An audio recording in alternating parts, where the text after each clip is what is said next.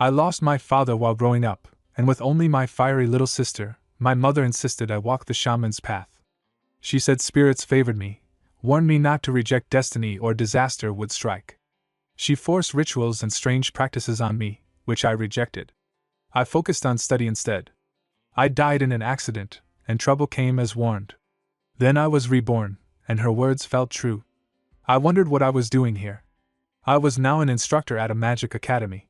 At a railway station, the traveler read his destination, cabin 403, fourth carriage, third room.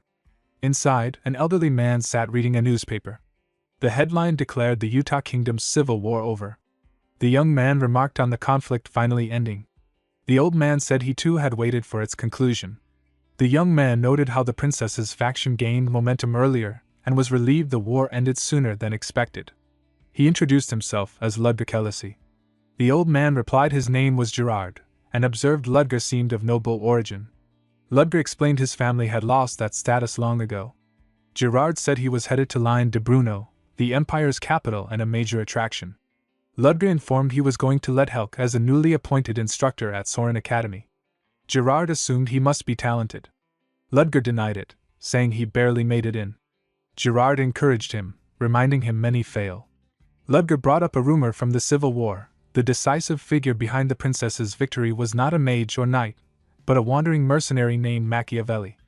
Gerard dismissed it as gossip, though he knew it was true. Machiavelli was one of his former identities. Gerard asked if Ludger would handle students immediately. Ludger confirmed he would be responsible for the second years. Gerard said that starting at such a level meant he was more capable than he let on. Suddenly, a violent impact shook the carriage. Ludger wondered if the engine had exploded. Gerard said that was impossible due to magical protection and declared it an attack. He suggested hiding or fleeing, but Ludger offered to take the lead. Looking outside, Ludger noted they were the only ones in the fourth carriage. Gerard explained passengers would remain in their cabins due to protective magic, but the attackers had broken the barrier with their own magic, making the cabins unsafe. The blast had come from the third compartment beside them. Ludger asked why the attackers hadn't reached them yet. Gerard said robbers always targeted the first compartment first, where the wealthy sat. This delay was fortunate, and he urged they move to the rear before guards arrived. A robber smashed through the window. Ludger told Gerard to step back. As the robber lunged, Ludger struck him with lightning, dropping him. Gerard asked if he had killed him. Ludger said he only stunned him. Ludger insisted on questioning him. He demanded the reason for the attack. Finally, the robber muttered that people like them deserved death and opened his jacket, revealing a bomb strapped to his chest with 1 second left. Gerard shouted for Ludger to move. The carriage exploded. Gerard called out for Ludger, searching the shattered wreckage. Removing his mask, he revealed a much younger face and wondered bitterly why disaster always sought him out. I never had any grand purpose for borrowing the name Machiavelli. I simply felt like using the identity of someone renowned from the memories of my previous life. I had spent years drifting across the world, constantly entangled in one mess after another, forcing me to switch identities repeatedly, and Machiavelli was only one mask among many. Those years were chaotic, always pulling in unwanted eyes, and dangerous for someone who needed to remain hidden. Luckily, the princess's faction was too overwhelmed with their triumph to notice me slipping out under another disguise. I was on my way to Line Bruno aboard a train powered by magic engineering. Gerard muttered to himself that misfortune seemed determined to find him again. As he thought of Ludger, he wished him peace, never expecting things to turn so disastrous, especially on a day like this. He still couldn't believe someone would trigger an explosive while being struck by lightning. Regular thieves didn't act like that. Only zealots ready to die with their victims behaved that way. Their goal likely wasn't wealth but something tied to the train itself. A conductor hurried toward Gerard, asking frantically if he was unharmed and demanding to know what in the world was happening. Gerard replied that an armed assailant had attacked them and that the intruders seemed to be aiming for the first compartment, advising that they remain behind. The conductor said he was about to evacuate the others and urged Gerard to move quickly as well, but Gerard suddenly grabbed him by the neck and forced him down. The conductor sputtered in confusion, but Gerard dismissed the act. He pointed out that the timing and precision of the ambush made no sense unless someone already aboard had helped breach the train's magical defenses. The conductor drew a hidden knife, but Gerard seized his wrist before he could strike. Gerard insisted he stop and demanded to know who they truly were, and what they were after. When the man refused to speak, Gerard forced him forward, pushing him ahead. Gerard sensed something approaching and realized too late what the noise meant. He bent low and pulled the man in front as cover. A hail of bullets tore through the conductor's body. Gerard wondered if the man had already sent a signal to his allies before dying. Armed figures in masks spotted Gerard still alive and questioned how he had survived such a barrage. Gerard answered with disdain, asking what right they had to speak of life and death. They opened fire again, only to discover their weapons malfunctioning. They panicked, realizing he was a mage who had disabled their guns. But moments later, Gerard saw his interference magic abruptly nullified. One of the attackers stepped forward, lightning dancing across his form, saying he hadn't expected a spellcaster aboard and urging Gerard to surrender now for a quicker end. The enemy mage assessed him, convinced Gerard must be only a fourth-rank wizard like himself, reasoning that someone stronger would have been more widely known. Gerard mentally counted the time since the explosion. Only about 10 minutes had passed. The train still had a long way to go before exiting the Arret Mountains. The blizzard outside was heavy, and he knew help would take a long while to arrive. He couldn't depend on anyone else. Without hesitation, Gerard leapt out through the shattered opening left by the earlier blast. The armed men shouted in disbelief, ordering one of their number to check. The scout yelled that he couldn't see Gerard below and was certain he had jumped, but could not understand how. Another man spotted him above them on the roof and questioned whether he had used flight magic to keep up with the moving train. The leader barked at them to stop panicking and chase him. Their commander warned the others that too many non-mages would only get in the way and told some to stay behind, while the rest moved to seize compartment 1. Gerard ran across the train roof, the armed men firing upward whenever they felt the vibrations of his footsteps. They realized he was heading toward the rear and shouted for everyone to intercept him. When they opened a door in their pursuit, a blast went off inside. They accused him of setting a trap and argued that no wizard should have managed that in so little time. The leader compared Gerard to the spellcasters he had fought in the past and admitted that this one felt entirely different, ruthlessly efficient, sharp, and more akin to a predator than a mage. He realized too late that Gerard had detached the compartment and escaped. He cursed their failure, frustrated that they couldn't even abandon the mission because of Gerard's interference. Yet he assured the others he had memorized Gerard's appearance. Before they could regroup, a surge of intense mana washed over them.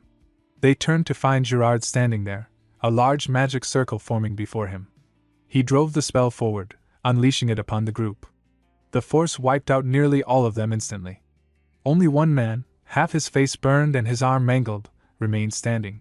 Gerard noted the survivor's endurance. The wounded man demanded to know why Gerard had slaughtered them, and if he felt no shame for killing those who believed they were acting for the world's sake. He tried to bring up the fallen comrades, but Gerard dismissed him coldly. He mocked their hypocrisy, pointing out that they were the ones who had tried to murder him first, and had no right to demand compassion only after losing. He asked if the man would whine the same way before the people they had killed. Gerard reminded him that they had seen his real face, and would chase him endlessly if he fled, so eliminating them now was the only path to peace. Before the wounded man could finish asking who he really was, lightning tore him apart.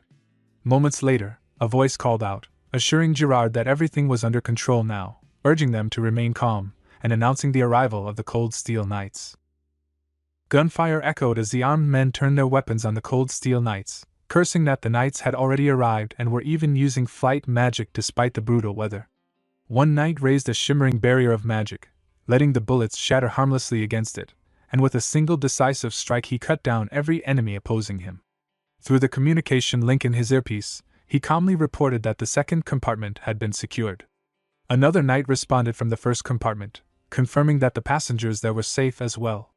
The vice captain soon declared their operation complete, praising the unit for clearing every section of the train and ordering the safe escort of all passengers to the next station. At Lethelk Station, she approached Gerard and checked in on him, asking if he had been harmed by the terrorists. Gerard replied that he was fine thanks to their timely intervention, though he had been lost in his thoughts. She introduced herself properly as Veronica Deville, the vice-captain of the Cold Steel Knights. Gerard began to return the greeting, but she excused herself and turned to a man who had approached her. The man identified himself as Officer Remless from the Lethelk Metropolitan Police Department, showing his badge. He said he had received reports of an attack on the train in the Arret Mountains. Veronica confirmed the terrorists had all been neutralized. Remlis expressed gratitude but added that something in the report hadn't aligned with the situation. He noted that the terrorists had taken control of the magically engineered train far too quickly. Even with a spellcaster in their group, forcing entry should have been extremely difficult. He suggested the possibility that someone inside may have collaborated with them. Veronica acknowledged the logic in his suspicion. Remlis explained that it was only conjecture for now, and investigators would be sent as soon as possible to determine who might have aided the attackers. She accepted the explanation. She then turned to Gerard, assuring him that as long as he had nothing to hide, he had nothing to fear. Gerard's thoughts churned. His records and purchase ticket were legitimate, but his face was not. He certainly didn't resemble a man in his 40s. If questioned too deeply, he feared execution or torture. With so many knights and officers around, escape was impossible. And Veronica, though polite now, seemed like the type who wouldn't hesitate to use zero mercy on suspects. He briefly imagined his own body cleaved in two, remembering what she had done to the man on the trains earlier. Officer Remlis handed him the passenger list, apologizing for the delay and asking to see Gerard's ticket for routine verification. Another official arrived with records from cabin 403. Everything looked normal, he said.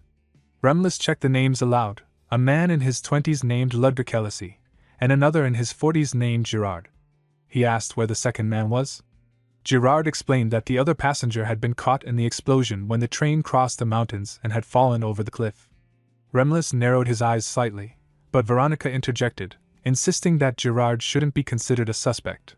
She pointed out that he had been fighting the terrorists even before the knights arrived. If he were cooperating with them, why would he have risked himself? Realizing the implication, Remlis accepted her point. He apologized to Gerard, referring to him as Ludger. Gerard froze internally at the name. Remlis proceeded to ask if he had indeed been newly assigned to Soren Academy. Veronica reacted with surprise, repeating the academy's name. Gerard answered smoothly, saying that yes, he was the newly appointed professor, Ludger Kelesi. Outside the station, Remlis apologized once more for the inconvenience. Gerard, now acting as Ludger, replied that thanks to their help, his journey had gone smoothly. Remlis offered to escort him personally to Soren Academy, but Ludger politely declined. The officer insisted, saying a man responsible for shaping the Empire's future shouldn't travel alone. Internally, Ludger panicked at the thought of their company. He needed to visit a private location before anything else and preferred not to be monitored. He declined again, giving a courteous explanation. Remlis finally accepted and let him go. Ludger took his leave, bidding Veronica farewell. She wished earnestly that their paths would meet again. Once alone, Gerard, now forced into Ludger's identity, felt relief wash over him. He apologized in his mind to the real Ludger but acknowledged that the man had inadvertently saved his life. Thankfully, photography in this world wasn't highly advanced. The real Ludger and he were nearly indistinguishable in simple images. He only needed to hide until he could craft a fresh identity. But just as he took a step, a new voice called for him. A man recognized him as Ludger Kelesi and introduced himself as Wilfred from Soren Academy.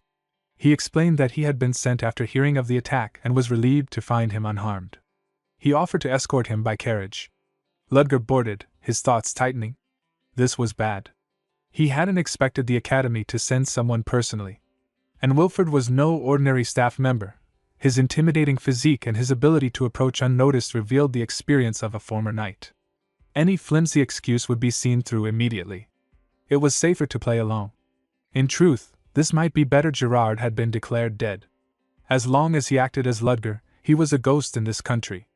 Even if taken somewhere, no one would protest. It was wiser to maintain the role until the right opportunity emerged. Wilfred announced their arrival. Before them stretched the vast grounds of Soren Academy, far larger than Ludger had expected.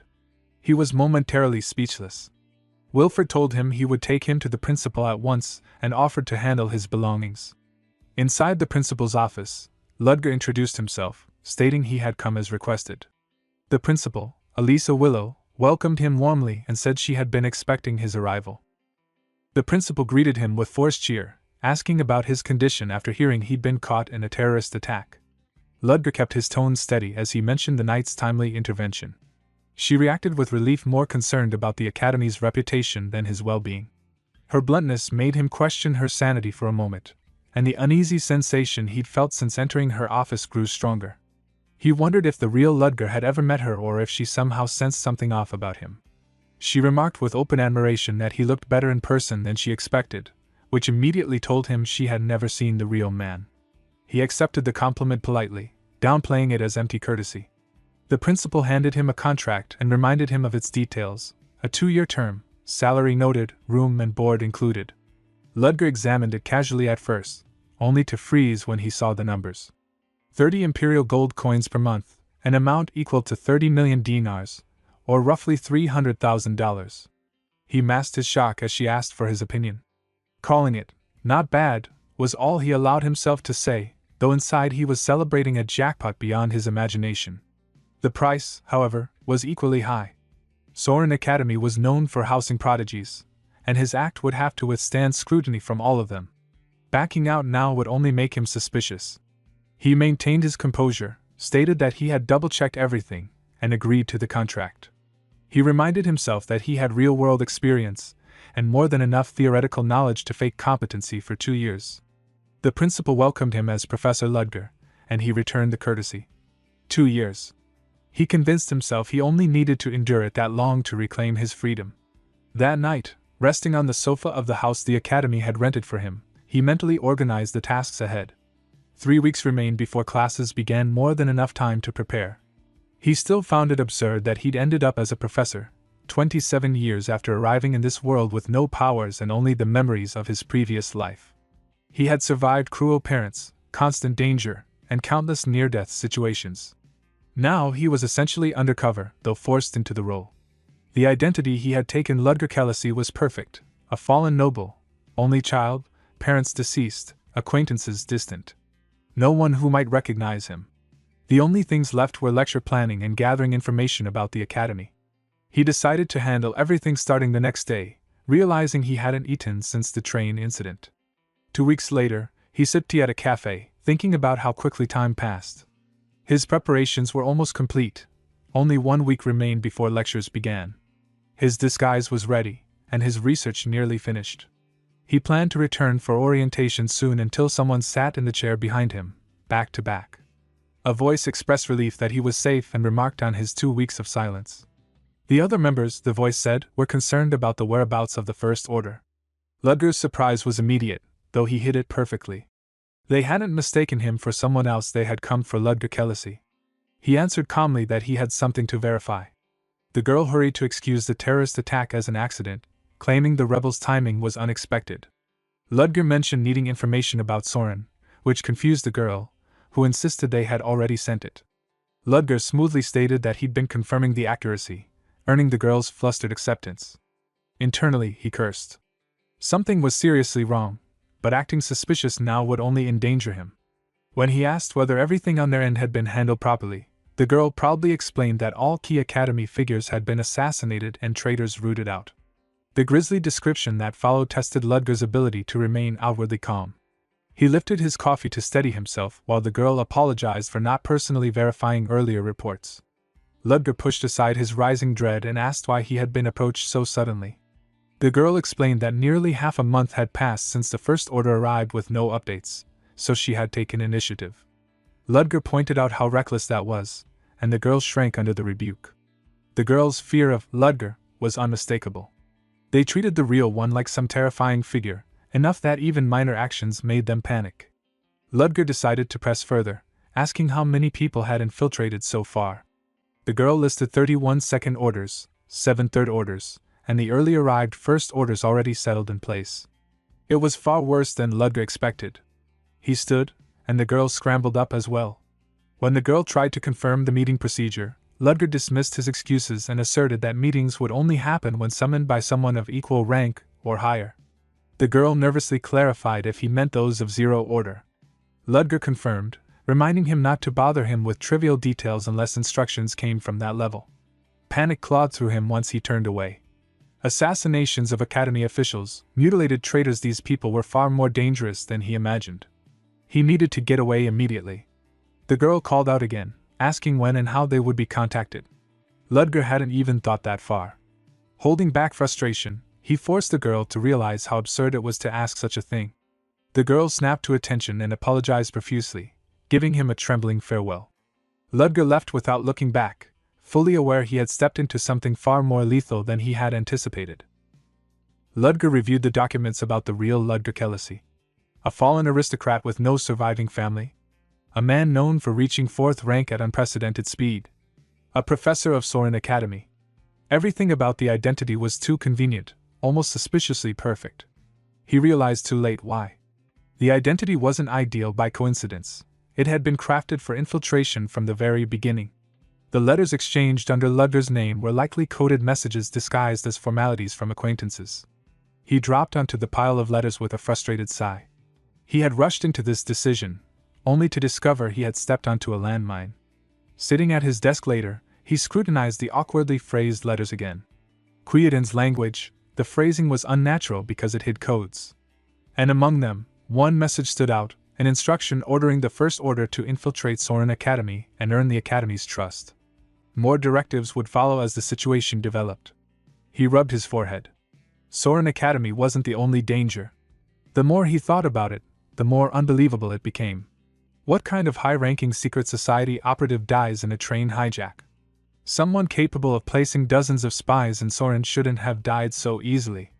Complaining to the dead was pointless, though. Now there were two identities he had to hide from, Soren Academy and the secret society.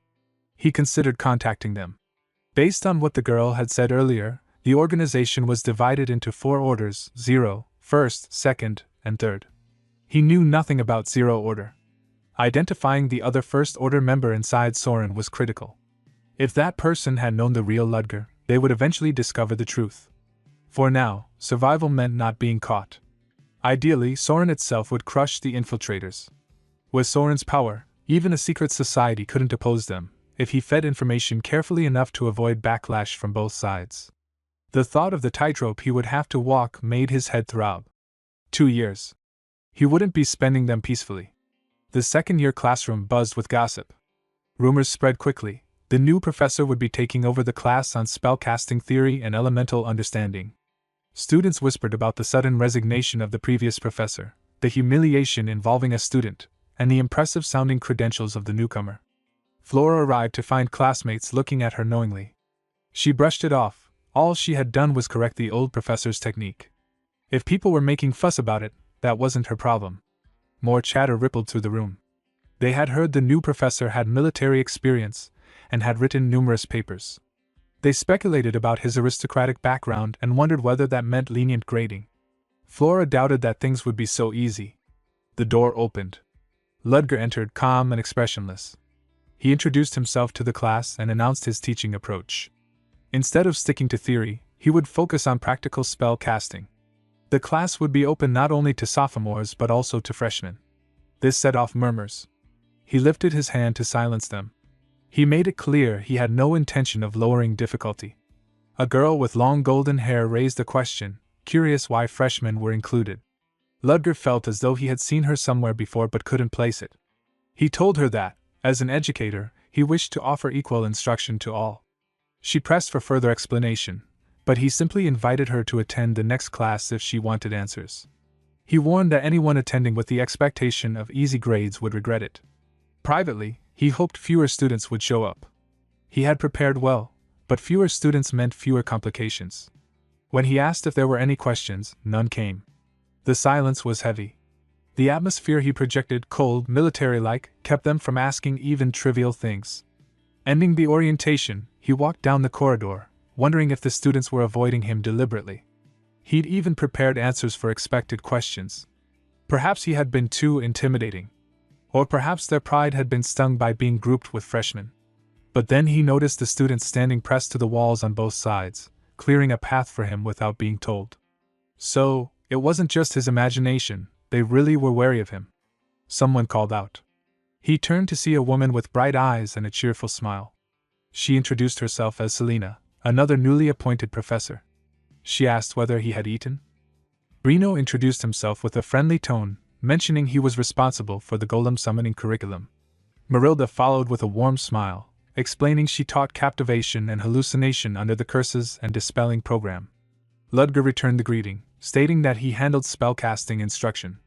From the way the group gathered casually, he realized this must be an informal meeting for new professors to get acquainted. Marilda leaned in slightly, surprised at how striking he looked up close. He thanked her politely. A short distance away, a man watched Ludger with thinly veiled hostility. The instant Ludger turned toward him, the man pivoted and walked off. Marilda leaned closer to whisper that the man was Professor Chris Benamor, a noble, unlike the rest of them, who were commoners or, in Ludger's case, a fallen aristocrat. Ludger mentally assessed the group. 1 noble, 1 fallen noble, and 3 commoners. Their backgrounds differed, but each possessed considerable expertise. It made him uneasy. If another first-order operative existed among the new hires, the person could easily be standing right here. The phrase about someone having arrived earlier echoed strangely. He couldn't trust any of them, not yet. Chris Benamor soon returned briefly, disdain leaking from every word as he declared himself above the rest, especially above a fallen noble like Ludger.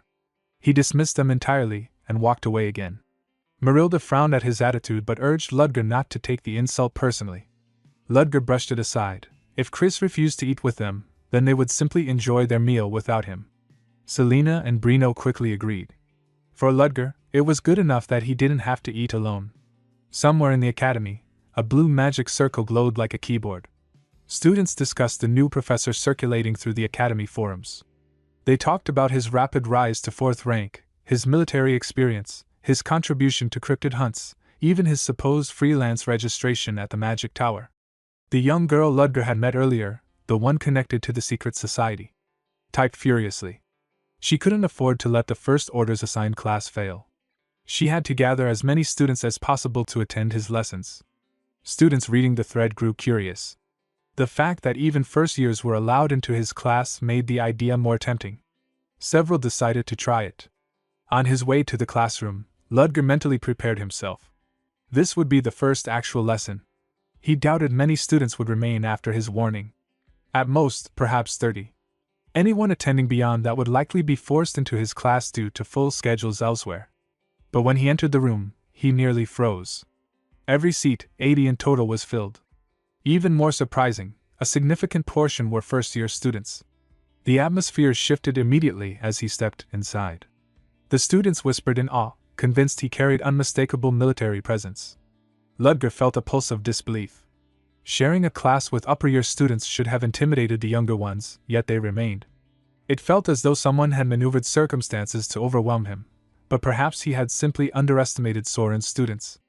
The elite children of the continent were bound to treat his challenge as motivation. He had no choice now but to teach with everything he had. He reintroduced himself to the newcomers and stated that he would be covering the entire spellcasting process. The questions came quickly, some even jumping ahead before he allowed them. He warned that such disruptions would carry penalties in future, though there would also be chances to earn bonuses. Since the question had already been asked, he clarified that yes, he would be teaching all 4 major specializations: release, elemental property, telekinesis, and reinforcement. Flora studied him from her seat, skeptical. Teaching even 2 specializations was difficult. Covering 4 simultaneously sounded absurd for a newly appointed professor. To begin the first class, Ludger demonstrated a technique meant to capture their interest. He lifted his wand, and a structured flame spell flittering flame formed at its tip. It belonged to the 3rd tier, relying on release and incorporating heating, combustion, compression, expansion, diffusion, and acceleration. 7 components aligned to complete the technique. What he planned to demonstrate was a method to cast it in 1/3 the usual time. A refined magic circle blossomed into view, eliciting murmurs from the students. Some doubted its possibility. Others struggled to comprehend the premise. Flora considered the idea deeply. Unless the fundamental structure of the spell was altered, reducing casting time was nearly impossible. And methods like scrolls or memory reverberation had strict limitations. If he relied on either, she would be disappointed. Ludger noticed the growing curiosity and allowed a few questions. One student asked what shortening casting speed truly meant. Ludger responded plainly it meant exactly what was stated: the spell would be executed faster. Another asked if this required modifying the technique. Ludger explained it would not. Altering a completed technique created an entirely new spell. What he intended to teach was a way to maintain the technique's integrity while reducing casting time. Flora rose with objection, unable to hold herself back. To her, Such a method was impossible.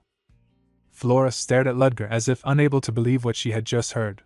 He responded with calm certainty, asking her what would happen if the issue was not that magic couldn't be improved, but that no one had ever tried to improve it.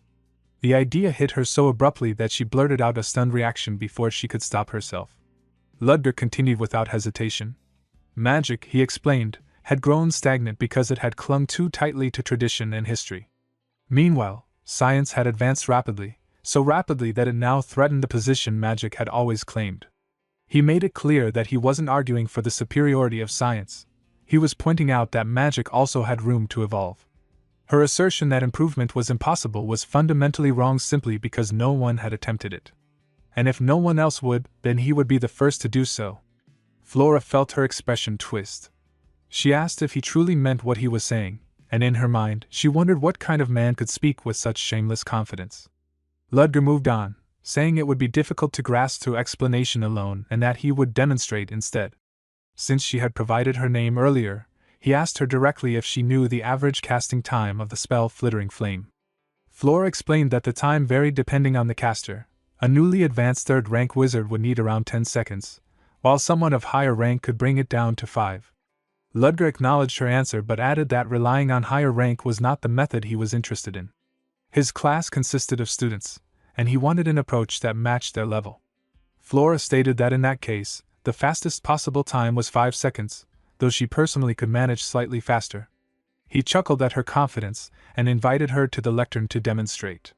After a brief moment of reluctance, she stepped forward and performed the spell. The students reacted immediately, impressed by her speed. Some whispered among themselves, noting that such skill was expected from a daughter of the Lumos family. Ludger evaluated her performance. She had cast the spell in 4.78 seconds, astonishingly fast for a sophomore, and executed with flawless technique. Flora brushed off the praise, insisting it wasn't much. But Ludger followed with a statement that froze her in place. It was still far too slow. She asked him what he meant. He replied that the fastest time on record for a 3rd rank wizard was 4.41 seconds. Even that, he said, was excessively slow. Flora insisted that she could improve with practice, but Ludger dismissed the idea entirely. The 4.41 second record itself, he said, was slow beyond reason. The students whispered again, wondering if he truly meant what he was saying. Some questioned how fast he must be if he spoke so confidently. Ludger told them to watch closely. He raised his hand and cast Flittering Flame. Flora's thoughts scrambled. What he was doing did not resemble the established technique for Flittering Flame at all. Yet in the next instant, the spell was fully formed. The students gasped. The completion was so fast it took less than a single second. Flora stared, shaken. There had been no recognizable process at all. The spell simply existed. Ludger asked if they had seen clearly enough and performed the demonstration a second time for those who might have missed it. Now every expression in the classroom had changed. He informed them that the spell he had just cast required only 0.24 seconds, an overwhelming improvement compared to any existing record. And yes, the structure they had witnessed moments earlier was not the technique for Flittering Flame, yet the spell produced was undeniably Flittering Flame. He clarified the truth. He had used one spell as the medium to cast another. The room erupted in confusion. A spell technique used to cast an entirely different spell? None of them had ever heard of such a concept. Ludger explained that the method functioned like a blueprint, something that, once given nutrients, would output the desired result instantly. Through a wizard's biological framework, using mana as data and following a system of technique as though it were a program, he activated magic as if executing software. He referred to this framework as source code. Flora felt her thoughts spin again. She had never heard of any magical theory resembling this. She found herself wondering what kind of person he really was. Ludger asked whether her question had been answered. She replied that it had. He informed her that she had interrupted his lecture on impulse, unable to overcome her own preconceptions, and asked if she admitted her mistake. She forced herself to nod. He told her that such behavior constituted an improper challenge to authority, and issued her 10 penalty points. The class reacted with shock. The great Flora Lumos receiving penalty points was unfathomable. But Ludger continued, acknowledging that her execution of Flittering Flame had been perfect. For that skill, he awarded her 10 points. He added that he did not dislike talented students. Her performance had been impressive. Flora managed a soft expression of thanks. Around her, the students whispered about how the penalty effectively cancelled out. Cheryl asked Flora if she was all right. Flora reassured her friend with a small smile, and Cheryl thought to herself that Flora's resilience was exactly what she expected from her. Ludger removed his long coat and announced the official beginning of the lesson. He intended to choose a handful of students capable of keeping up, and to those he would teach the source code directly. Anyone who wished to learn it would have to put in the effort. One student thought back to the strange rumors he had heard earlier about this professor. He had assumed he had chosen a disastrous class, but now he felt certain he had made the right choice in coming to Soren. Ludger concluded the class and ordered everyone to review the material. As the students packed up, they talked excitedly about what they had witnessed. Many remarked on how extraordinary it was to see something as revolutionary as source code. In the corner, one aristocratic student scoffed. He accused the others of being impressed far too easily and muttered that this was precisely why commoners could never measure up. A first-year student glanced around to figure out who the arrogant noble was addressing, only to realize with horror that the insults were aimed at him. He apologized awkwardly, insisting he hadn't noticed. The young aristocrat introducing himself loudly as Javan, first son of Baron Felio, took it as mockery and flared up at once. The first year tried to explain, but another student cut in, pointing out that the Felio domain sat at the Empire's farthest frontier. Javan snapped back, scoffing that Soren must be accepting infants, only to receive another insult about the foolish son of a childish barony. Javan's temper surged, mana stirred visibly around his hand as he prepared to strike. The other student stepped forward and told him to try it. He warned that even nobles couldn't escape punishment for violence on academy grounds and reminded him to look around. There were still people present who would witness everything. Javan froze, flustered, then retreated with a stiff threat before storming off. The first year thanked his defender and introduced himself as Aiden. The other student replied curtly. His name was Leo, and he hadn't stepped in out of kindness. He simply disliked nobles who acted without restraint. Aiden declared him a good guy anyway. Leo sighed and tried to walk away. Aiden hurried after him. Leo asked if he even knew where they were going. Aiden pointed out that Leo was holding an alchemy textbook, which happened to be his next class as well. Leo told him to do as he liked, but advised him not to give off certain signals. When Aiden asked what signals, Leo replied that they were the kind that screamed countryside commoner, signs of improper magical training. Aiden accepted this with mild confusion. Leo added that he needed to learn quickly how things worked in Soren. From the second year onward, the power disparity became enormous. He began listing examples. Flora Lumos, the sophomore who had stepped onto the podium earlier, notorious for her difficult personality, and rumored to have driven out the previous spellcasting instructor. Then came the Exilian Empire's third princess, Elendo von Exilian, someone dangerous for commoners to get involved with. Aiden recalled seeing her seated in the middle of the classroom. Leo confirmed it. Lastly, Leo mentioned the leader of the largest noble faction among the second years, Fruden Woolberg, of one of the Empire's 3 ducal families. Someone who viewed commoners as insects. Luckily, that faction rarely attended class, and Javan, the troublemaker from moments ago, belonged to that group. Aiden concluded with resigned humor that he had already been marked. Leo couldn't decide whether Aiden was brave or simply oblivious. When Aiden asked if anyone else should be noted, Leo muttered that he would explain the rest on their way. Aiden then invited him to eat together later. Leo reacted with disbelief, demanding to know why he would do that. Aiden simply followed after him anyway. A person nearby watched the two leave for their next class, smiling quietly at their dynamic. Meanwhile, Ludger walked down a corridor lost in thought. The students' reactions had far exceeded his expectations. He had anticipated skepticism, not excitement. This world resembled Earth's 19th century in its fundamentals. Even with the existence of magic, there were countless limitations compared to the science of the 21st century. That was why he had grafted scientific logic onto magical structure when creating source code. Even then, he had never expected it to draw such fervor. His master's first evaluation still echoed in his mind the curt remark that it wasn't bad. With such lukewarm feedback, he had expected little more. Speed and precision had improved drastically, but the method was still restricted to third rank, and its creation process was complicated. He couldn't rely solely on source code. Maintaining his cover required further preparation. He paused before entering a room, his personal office. When he stepped inside, he found the principal already waiting, welcoming him warmly.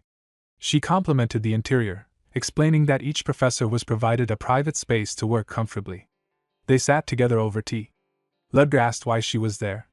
She responded lightly, asking if she had intruded somewhere forbidden. He clarified that the sudden visit was simply a little overwhelming. She countered that he was a valuable lecturer, and as principal, she naturally paid close attention to him. He felt a strange discomfort whenever their eyes met, an inexplicable itch under his skin. She seemed amused by his overly calm reaction and confessed she had expected him to appear surprised. He thought to himself that he had already exhausted his capacity for shock. Appearing like a ghost in his office doorway would hardly have startled him more. She revealed that every other newly appointed professors had reacted with surprise. Ludger had been the last. That revelation unsettled him. If she had visited the other professors first, and only now come to him, did that mean she suspected something? A principal capable of attaining such a position might certainly detect unusual movements within Soren. He wondered if she had noticed hints of the secret society, unaware that the person before her wasn't even a member but the executive leading it. The principal shifted the subject, mentioning that she had heard he accepted first-year students into his lecture. Ludger explained that he had no intention of distinguishing by academic year. She reassured him it wasn't criticism. In fact, she approved of his approach. The new first-year batch contained several promising individuals, including one who wielded unusual magic. Ludger commented that he had only just obtained the attendance sheet. She reminded him that because the princess was enrolled, he should be cautious. There was no need for special treatment, but complications involving royalty tended to turn thorny. He paused. Royal princess? The principal expressed her expectations for him and said she was relieved his first lecture had gone well.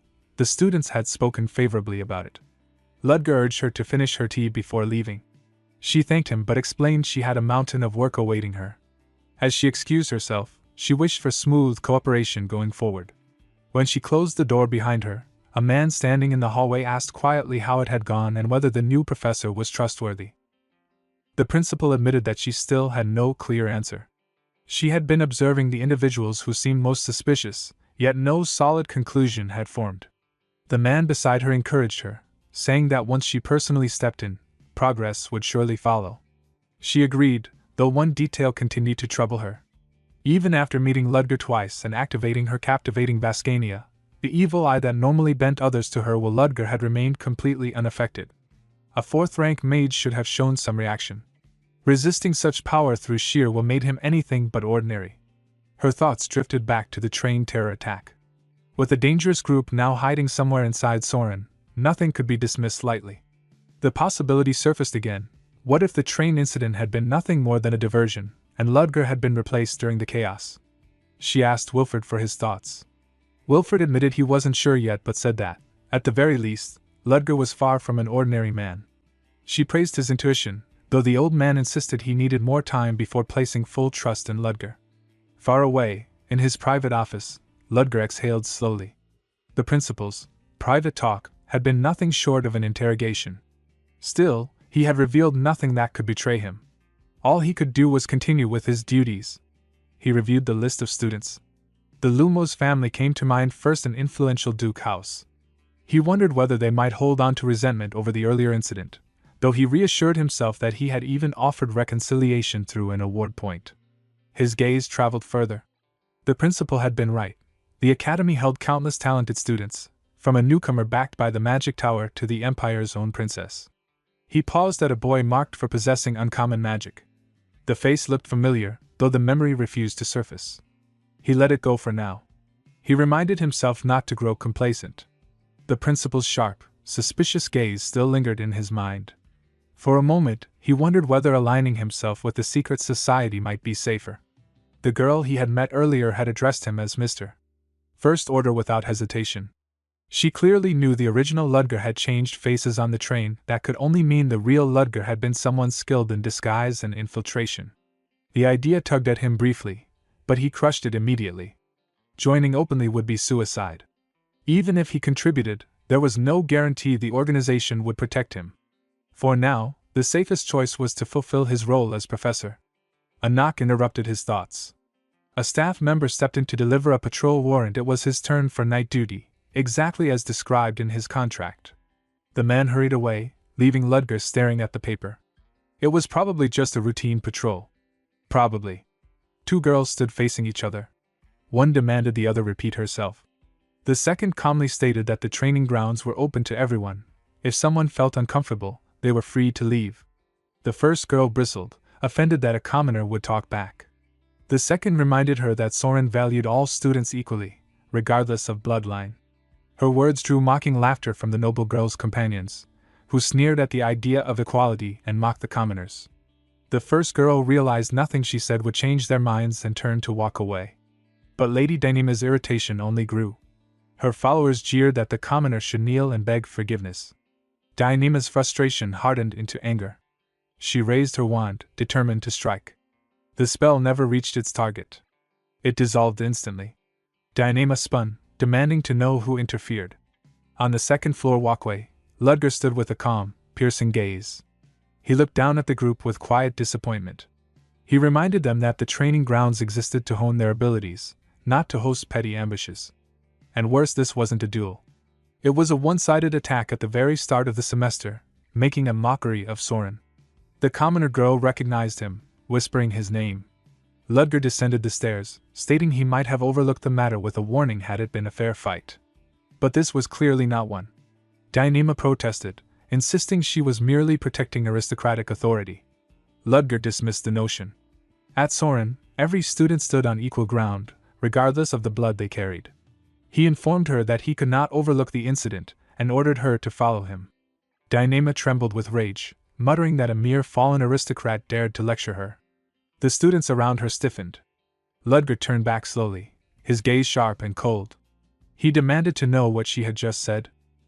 Ludger approached Dyneema and asked her to repeat what she had just called him. Dyneema trembled, unable to meet his eyes. A nearby student spotted help and beckoned to Professor Selena, who hurried over just in time to see Ludger raise his hand. She panicked for a moment, only to realize he merely placed a light tap on Dyneema's shoulder. He reminded the girl that although he was indeed a fallen aristocrat, this was Soren, and here he served as a professor. Her remark had challenged a professor's authority, and she wasn't wrong to be corrected. Since she was still young and adjusting to a new environment, he let it pass with only a warning, though he made it clear she would still face appropriate disciplinary action for what she had done to her classmate. He then turned to Lin, checking whether she had been hurt. She flustered but assured him she was fine. Relieved, he left the remainder of the situation to Professor Selena. As he walked away, Lin wondered how he even knew her name. Among 80 students, she was just a commoner he had no reason to remember. Yet she recalled his earlier words about equality in Soren. Her first impression of him had been intimidating, but now she felt an unexpected trust taking root. She resolved to follow his guidance and try her best. Later, Ludger sat alone on a bench, struggling through a wave of intense pain. He swallowed the last of his pills, grateful he had survived the episode. Without them, the consequences could have been disastrous. The commotion earlier had struck at the worst possible moment. Symptoms had already begun the moment he entered the first training center, manageable at first, but worsening rapidly. Dyneema's outburst had forced him to react when all he wanted was to slip away before the condition advanced. He hoped he had sounded convincing, though he suspected his face had betrayed him. With no pills left, he estimated he could endure for 5 more days at most, assuming he didn't have to use mana before then. Borrowing from the academy pharmacy would leave a record, which was far too dangerous. He needed to contact his associate as soon as possible. By morning, Selena told him about students spotting a werewolf. According to them, a black shadow had been seen leaping across rooftops through the night fog above Lethelk. Ludger brushed it off as a city ghost tale, but Selena insisted witnesses inside Soren had seen something similar. She explained that strange phenomena occurred on campus from time to time, even referring to Soren's collection of ghost stories. Ludger teased that she seemed very knowledgeable about such things, sending her into a frantic fluster as she insisted she had no particular interest in ghosts. Marilda joined the conversation and mentioned hearing about the spell Ludger had demonstrated in his first class, a spell that dramatically reduced the time needed for casting. She struggled to recall the name until Selena unintentionally shouted it across the cafeteria, drawing the attention of the entire hall. Embarrassed, Marilda quickly covered her colleague's mouth before pressing Ludger for confirmation. He acknowledged it calmly. Both women marveled at the existence of such a spell and questioned whether it was wise to reveal something so groundbreaking. Selena even mentioned that a spell of that caliber could earn a patent from the magic tower. Ludger expressed no interest, knowing it would only cause trouble without powerful backing. Meanwhile, he noticed several professors glaring at him, their competitive spirits clearly stirred. His attention drifted briefly to Chris Benamor, one of the more fiery gazes among them. Thoughts of the rumored werewolf lingered in the back of his mind. That night, Ludger waited in the shadows for someone who was now late. As he wondered whether to wander around the area, a werewolf lunged at him from behind, only to miss and crash to the ground. Ludger deduced this clumsy ambush was the reason for the delay. The creature complained that he could at least pretend to be surprised. Then, shifting into a more familiar tone, he greeted Ludger after a long absence. Ludger responded in kind, addressing him by name. Hans had arrived at last. Ludger remarked that Hans was still causing trouble just like in the old days and asked what mess he had gotten into this time. Hans, currently stuck in the form of a massive dog, grumbled that he hadn't chosen this fate. A woman's pet had suddenly lunged at him, and the bite had triggered another transformation. Ludger couldn't help laughing, finding the whole thing absurd, while Hans complained that he felt cursed. Hans possessed a rare trait. Any time an animal bit him, he developed its gene and unwillingly took on its form. He had cycled through everything from a tuxedo cat to a fluffy Pomeranian. He asked if Ludger had brought the antidote, and Ludger produced the injection. Hans admitted he couldn't wander around like this and sighed in relief when the antidote brought him back into human form. Ludger recalled their first meeting, when Hans had turned into an oversized chihuahua during a cryptid subjugation mission.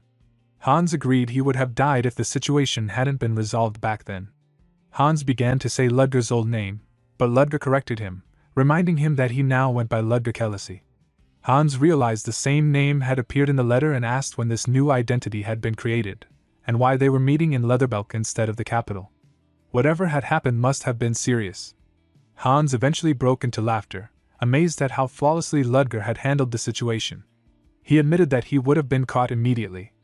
Ludger explained that survival didn't leave him any choice, and Hans commented on the complication of Ludger's assumed persona belonging to a mysterious organization. Ludger confirmed that the group was called the First Order. Hans searched his memory.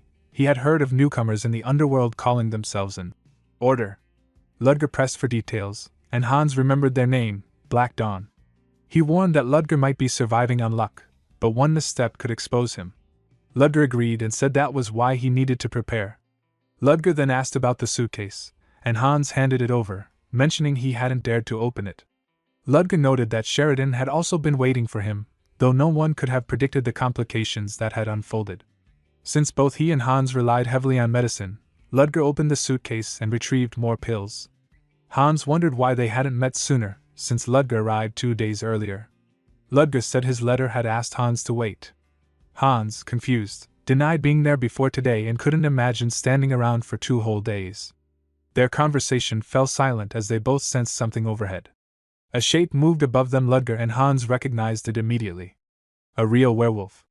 Hans whispered that it hadn't noticed them yet and urged retreat, but Ludger warned that moving would give them away. The creature seemed to be searching for prey.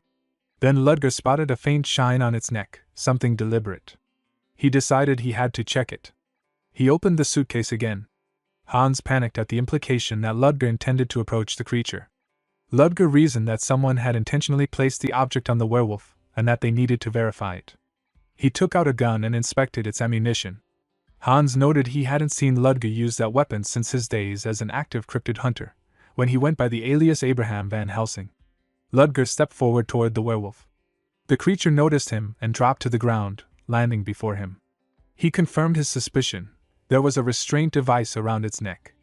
As it lunged to attack, he leapt back, each movement leaving a small glowing magic circle beneath his heel.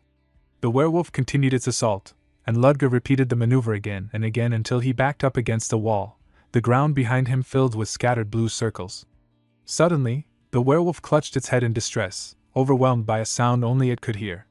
Hans, baffled, wondered what was happening to it.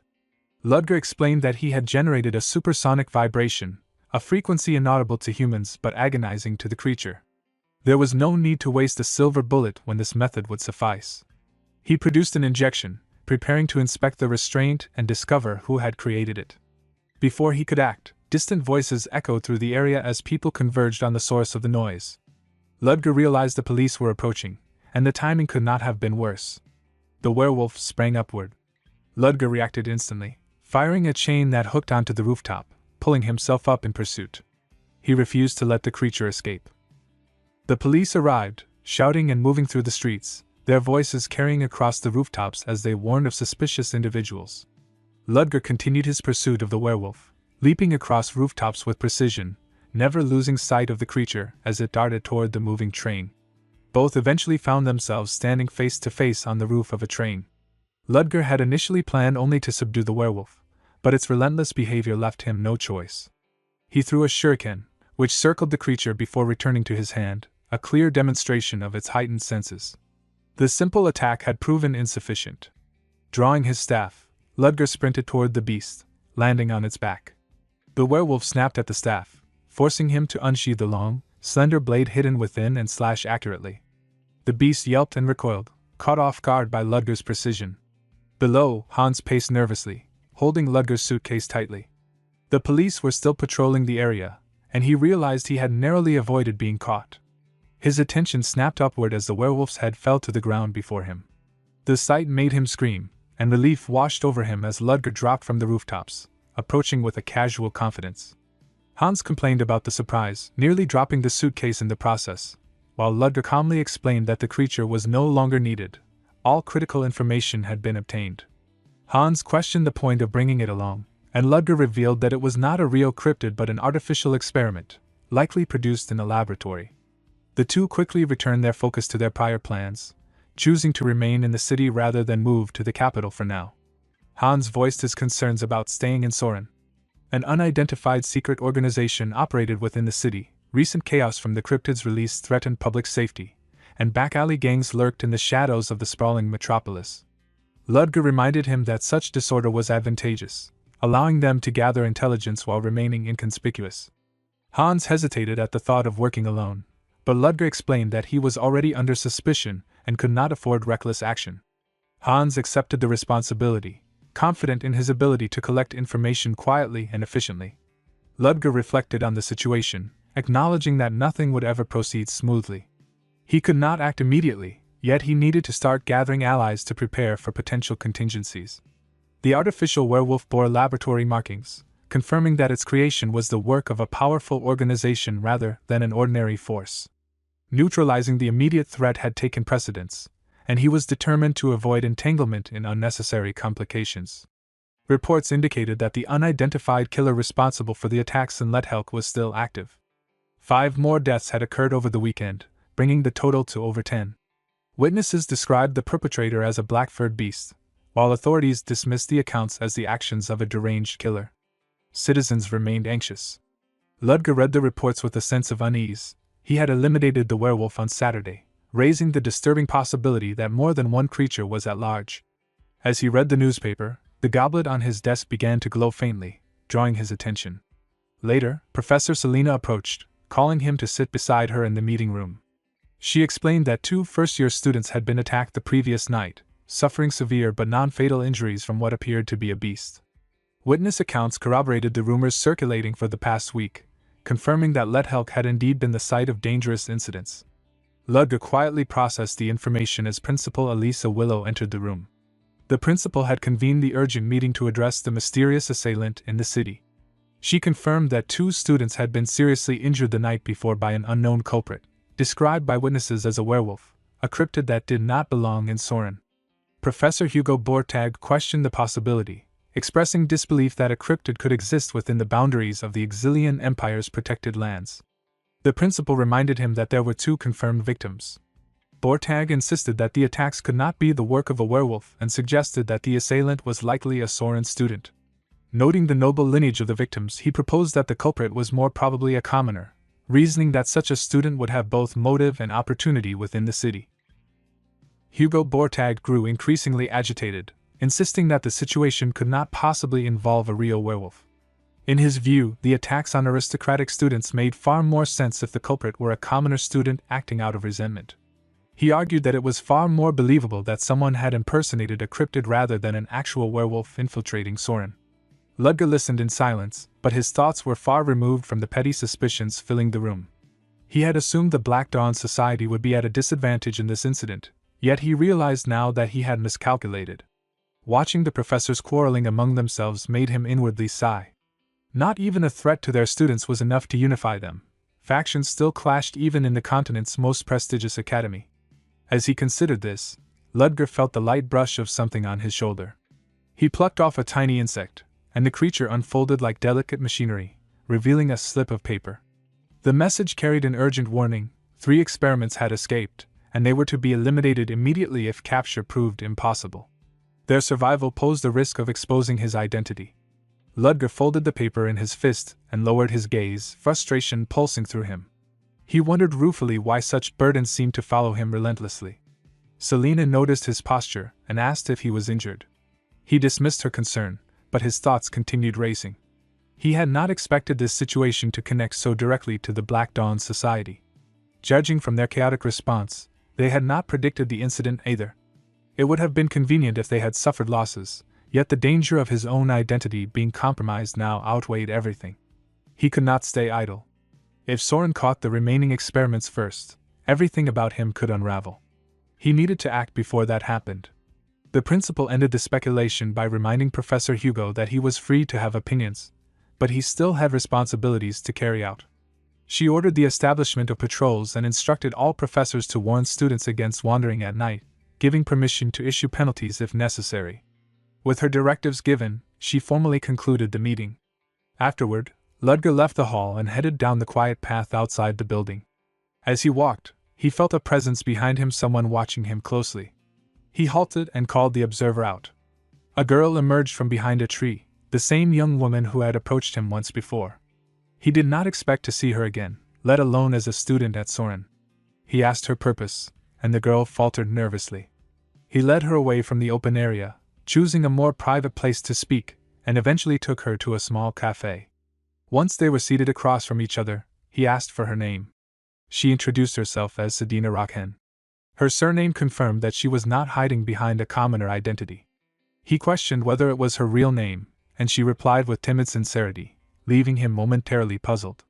It was not a false persona.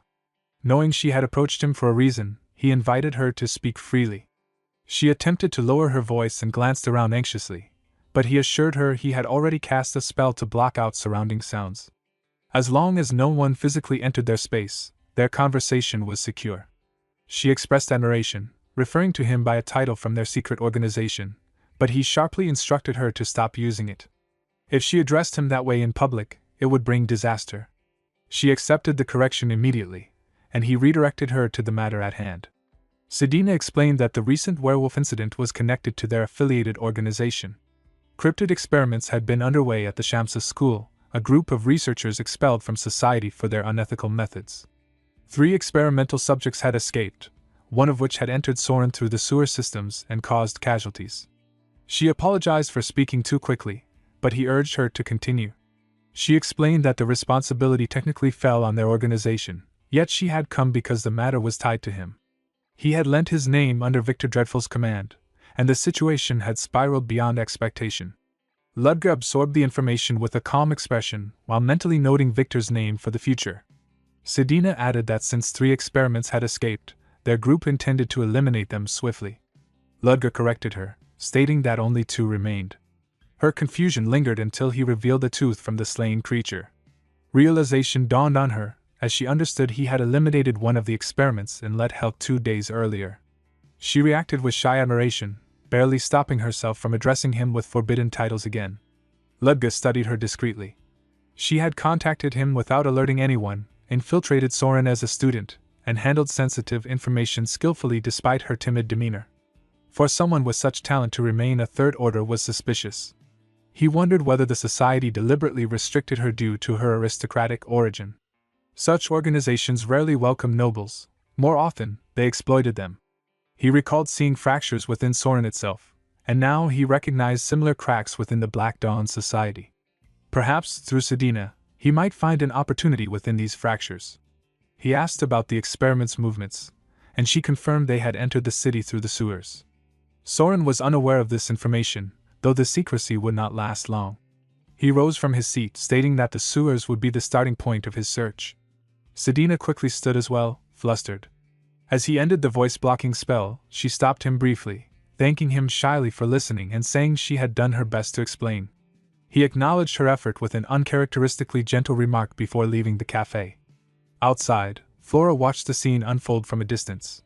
She had seen him meet a girl she didn't recognize, witnessed the barrier spell, and sensed the secrecy behind their conversation. Confusion clouded her mind. Whatever they had discussed was clearly important enough for him to cloak it with magic. She wondered intensely what kind of conversation required such measures and what exactly those two were hiding. Flora sat in the crowded classroom while the chatter of students washed over her. Her thoughts drifted back to the moment she had witnessed through the cafe window, the faint shimmer surrounding Professor Ludger and the unfamiliar girl. The color alone had been enough to identify it as a spell designed to block sound.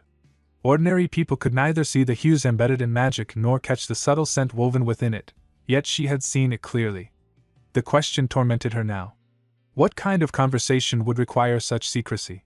The lecture ended when the professor reminded everyone to avoid roaming around at night, and warned them that anyone caught entertaining strange rumors or wandering carelessly would receive penalty points. The room erupted into voices the moment she left. Students eagerly shared their excitement about the werewolf incident, debating the reward money and plotting ways to go hunting without being discovered. Leo eventually turned to Aiden, asking for his opinion. Aiden simply stated that the safest choice was to avoid unnecessary risks. Taking penalty points for curiosity was foolish. Leo admitted that he thought the same, especially since people had already been hurt. But their exchange was abruptly interrupted when Tessie marched over and struck their desk, announcing her dissatisfaction with leaving their earlier rivalry unresolved. She insisted on a proper match, one without restrictions or hidden strength. Aiden immediately declined, citing classes and the danger of wandering outside at night. Tessie mocked him for being scared, demanding an honest answer. Cornered, Aiden finally admitted defeat. Not satisfied, Tessie then proposed a new contest. Whoever captured the werewolf first would win.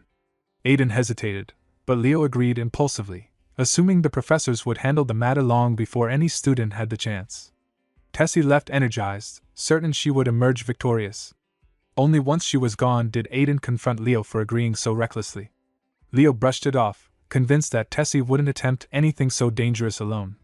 Their confidence vanished the moment they glanced out the window and saw Tessie heading off in the wrong direction. She was clearly not going to the dormitories. Aiden and Leo froze, realizing that the trouble they feared was already racing straight toward them. Night fell over Soren as Ludger patrolled the dim pathways, aware that an increasing number of people were searching for him or for the creature he pursued. The memory of an earlier conversation with Hugo resurfaced, the man's desperation almost palpable. Hugo had urged him to show favoritism to aristocratic students in exchange for support in restoring his family's standing. Ludger had refused outright, holding firm to the principle that Soren recognized no noble or commoner distinctions. He had no intention of bending that rule merely to placate a nervous aristocrat. Hugo's offer only increased the risk of exposing his fabricated origins, and antagonizing the principal for no reason was the last thing he wished to do. As he continued his patrol, Ludger sensed movement. A group of students attempted to hide poorly behind a tree. He confronted them, reminding them of the rule to return directly to their dormitories. Their awkward excuses did nothing to sway him. Each of them earned penalty points and scurried away. This was the 20th group he had caught tonight. Reward money had clearly attracted far more students than expected. Penalizing them was a temporary solution. The situation could only worsen if left unchecked. He would have to end this matter before it spiraled any further. He headed toward the sewage treatment plant, descending into the dark, damp tunnels beneath the academy. Based on Sedina's information, this was the only waterway large enough for a werewolf to pass through. Illuminating his path with a brief spell, he confirmed that no one else had searched this area yet. The footprints on the ground confirmed his suspicion. 2 sets, one large, one much smaller, moving in the same direction. Their tracks eventually diverged. The larger one had gone toward the academy grounds, likely hunting. A scream tore through the silence. He abandoned the trail immediately and ran toward the sound. Following the footsteps would take too long. He needed to move directly toward the threat. By the time he arrived, a werewolf was already lunging at 2 students. He cursed under his breath. He was seconds away from being too late. A burst of force exploded from his staff, striking the beast hard enough to send it fleeing into the darkness. The 2 girls he had saved were Lynn and Elendel von Exilian. Relief washed across their faces when they recognized him, relief that dissipated instantly as he delivered punishment in his usual cold manner. Both received penalty points on the spot, leaving them frozen in shock as the echo of the attack faded into the night. Elendo's frustration rose the moment Ludger turned his back. She called after him, insisting he should have checked on them first. He barely slowed, questioning what she had done to justify shouting in the first place. She hurried to explain that she had tried to send the wandering students back. His response was cold, noting that her sharp tongue seemed perfectly fine despite failing to protect herself. Lin stepped forward, flustered, asking him to at least spare Elendo from punishment. Ludger stopped, surprised by the request. She claimed she had simply fallen asleep while studying, ending up outside by accident. He acknowledged her determination, though he reminded her that she should have understood the danger. Lin apologized quickly. Elendo could only stare, startled by the difference in how he spoke to each of them. Then Ludger instructed her to escort Lin back to the dorms, adding that he would remove their penalties. Elendo froze, hardly believing it until he threatened to assign them again if she refused. She grabbed Lin immediately, urging her along before he could change his mind. Before they could leave, the werewolf reappeared behind them. Elendo pointed it out, startled, but Ludger had already sensed it. The creature turned and bolted. Ludger broke into a sprint, telling the girls to evacuate to safety as he pursued. The werewolf vaulted onto a rooftop without effort. Ludger fired a chain upward, letting its momentum pull him into the air. Lin stopped to glance back, witnessing the impossible sight of her professor leaping from roof to roof in the moonlight, chasing the beast across the skyline. She whispered in awe, barely recognizing the technique as levitation magic, while Elendo stood speechless beside her.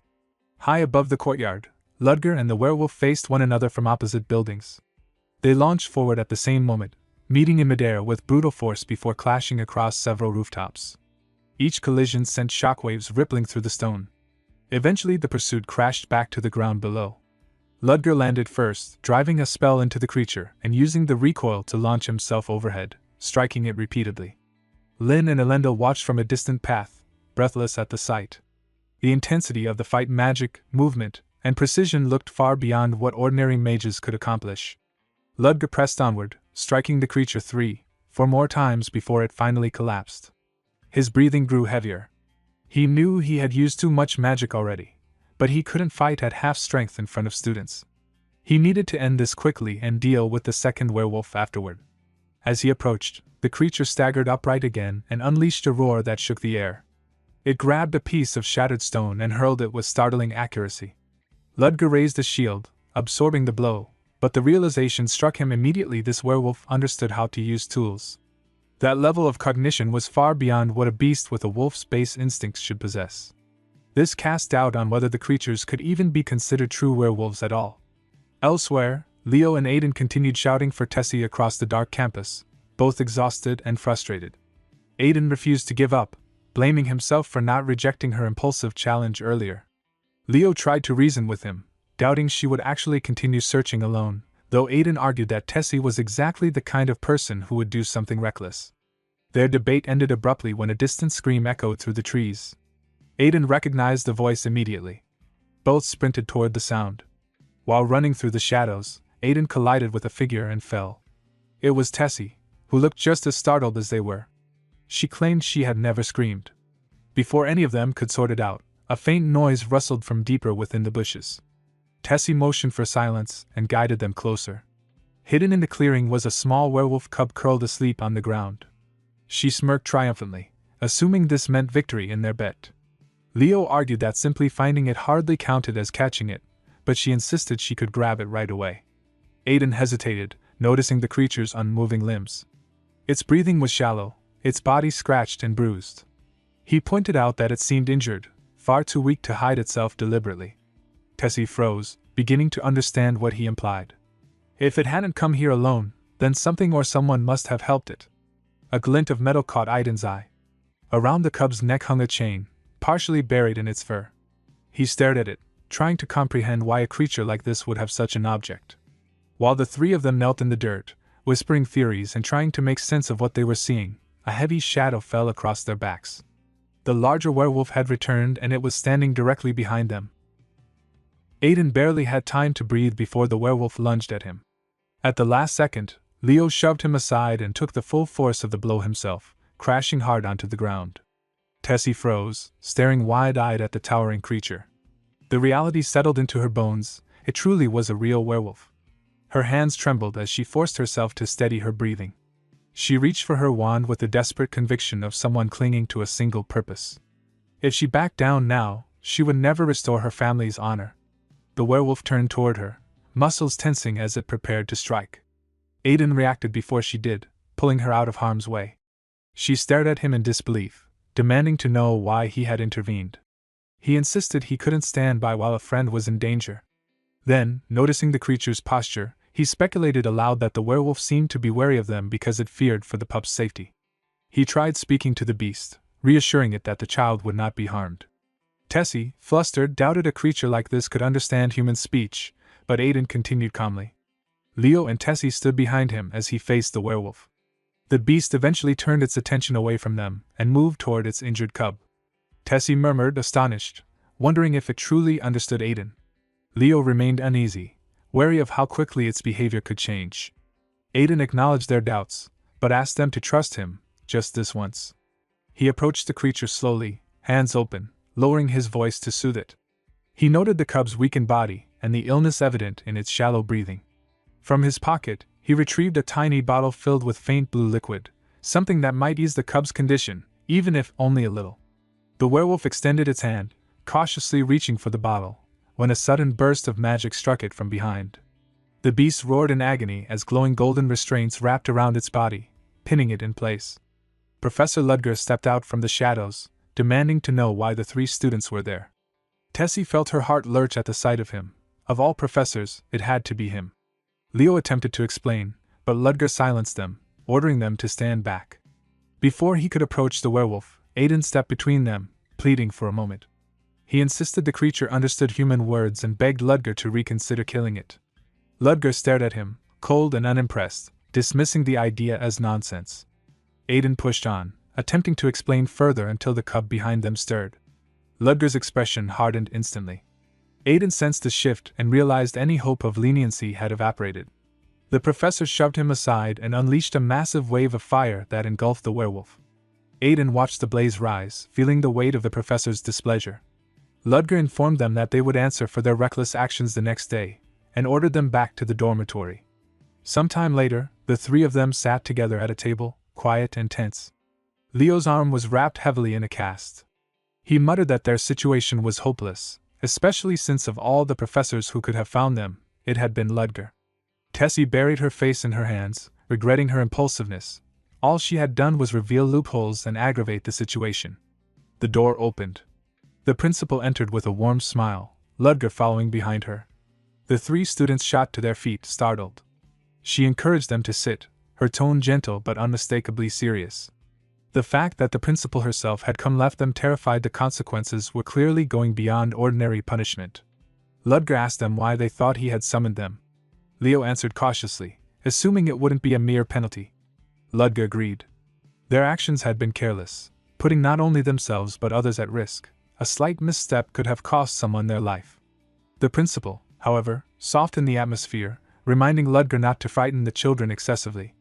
While she acknowledged the danger, she pointed out that the matter had ended without casualties.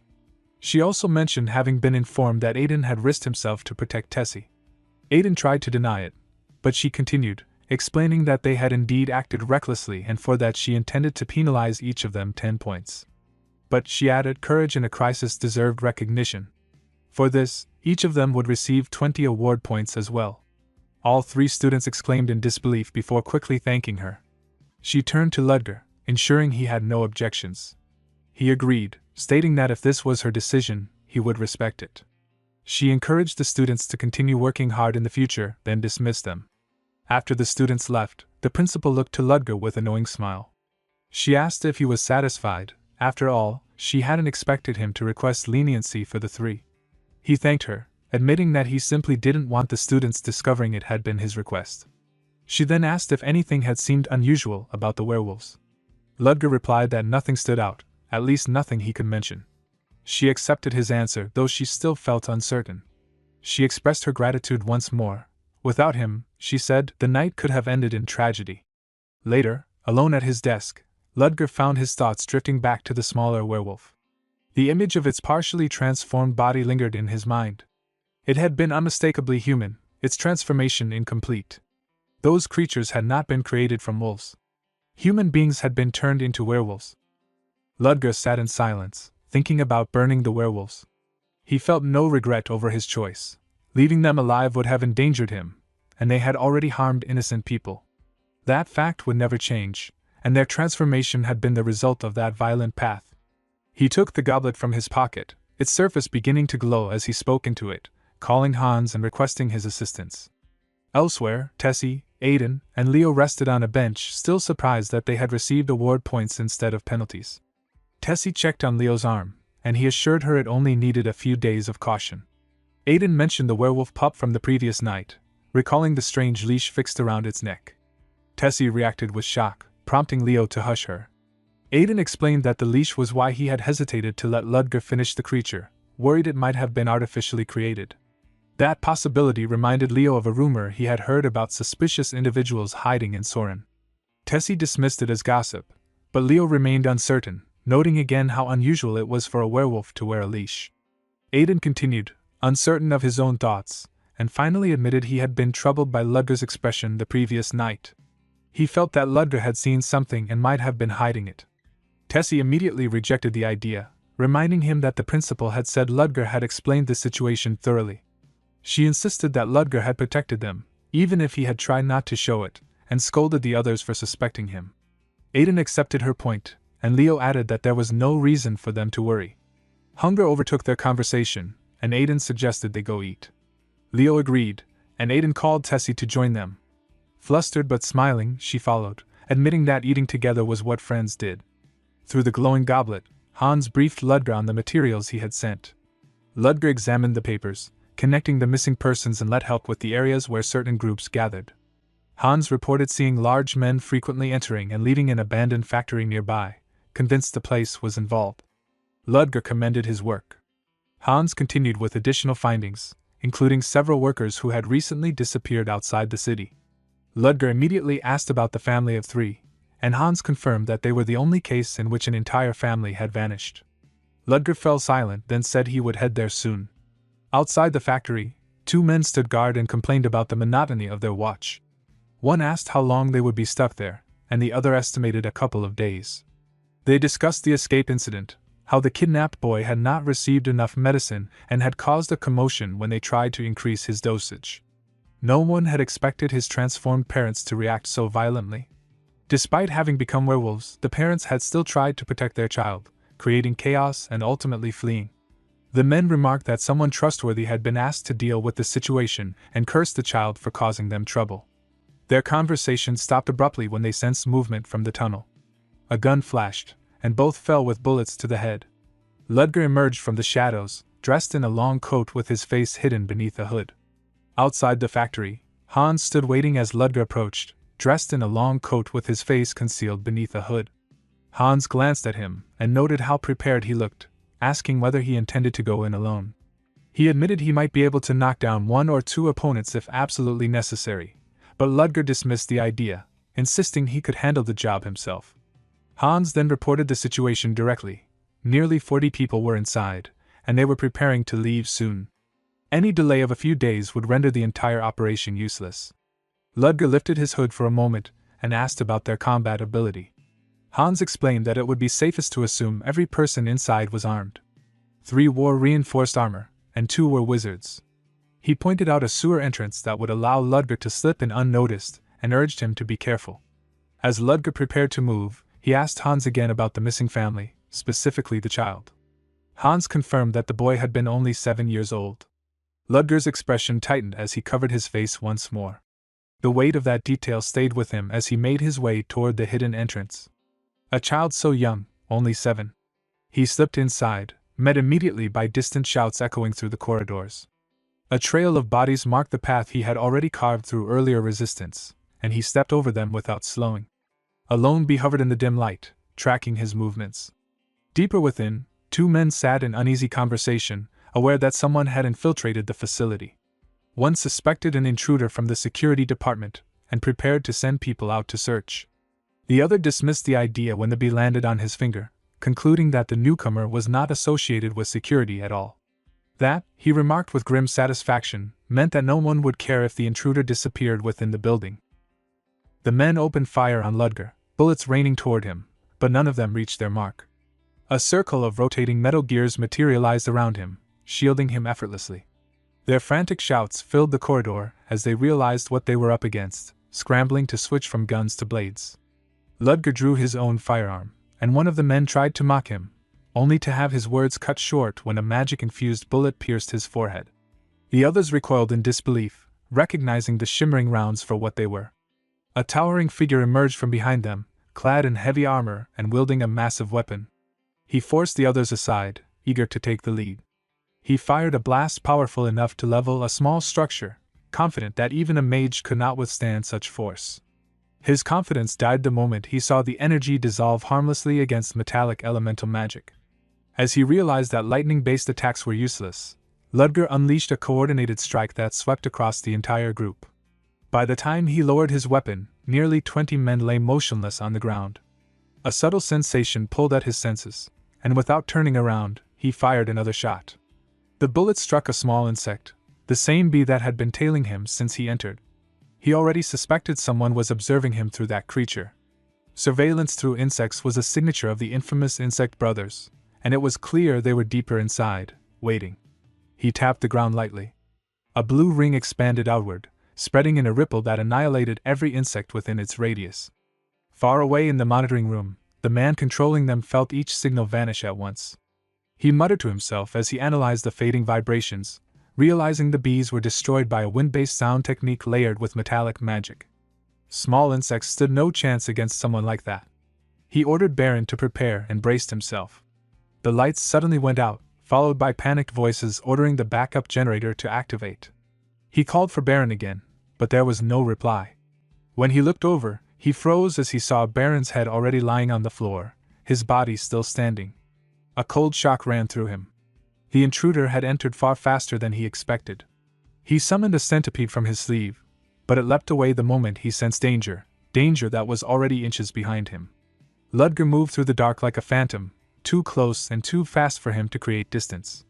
He attempted to cast something to defend himself, only to realize Ludger had already completed a flame bolt incantation in the time it took him to think about it. Heat swallowed him as fire tore through his body. His allies shouted in confusion, not understanding how the insect brother had fallen so quickly. His final thoughts were a desperate attempt to identify the one ending his life, before a bullet silenced him permanently. Their panic grew when an enormous severed insect leg burst from Baron's headless body. The corpse lurched upright, groaning from the pain as something inside puppeted it. It wasn't the body speaking, but the creature using it, complaining about being ambushed before it could emerge fully. It lamented the death of its brother not with sorrow, but with a desire for vengeance. The monstrous parasite inside Baron revealed its true form. Human limits no longer applied to it. It promised to tear Ludger apart for the trouble he had caused, its rage swelling as it shed the last of its disguise and transformed into a massive insect. The moment Baron transformed into a massive insect, the men around him panicked and instinctively thought only of escaping. Ludger watched them scatter and asked if he truly felt nothing for the subordinates he had just frightened into fleeing. Baron dismissed the idea, insisting that if Ludger was so concerned, he should simply stand still and stop interfering. Ludger drew his gun and fired, but the bullets bounced off the creature's hardened shell. He immediately switched to magic, only for the insect to swerve its bulky body with surprising agility. He tried again, managing to land a direct hit, yet the Baron remained almost completely unaffected. The Baron mocked him, saying that if he intended to burn him, he should at least use a fourth-tier spell. In the blur of movement that followed, Ludger vanished from sight. Baron clicked his mandibles in irritation as he searched the area, eventually catching sight of Ludger again and remarking that his movements resembled a winged insect, swift and unpredictable. Ludger assessed the situation quietly. Neither his gun nor third-tier spells would break through, and the Baron would never allow him the space to cast something stronger. Reluctantly, he prepared the magic he had hoped not to resort to, flames gathering around him. Outside, Hans shivered in the cold night and regretted not wearing warmer clothes. He assumed the fight was nearing its end and wondered if facing two black wizards at the same time had slowed Ludger down. Still, he never believed Ludger would die here. A sudden glow burst from the windows of the factory, long rays of light cutting through the darkness. Hans clicked his tongue, recognizing it instantly. Ludger had used that technique, his so-called real magic. Hans muttered to himself, unimpressed by the name, since magic was magic regardless of what one called it. He watched as Ludger emerged from the building. Hans asked about the situation, and Ludger told him everything inside had been dealt with, including the experiment subjects. Hans asked quietly if there had been any hope of reversing what had been done to them. Ludger said no, ending their suffering as painlessly as possible had been the only humane choice. Hans lifted a bottle filled with a red liquid, the drug responsible for turning humans into werewolves. The thought disgusted him, and he muttered that the world had grown terrifying. Such extensive human experimentation could only have happened with powerful backing. He began to speculate, but Ludger cut him off, saying he already knew who had funded everything. Hans stiffened at the implication, then let it go, knowing he would never be able to stop Ludger's next move anyway. He told Ludger he would return to the hideout first. Elsewhere, an old man sat fuming at a dining table, furious about the food placed before him. He hurled a glass at a maid, slicing her left eye, and berated everyone in the house as worthless parasites who wasted his money. He stormed through the corridor, grumbling about the incompetence of everyone around him. He had poured immense funds into the experiment, yet the subjects had been mishandled to the point of escaping. Even so, he found some relief knowing the escaped failures had been eliminated. The final results of the research were nearly within reach, and soon the drug that would restore his decaying body to his youthful prime would be complete. He envisioned a version of himself far stronger and more perfect than he had ever been during the years he clawed his way to power. As he passed the terrace, unaware of the figure waiting behind him, Ludger stood there, watching him silently. The old man turned, startled, demanding to know who he was. In one swift movement, Ludger leapt forward and knocked him to the ground. The old man frantically yelled for guards, but Ludger remained still over him and explained that no one would hear him, not with the sound barrier enveloping the entire room. Ludger seized him by the collar and asked a single question. There had been a 7-year-old child among the victims of the experiment, a child forced into a monstrous form alongside his parents.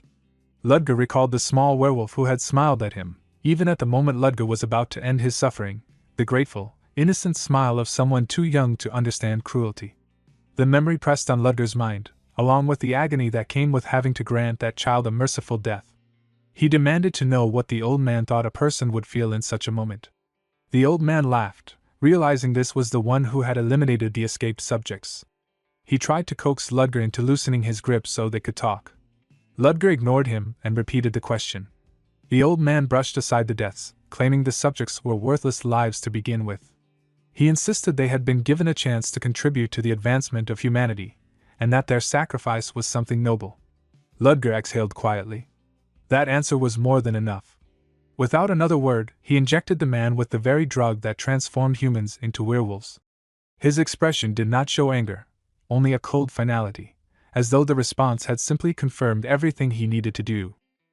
Belfort writhed on the floor, cursing Ludger and demanding to know what had been done to him. Ludger answered calmly, recalling what he had read in the laboratory records. The notes described a drug potent enough to transform a human into a werewolf with only a trace of its dosage. That information had led him to an inevitable question: what would happen if an entire bottle of such a substance were forcibly injected into someone? The answer unfolded immediately. Belfort choked and clawed at his own throat as thick fur erupted across his skin. His limbs twisted, multiplied, and stretched unnaturally until he no longer resembled anything human. Ludger watched the grotesque transformation with quiet detachment. There were no words that could convey what he had felt in the factory, and Belfort would never have understood even if he tried. The only thing left was for him to experience a pain mirroring the one he had inflicted on others. Ludger released the sound-blocking spell and stepped out of the room. Almost instantly, the servants heard the monstrous roars and rushed toward Belfort's chambers in panic. They hesitated at the sight of the giant creature thrashing within, horrified that such a beast had appeared inside the mansion. Some attempted to restrain it, others scrambled for spells. Even after heavy attacks, the monster continued to move. They pushed their mana to the limit, raising their firepower in desperation. Elsewhere, Hans sat before a desk, blinking in surprise at the heavy safe placed in front of him. Ludger told him to take whatever he needed for their operations and to hide the rest. Hans protested lightly, suggesting Ludger at least examine the hideout they had worked so hard to obtain, But Ludger declined, saying he would return soon, next time under an identity far more fitting for the criminal underworld. Hans simply wished him rest. As Ludger walked away, he paused briefly at the sight of a floating ship drifting overhead, its presence momentarily halting his steps. The next morning, the estate was swarmed by reporters. The news was almost unbelievable. The multimillionaire Rickson had been consumed by a monster. By the time security forces arrived, there was no trace of the man left. Only the corpse of the creature remained. Rumors surfaced immediately that Rickson had been involved in black magic. The reporters discussed how the monster had been burned down only after more than an hour of sustained assault, its durability beyond anything they had seen. Their chatter halted when the security department arrived. The murmurs grew sharper when they recognized the Nightcrawler Night Order at their forefront, led by the Lord Protector herself, Commander Tarina Lionhow. The sudden involvement of such a high-level force made it clear that the matter was far from ordinary. Tarina ordered the gates opened, brushing aside the guards' hesitation. Inspector Teberin hurried forward to greet her, flustered, and she informed him that investigative authority had officially been transferred to the security department. His team withdrew immediately.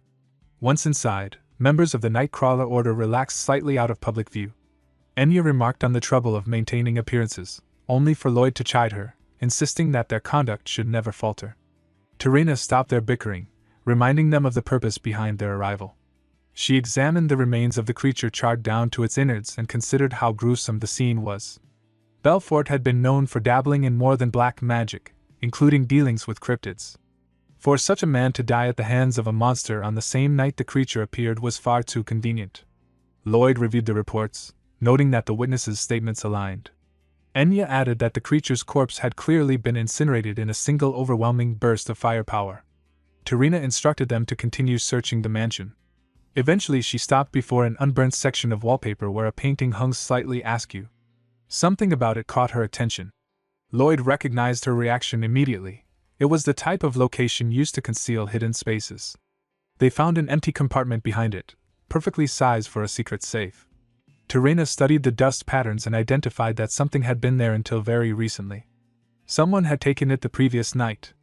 The millionaire's mysterious death, the sudden appearance of a monster, and the disappearance of a hidden safe all pointed in one direction. This was no coincidence. Someone had intervened and done so flawlessly. A name surfaced silently in her mind, one she spoke aloud: Arsène Lupin. She pushed it aside before the others could question her, and asked if anything unusual had occurred in Ledhelk recently. Lloyd mentioned an abandoned factory that had burned down just before Belfort's death. That was all Tarina needed. She turned away, already certain something significant had occurred there, and ordered her team to move out. Ludger sat on his bed, feeling the strain in his body. The after-effects of his spell hit hard. Using that kind of magic drained him too quickly. His power leaked even when he was simply breathing. If not for the emergency pill potion he had prepared earlier, the situation would have turned dangerous. He steadied his breathing and felt the pain ease slightly. At least he no longer had to worry about the werewolf incident. He had burned everything without leaving a trace. But one piece of evidence remained: Aiden. The boy's face flashed through his mind. Aiden had tried to stop him until the very end. The sudden destruction of the werewolves must have seemed suspicious, especially to someone standing closest to the scene. Ludger had burned everything instantly, leaving little for the eye to catch, but what if Aiden had still managed to glimpse something? The whole situation had become far more complicated than expected. There was no guarantee Aiden would stay silent. The thought led Ludger to a grim possibility: was eliminating him the only solution? A memory surfaced, Aiden facing the werewolf with a small vial in his hand, trying to calm the creature instead of harming it. The recollection made Ludger clench his fist. Killing a Soren student was impossible. The risk was too great, and the principal already watched Aiden closely due to his irregular magic. If anything happened to him, suspicion would immediately fall on Ludger. He lay back on the bed, exhausted, deciding recovery came first. Still, Aiden's file echoed in his thoughts. He had learned irregular magic from a mysterious mage during childhood. The timing felt too strange to be coincidence. At the burned factory site, Tarina examined the ruin with a grim expression. Everything had been reduced to ash. Enya and Lloyd confirmed that investigating in this condition would be nearly impossible. Lloyd reasoned that the factory must have still been in use, otherwise a fire made no sense. They speculated about black magic or cryptid research and whether the culprits burned evidence to avoid getting caught, though none of them knew by whom. Tarina replayed her own movements, remembering how she had been keeping watch without intending to investigate the factory. Whether the destruction was meant to remove suspicion or simply an unfortunate coincidence, the unanswered questions bothered her. She asked Lloyd if anything else unusual had happened. He reported a recent werewolf incident in the city, the same creature that had infiltrated Soren Academy through the sewer pipes. It had wounded 3 students before being taken down by a professor. When asked about the corpse, he explained it had been completely burned. That detail made Tarina pause. She ordered Lloyd to continue gathering clues nearby and kept both cases in mind as a possible connection. Eliminating threats to the Empire was the duty of the Nightcrawler Knights, and she intended to uphold it. Back at Soren, students whispered excitedly. Their professor had apparently hunted the werewolf himself. His military background and past involvement in taking down cryptids made the rumors sound believable. Lynn entered the classroom, searching for a seat. Despite empty spots in the middle row, no one budged, keeping their distance from her after the incident with Lady Dyneema. The only available space was beside the princess. Elendil waved warmly and greeted her, and Lynn sat down nervously, unsure how to behave. The princess's presence felt overwhelming. The other students whispered, confused about how a commoner was suddenly sitting next to royalty and acting familiar with her. A memory returned, Lynn anxiously waiting outside the library late at night and Elendil reassuring her about Professor Ludger, asking why she had stayed out so late, getting upset on her behalf, and insisting she simply call her by name since all Soren students were equals. Now, sitting next to her again, Lynn felt the pressure of that unexpected kindness. Elendil approached people without hesitation, even someone like her. Professor Ludger entered the classroom, and the room fell silent. He announced that today's lesson would focus on one of Conjuration's specialties. Handouts floated through the air, distributed by his magic. He explained that, although students were familiar with elemental properties, he intended to teach them a new method, one capable of increasing elemental output by 20 to 80%. The class buzzed in disbelief, though none doubted his words. He called on Antony, who listed water, ice, and plant properties as his affinities. Ludger told him to manifest the element he was most confident in. Antony produced a small flicker of light between his hands. Ludger observed it as plain and insignificant, then demonstrated the difference. A ring of light swirled above his palm and solidified into a delicate snowflake. The room reacted instantly. Tessie stared in disbelief. Leo noted how drastically different the efficiency was. With their attention fully captured, Ludger began explaining the underlying principles. Ludger explained that elemental attributes had a long history in the field of manifestation and were once considered the foundation of all raw magical forms. Now they belong properly to manifestation. A magic circle formed above his open palm, displaying the 4 basic elements, while he held a textbook in his other hand. The original system was simple compared to the 10 or more elemental types used today. He asked why elemental attribute magic had developed so extensively, offering 5 award points for a correct answer and using fire as the example. One student suggested fire chased away darkness, another said it cleared forests, a third explained it erased mankind's fear. Ludger dismissed each attempt until Flora raised her hand and answered that fire was used to burn and kill. He confirmed it. Fire burned, water drowned, wind cut, and electricity shocked, war and slaughter had pushed magic forward. Yet in harsh winters, fire also meant survival. Water powered wheels, wind turned mills, and electricity illuminated darkness. The purpose of an element shifted based on human action. If they wanted to shape a better world, that was the mindset they needed before learning elemental attributes. He then instructed the class to create elemental spheres. Students began forming their spheres. Ludger corrected Joseph's unfocused magic flow and pointed out that Irina's plant attribute looked more like a dying autumn leaf than a fresh sprout. Around them, Leo worked on his own sphere, unnerved by Ludger's relentlessness.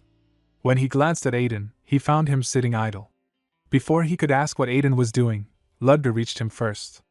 Ludger wondered why Aiden behaved this way, whether it was rebellion after the werewolf incident, but dismissed that idea. Perhaps something else was going on. He asked whether Aiden lacked experience in elemental manifestation. Aiden admitted it, embarrassed.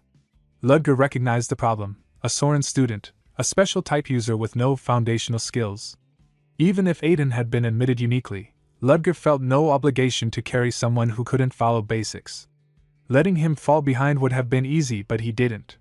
He asked what attributes Aiden could use. Aiden listed fire, water, and wind. Ludger chose fire and told him he would teach him. Abandoning a student from the start was not an option. He instructed Aiden to gather magic power, then convert it into an element. Aiden could perform basic manifestation, so Ludger guided him further, telling him to feel the attributes of a flame through his senses, recalling the brightest one in his memory. Aiden closed his eyes. He saw a flame from years ago, during a snowstorm, the sharp smell of burning firewood and charcoal, the scent of cooking stew, his sister's whining, his mother's scolding, his father's tired smile. There had been little food and biting cold that seeped through thin clothes, but the fireplace flame had been comforting. The warmth felt vivid, as if happening now. When he opened his eyes, a flame hovered between his hands. He realized he had done it, and the memory he thought of lingered warmly. Ludger leaned closer, smiling. The flame felt warm, not hot, soft, not destructive. He could tell exactly what memory Aiden had used. The class watched, surprised to see Ludger compliment someone. He explained that Aiden's flame was not a generic element, but his own magic. Ludger reminded everyone not to forget that sensation. The method he taught relied on personal experience and sensory memory. Basic knowledge remained necessary, but understanding that fire was hot or ice cold was something even a child knew. A real mage added something deeper, manifesting elements through intense, emotionally vivid memories experienced through all 5 senses. Anthony tested it and shouted in surprise when his sphere improved. Another student confirmed the difference. Flora, however, felt unimpressed. She already knew these principles and expected something more advanced. What bothered her was why Ludger was teaching that freshman so carefully and praising him for a single manifestation, when he had publicly humiliated her on the first day. She planned to force him to notice her. She began overlapping magic, intending to combine wind techniques and create a whirlpool. The sphere rapidly grew. Students shouted that it looked dangerous. Flora tried to stop it but felt control slip away. She needed at least a barrier to protect the others. Students backed away in alarm as her power destabilized. Ludger moved quickly, placing his palm against her sphere, urging her to focus and not give up. He helped steady the flow. The magic began to stabilize, but he warned her that stopping now would make the spell collapse without producing anything. He asked if she was willing to let that happen. Determined, she decided to carry it through to the end. Flora thought about how people usually viewed her, envy and jealousy, reactions she had long learned to ignore. What always hurt far more was the cold, hollow stare of her father, a look that made her feel invisible. In her mind, she saw her younger self standing before him again. When Ludger assigned her 10 penalty points, the shame dragged that memory back to the surface. Even without seeing him, she felt certain her father would be watching her with that same distant, resentful gaze. Lumos never forgot their grudges. She had once sworn she would surpass him with skill alone. The unstable colors in her hands slowly settled. With effort, she pushed through and formed a vivid blue elemental sphere. Before she could feel proud, Ludger's voice cut through, sharp with disapproval. He said failing a spell was normal, but forcing others to endure unstable magic was not. Her ability to merge elements was still weak. Startled, Flora protested. She insisted she had successfully combined fire and ice.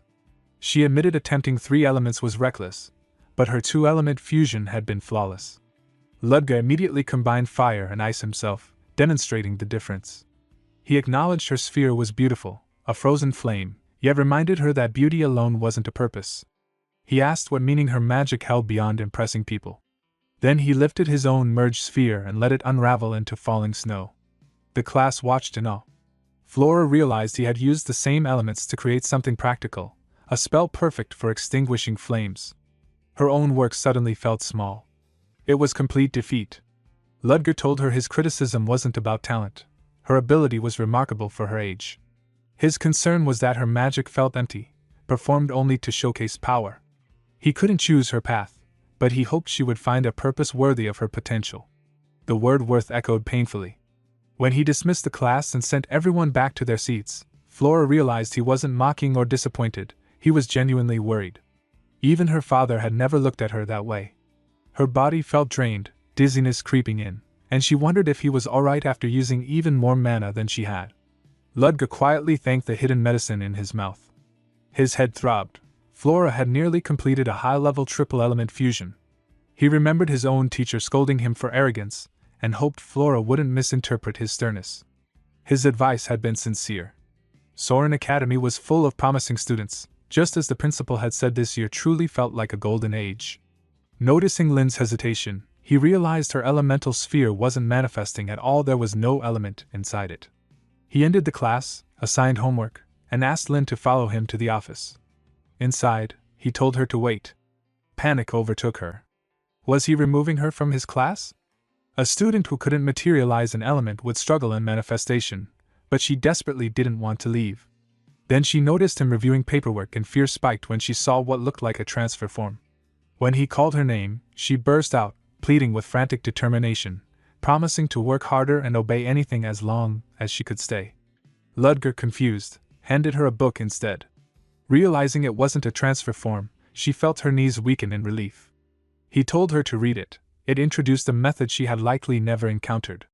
The title read Understanding of Non-Elemental Magic. Surprised, she asked where he found such a book. He said he knew people, and that it contained the life's research of someone he had once met. When she wondered what became of that researcher, Ludger told her the person had already passed away. Lin fell silent. Lin hesitated as the meaning of non-elemental magic settled in. Did this mean she would never learn any other type of magic? Ludger asked if the idea disappointed her. She admitted it did. She had hoped to handle at least one elemental attribute, even without natural talent. He poured tea and asked what she thought of someone who could use only one element. She guessed such a person lacked talent. He corrected her. Someone devoted to a single element possessed endless talent in that field. Their mastery grew so sharp it could interfere with natural phenomena itself. Once she understood, he asked her to consider what such specialization meant for non-elemental magic. She assumed it meant having no element at all, but Ludger said that wasn't certain.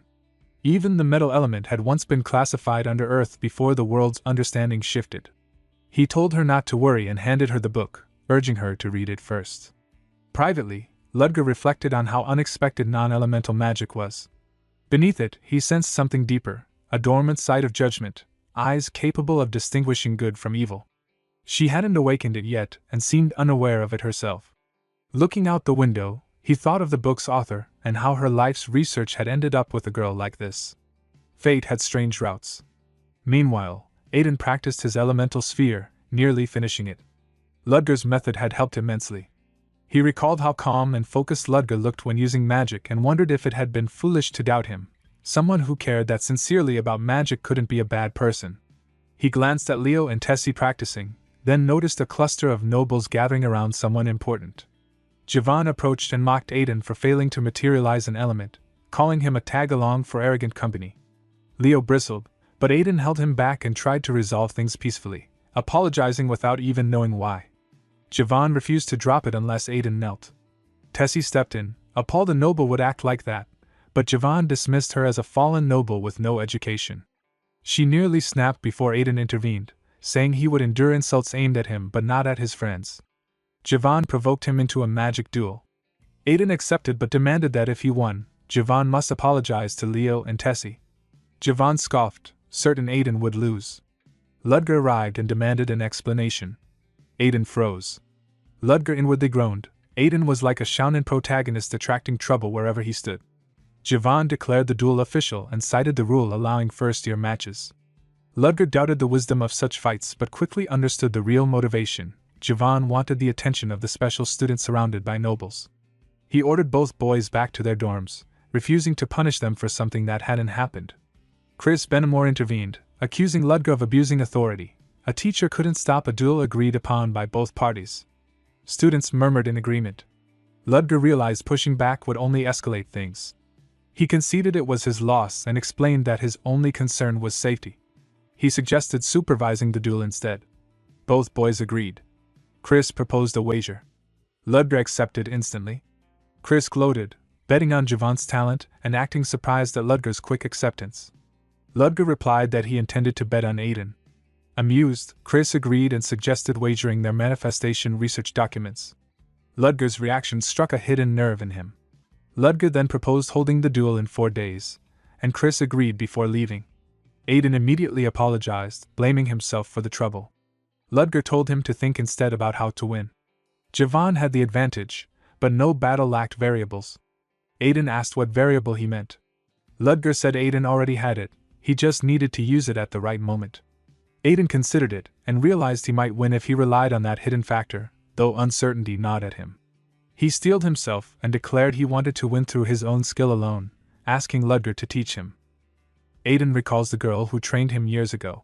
She had warned him never to flaunt the ability she taught him, insisting it would only drag him into trouble and teasing that it was also her livelihood.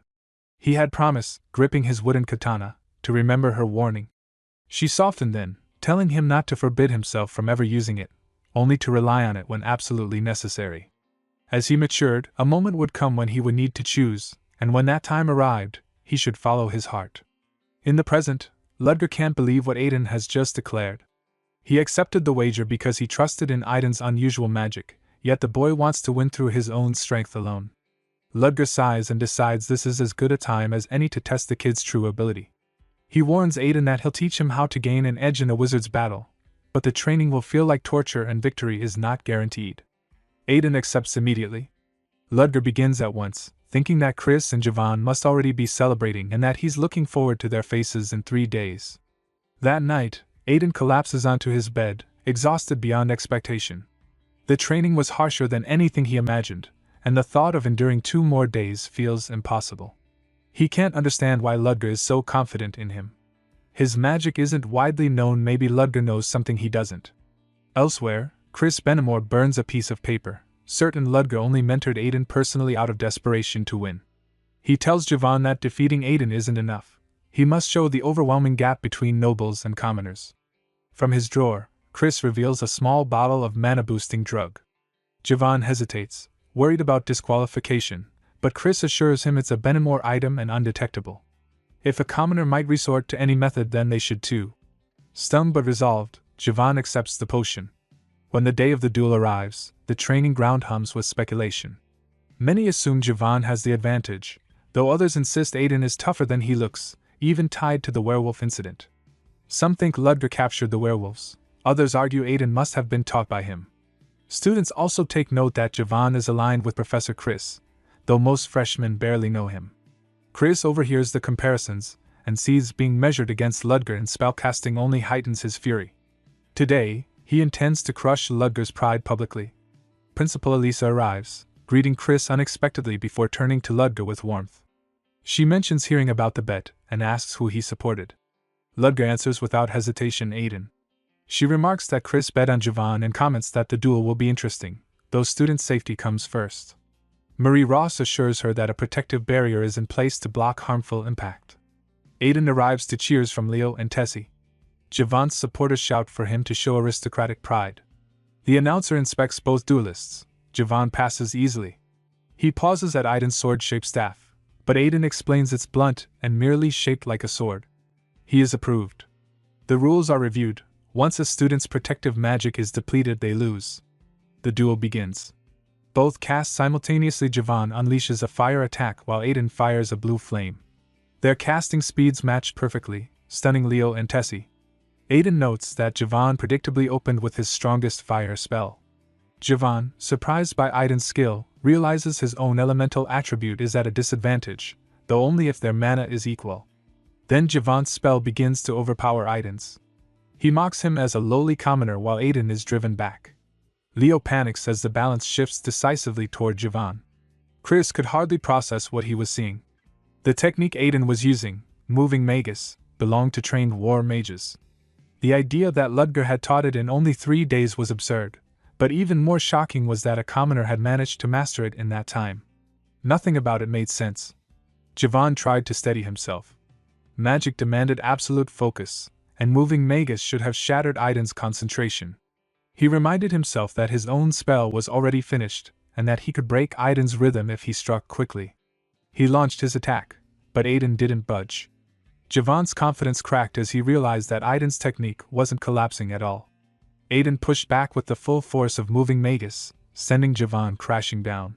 He advanced, ready to continue, while Javan instinctively tried to stall. The announcer declared Aiden victor, and the training ground erupted. Students cheered Aiden's performance, praising the results of his training and mocking Javan's defeat. Even the aristocrats had nothing but disdain for him. They dismissed him as nothing more than a baron who had embarrassed their status by losing to a commoner. Javan felt the world around him distort.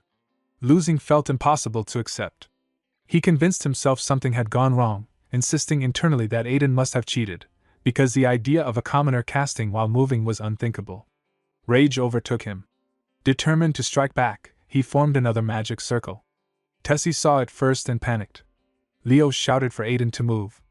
Aiden paused for a heartbeat as memories of his teacher's warning returned to him, the reminder that a moment would come when he'd have to make a choice, and when it arrived, he needed to follow what felt right. His resolve settled.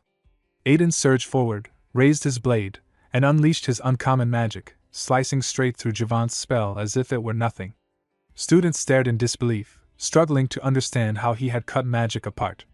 Ludger observed from the side, recognizing that the stubborn boy had chosen exactly the right moment to use the ability he had tried so hard to avoid.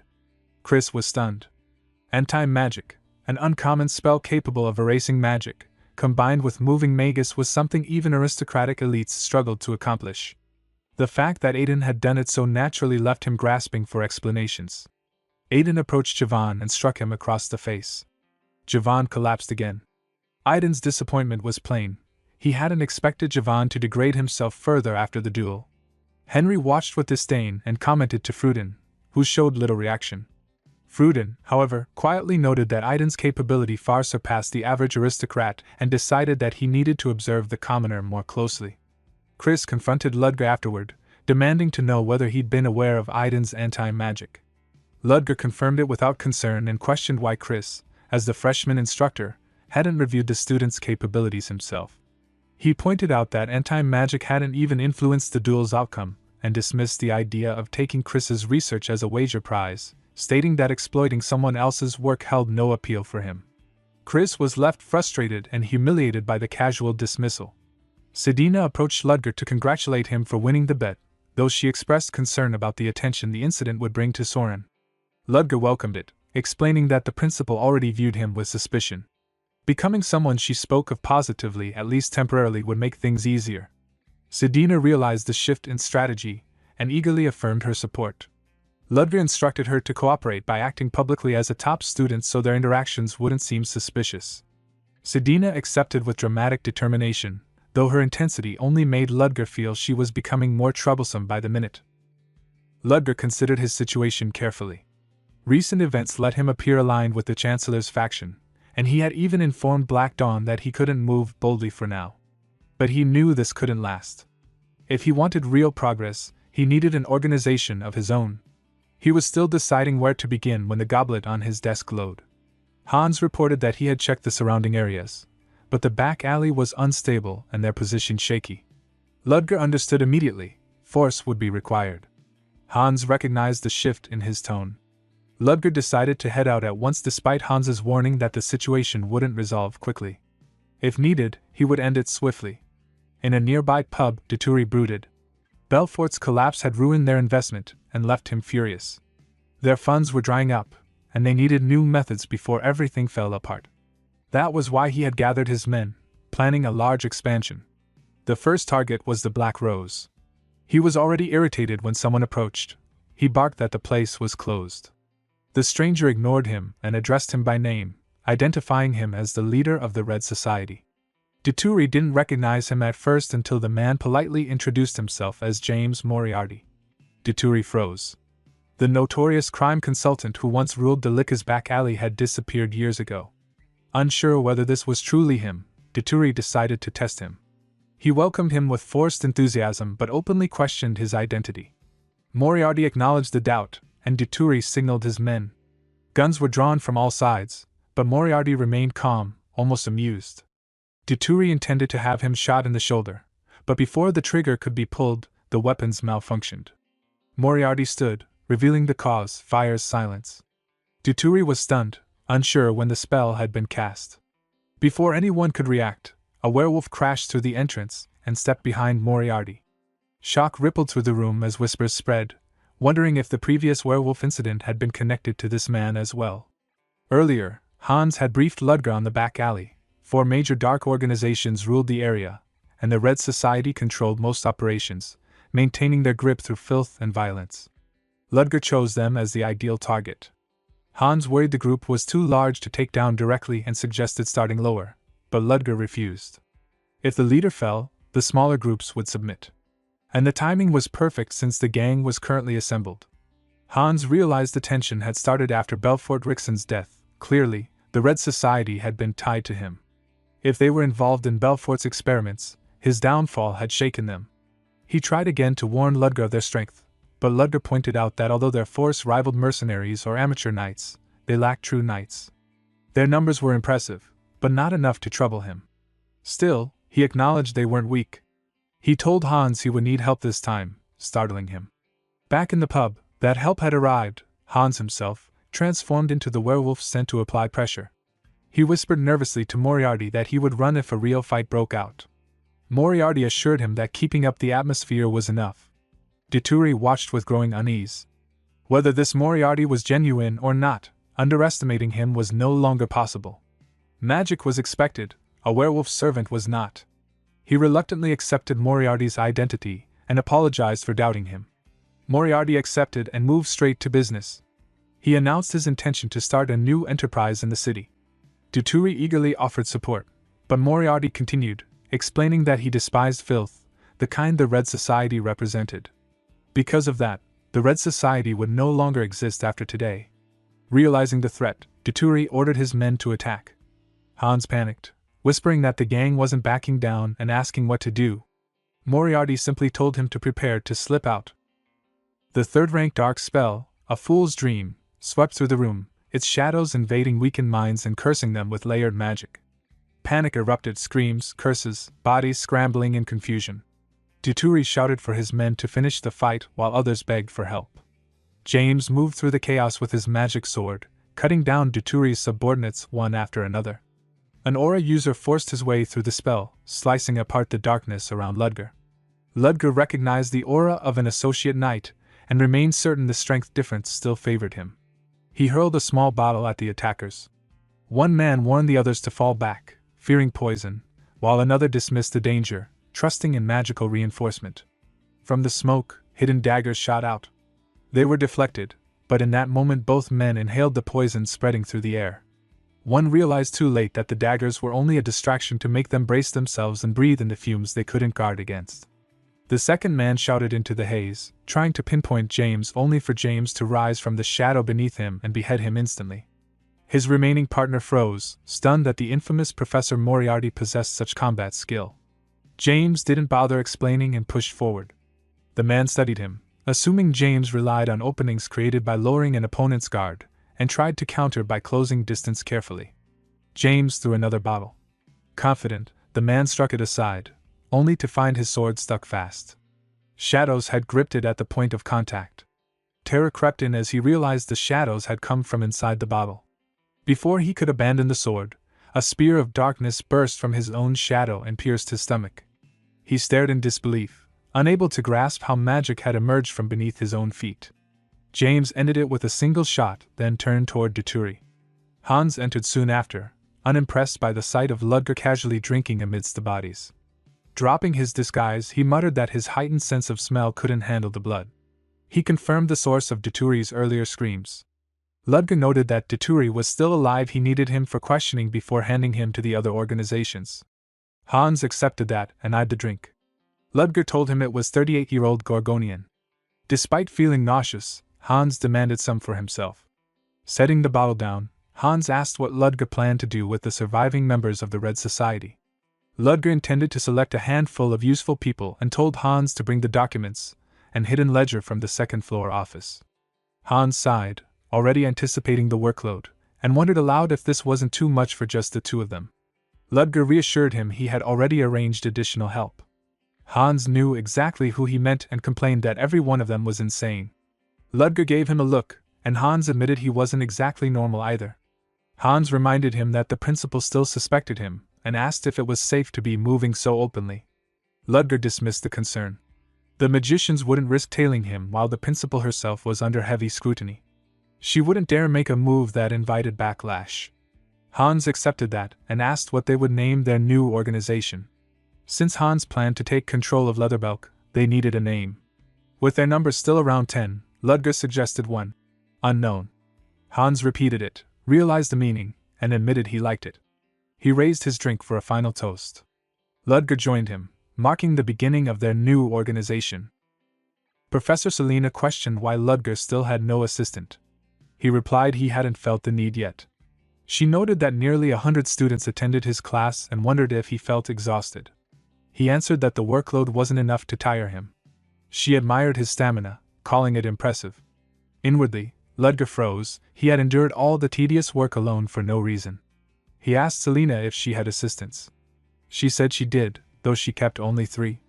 Ludger was stunned at the idea of only 3, wondering if professors normally retained groups of 10.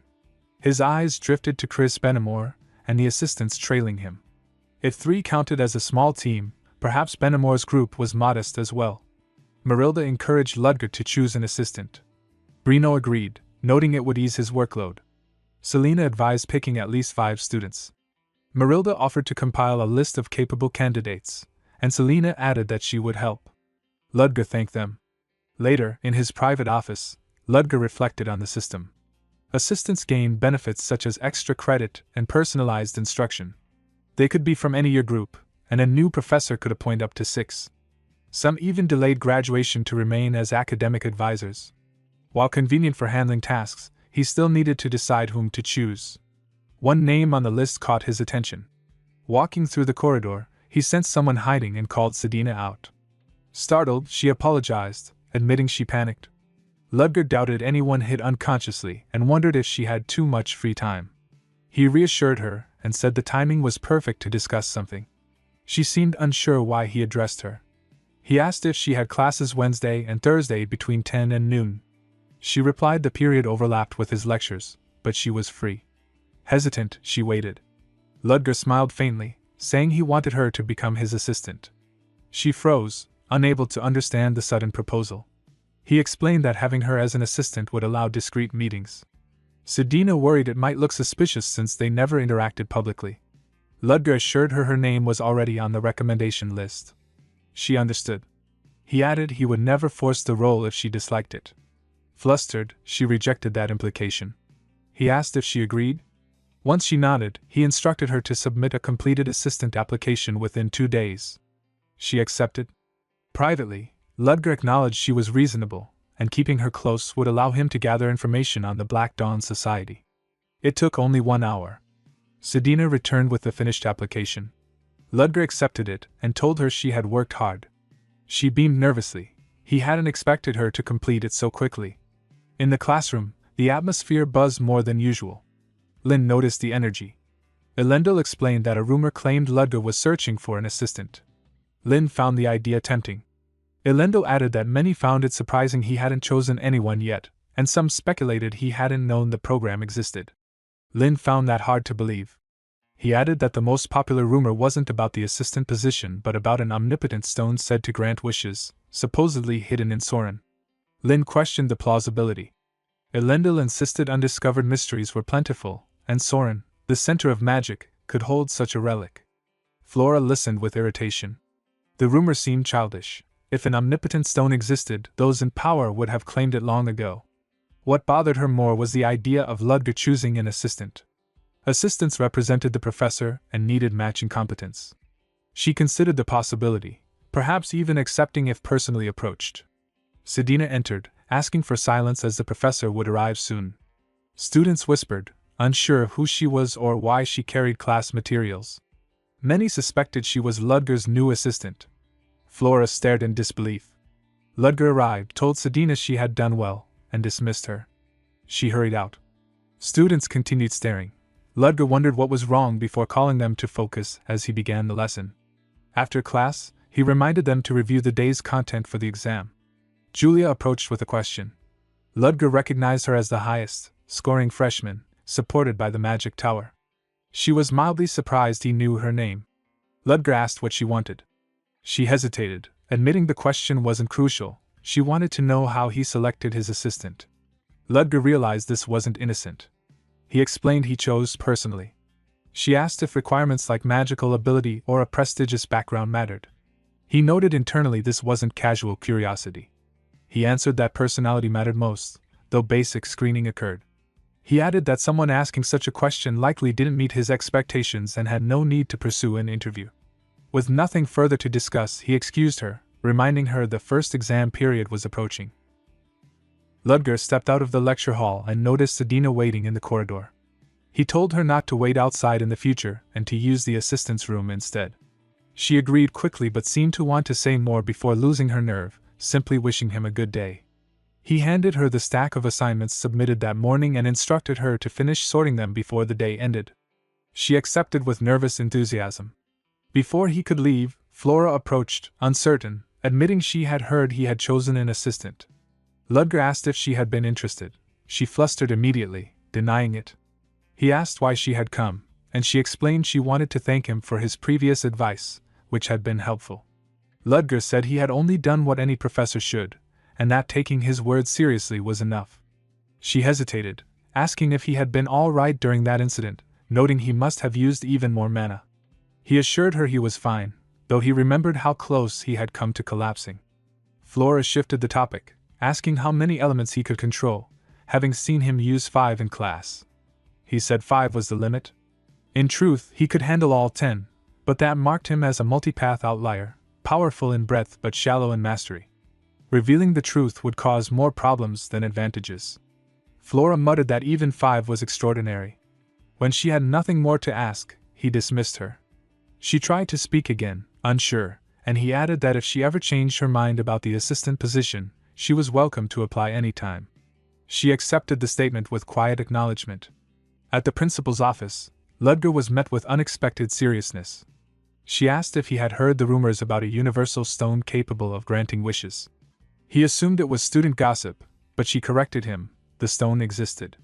She revealed a small blue gem circling with mana above her palm, an ancient relic of unknown origin, said to surpass the finest artifacts of a grand mage by 100-fold.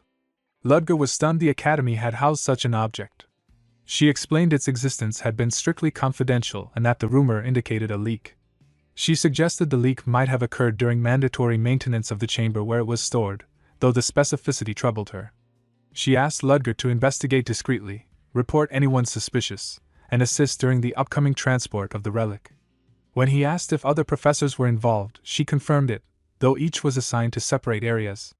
For now, he was to continue acting normally.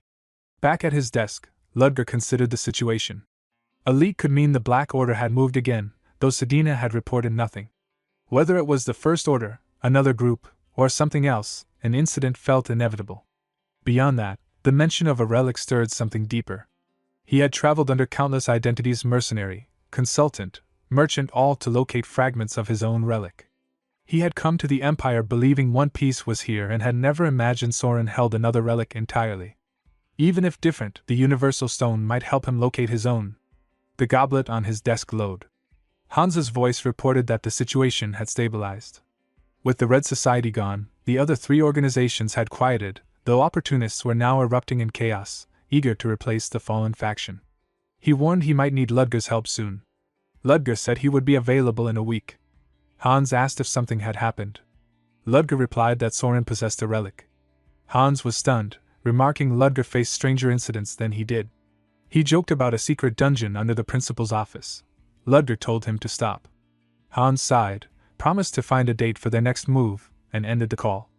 Alone, Ludger continued thinking. If circumstances allowed, he would move immediately, but the principal's request required patience. A relic that granted wishes was too valuable to ignore. Relics were nearly impossible to find. After years of searching, he had uncovered only 3 pieces. Judging from their shape and size, 4 fragments remained. Once all 7 were united, his relic would be complete. Elendil dismissed the attendant and moved to sit on her bed, exhaustion weighing on her shoulders.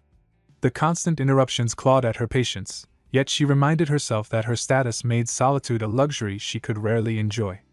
A normal life, like the other students lived so freely, remained an unreachable wish. Another knock interrupted her brief moment of rest. The attendant returned, announcing an unexpected visitor. Terina of the Nightcrawler Night Order materialized from the faint shimmer of light, arriving with urgency despite the late hour. Elendil composed herself, ready to hear whatever business brought a knight to her so suddenly. Tarina reported the rumors of werewolves at Soren and sought confirmation. Elendil acknowledged the incident and explained that a professor had resolved the threat. Tarina then revealed that she was investigating a related case, one tied to confidential matters, and sought to meet the professor involved. Elendil provided the name, Ludger Kellysi, and wished her progress in her search. Before leaving, Tarina relayed a message from the first princess, noting her disappointment at Elendil's silence. Elendil accepted the reminder quietly, understanding that delivering it through Tarina was her sister's attempt at being considerate, though it left her feeling strangely uncomfortable. When Tarina departed, Elendil reflected that she should contact her sister soon, if only to ease the tension between them. Elsewhere, Lloyd questioned Tarina about the situation, and she explained that the werewolf incident had been handled by a new professor whom she planned to meet. She then asked Enya about the investigation at the factory. Enya reported finding partially burned documents suggesting research on some kind of development, though the finer details were lost. The findings were inconclusive, and even the lead about the Red Society vanishing overnight in Leatherbelk offered nothing directly useful. Tarina decided they should not worry about unrelated events and instead continue focusing on the investigation at hand. She ordered the unit to examine Leatherbelk further before advancing to Soren. The group acknowledged the command and moved out. At Soren Academy, Ludger stood before his class, chalk in hand, aware of the rumors circulating over the past few days. Students were restless after the werewolf incident, and he knew their curiosity could quickly become troublesome. He decided to redirect their attention. He demonstrated a small flame dancing above his fingertip before extinguishing it with a brief motion. His gaze shifted to a dozing student, and the flame reappeared inches from the boy's face, snapping him awake. Ludger then guided the class through the concept of manipulating magic away from the caster's immediate center, an extension that strained mana consumption but allowed greater reach. The explanation stirred confusion and fascination among the students, though he made it clear that this lesson was meant to push their awareness, not teach them the technique outright. He ended the class by encouraging them to build a solid foundation in magic before seeking complex creations. Anyone who unraveled the technique on their own could visit his office for reward points. As he approached his office, Sedina stood waiting. Before addressing her, Ludger noticed the faint glow in his goblet, an incoming message. He asked her to wait outside and activated the call. The principal's voice emerged with urgency, informing him that the Universal Stone had been seized. She admitted having underestimated the enemy. They already knew the location of the backup storage and struck before the Academy could relocate it. Their forces were pursuing the thieves, but if the stone were used, the consequences would escalate beyond containment. Ludger asked how long they had before the situation became irreversible, and she estimated that they had until midnight. He urged her to act rather than linger over questions, and she ended the call to mobilize. Ludger dimmed the goblet, absorbing the weight of the situation. He had anticipated trouble, but not quite this sudden. The attacker's intentions were unclear, and he still had not completely erased the principal's suspicions about him. In the worst case, he could even be grouped among the culprits. Something about the entire event felt wrong, too calculated to be the work of the First Order alone. He called Sedina back inside. She entered quietly, waiting. Ludger informed her that a subordinate had acted independently. She confirmed it. He instructed her to recount everything from the beginning, without missing a detail. Sedina reported her findings from the investigation. It appeared that everything began when a member of the Third Order started asking questions while gathering information about Soren. During the search, he discovered a document related to the Universal Stone. When rumors of the stone spread among the students, he connected them with what he had already seen and soon learned both its existence and its location. He notified the Second Order immediately, but instead of reporting this to the First Order, the Second Order acted on their own. The one leading that action was Demilus, a figure with ties to the government who usually handled such matters within the Second Order. Ludger considered the situation. If the information truly carried that level of importance, it should have been directed to the First Order without hesitation. He wondered why Demilus believed such secrecy would go unnoticed and asked Sedina for her assessment. She guessed that Demilus was coveting a First Order position. The Zero Order had stated that the 7 seats of the First Order were always subject to change, and someone like Demilus, lacking the talent to rise naturally, might have seen this as an opportunity to accomplish something grand. Ludger asked about the current state of the situation. Sedina hesitated before asking if he planned to move alone. He confirmed it. The pursuers were already tracking Demilus, and if he interfered openly, their identities risked exposure. Sedina reported that Demulus had fled with several dozen allies after hijacking the stone, and was heading toward the silent forest. Ludger decided it was time to depart. Sedina, uncertain, asked what she was supposed to do. He told her she did not need to do anything further. Confusion flickered across her face until he added that the information she had gathered had been thorough and invaluable, then commended her for her work. Her expression tightened in an unexpected way, as if the praise unsettled her. She thanked him quietly. When he stepped out of the office, Ludger wondered why such a simple acknowledgement had drawn that reaction. He had assumed she was only fiercely loyal to the First Order, but it seemed she carried her own burdens beneath that loyalty. He pushed the thought aside. There were more immediate matters. The spell he needed now was Aether Nocturnus, a summoning art technique categorized under Magic Path. It consumed enormous magic power, but in return erased the caster's presence entirely, rendering them undetectable to any form of perception. After activating the spell, he moved through the campus unnoticed, passing quietly between students. Flora and her friend crossed his path, and though she saw nothing, she paused, sensing a faint trace of magic in the air. She thought she had caught the scent of something invisible, and stepped away to investigate despite Cheryl's protests. At the academy gate, hunters who had pursued Demulus stood discussing their dilemma. Ludger slipped past them, unseen among their ranks. The silent forest loomed ahead, the one place they never wished to enter. The forest had resisted every attempt at destruction, regenerating rapidly and driving intruders into madness. Blocking the entrance had been the only workable solution. Yet circumstances forced them there. One man tried to steady another who was already losing his composure. Surrounded, unable to hold out much longer, they turned to Demulus for guidance. Demulus, clutching the stone inside the forest, felt its power radiating but could not activate it. Panic grew as he realized the relic was utterly unresponsive. Before he could find an answer, a stranger stepped into the clearing. The men reacted instantly, demanding to know who he was. The figure introduced himself as John Doe, Ludger's assumed identity. He assessed the scattered group and remarked on the missing numbers, speculating that the rest had either been captured or abandoned. Demulus recognized the name and turned pale. John Doe's reputation for merciless efficiency left him with no illusions about his fate. Knowing he had no chance of escape, Demulus dropped to his knees. His subordinates followed suit. He presented the universal stone with trembling hands, offering it to the First Order to save himself. John Doe accepted the stone, praised the effort briefly, then ended the matter. Shadows erupted from the ground, impaling Demulus and the others in an instant. Their final, bewildered question, why, went unanswered. John Doe dismissed it as a waste of his time. Ludger examined the stone closely. It contained tremendous magic power, but nothing about it resembled a relic. The principal's words echoed in his mind, but this object did not match her description. Something was wrong. Suddenly, a pulse cut through the air. Light rippled across the sky, and a concentrated beam struck where he stood, tearing through the ground. The green stone he had held rolled unscathed. The principal landed nearby, picked it up, and found it untouched. The implications were grim. The situation had reached its breaking point. The principal examined the counterfeit universal stone in her hand. She had invested considerable effort into crafting this bait, and expected a worthwhile outcome from it. Her only concern was that Ludger would not be present when the trap finally snapped shut. Far from the blast site, Ludger rested with his back against a tree, catching his breath. The situation had nearly turned disastrous. Just before the principal's spell struck, he had triggered Aether Nocturnus, letting the spell swallow his presence entirely, and whisk him out of danger. Now, sitting under the forest canopy, he reflected on the moment. Whenever he cast that spell, he too became a form of magic, only magic, and that was likely what allowed him to survive. Teleportation did not exist in this world, yet with the coordinate assignment formula and the unique nature of Aether Nocturnus, he could essentially replicate the effect. It was a technique possible only because of his understanding and because of the overwhelming power of the 6th rank mage, Elisa Willow, the principal herself. She had requested his help, so why had she appeared personally? And why had the hijacked universal stone turned out to be a fake?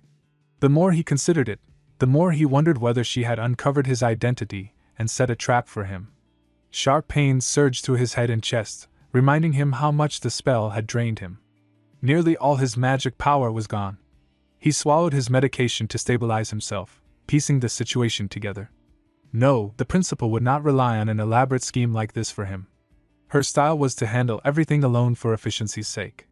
Even her own allies were left unaware of the truth unless absolutely necessary. Truly an extraordinary person. A rustling sound broke his concentration. Without hesitation, he struck out with his staff, only to freeze when he saw Flora emerging from the bushes. She confronted him with questions, demanding to know why he was here and what the powerful spell earlier had been. Ludger brushed off her concerns, reminding her that the forest was off-limits and telling her to leave. She countered by claiming she was not as weak as he implied. He noted that she seemed unaware of anything suspicious. Somehow, she must have slipped past the guards without encountering them. She, meanwhile, was panicking internally, unsure how to confess that she had followed an enticing magical scent unlike anything she had ever experienced. Cheryl's distant voice called Flora's name, trembling with fear as she searched for her. Ludger instructed Flora to follow him so he could guide both students safely to the exit. Flora, recalling his earlier use of medication, wondered quietly if he was suffering from an illness. When they emerged from the forest, the principal was waiting. She immediately noticed the two students accompanying Ludger. He explained that he had found them wandering inside the silent forest and escorted them out. Flora accepted responsibility, admitting she had entered alone and that Cheryl had chased after her. The principal evaluated the situation calmly.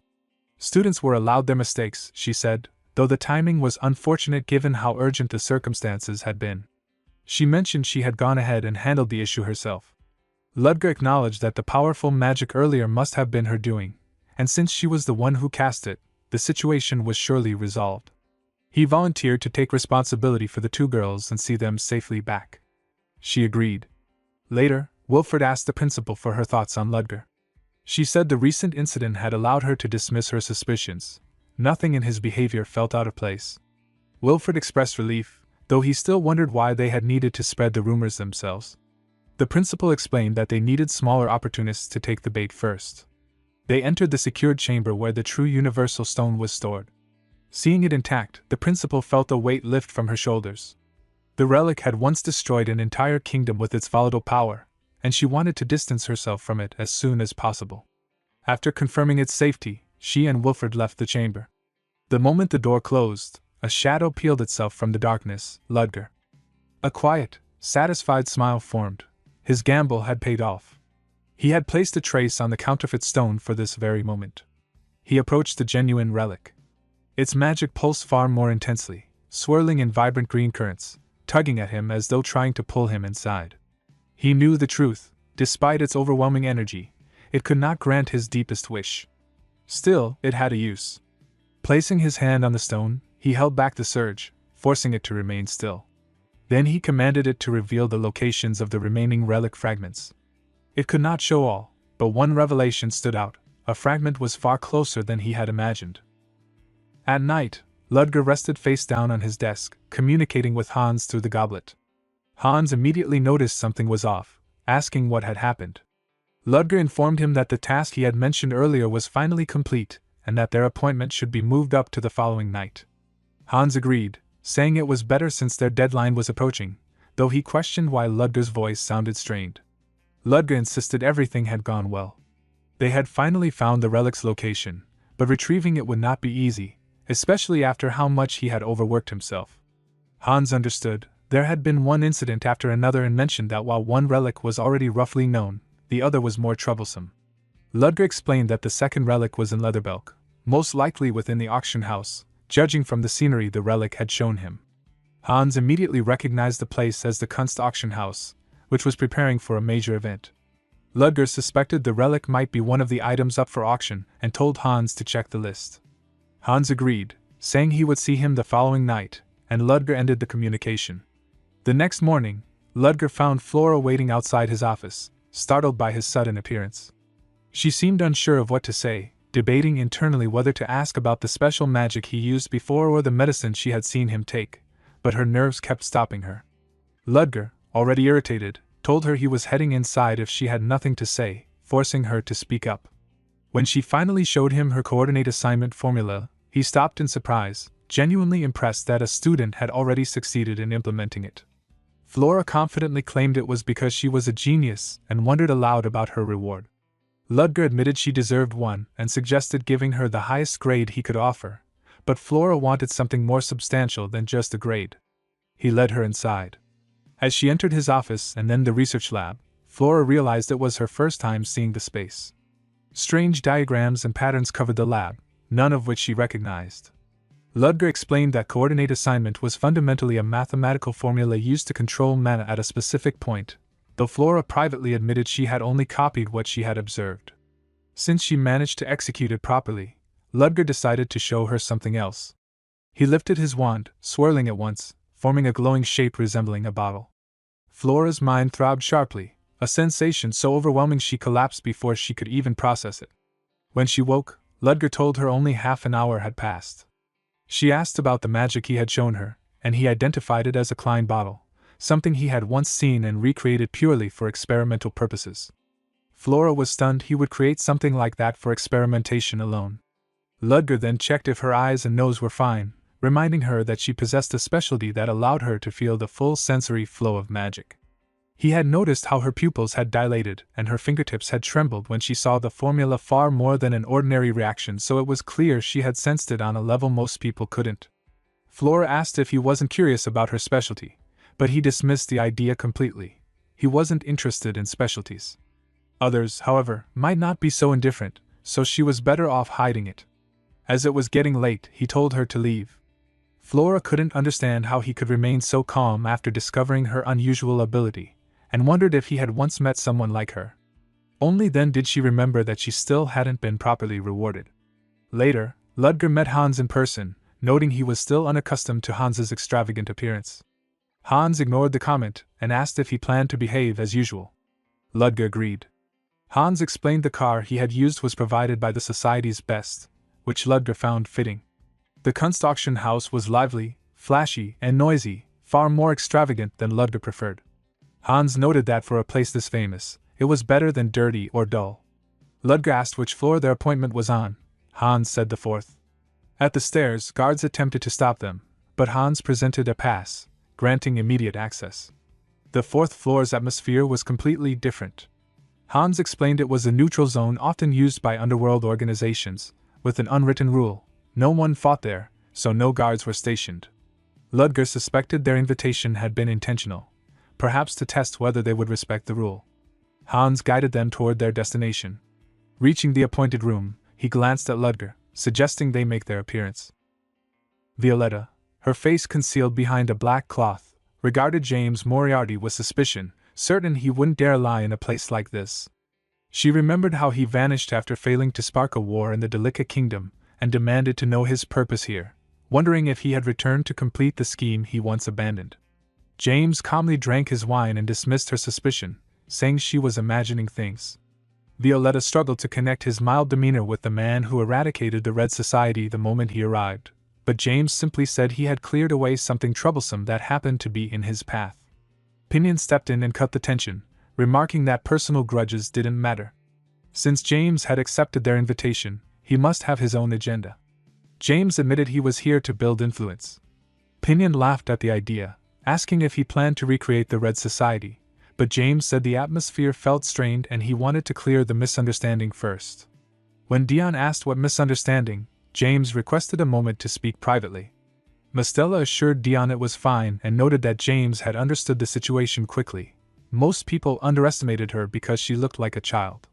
James replied that his own life had never been easy enough for him to judge someone by appearances and clarified he wasn't here to form a second Red Society. Instead, he intended to launch a new business and offer them an opportunity. He would help them earn well, and in return, he wanted the three groups to work under him. Watching from behind, Hans was stunned by how smoothly James redirected the conversation. Violetta dismissed his offer, saying it sounded exactly like the Red Society's way of forcing dominance. James denied it. If he intended coercion, he said, it would already be happening.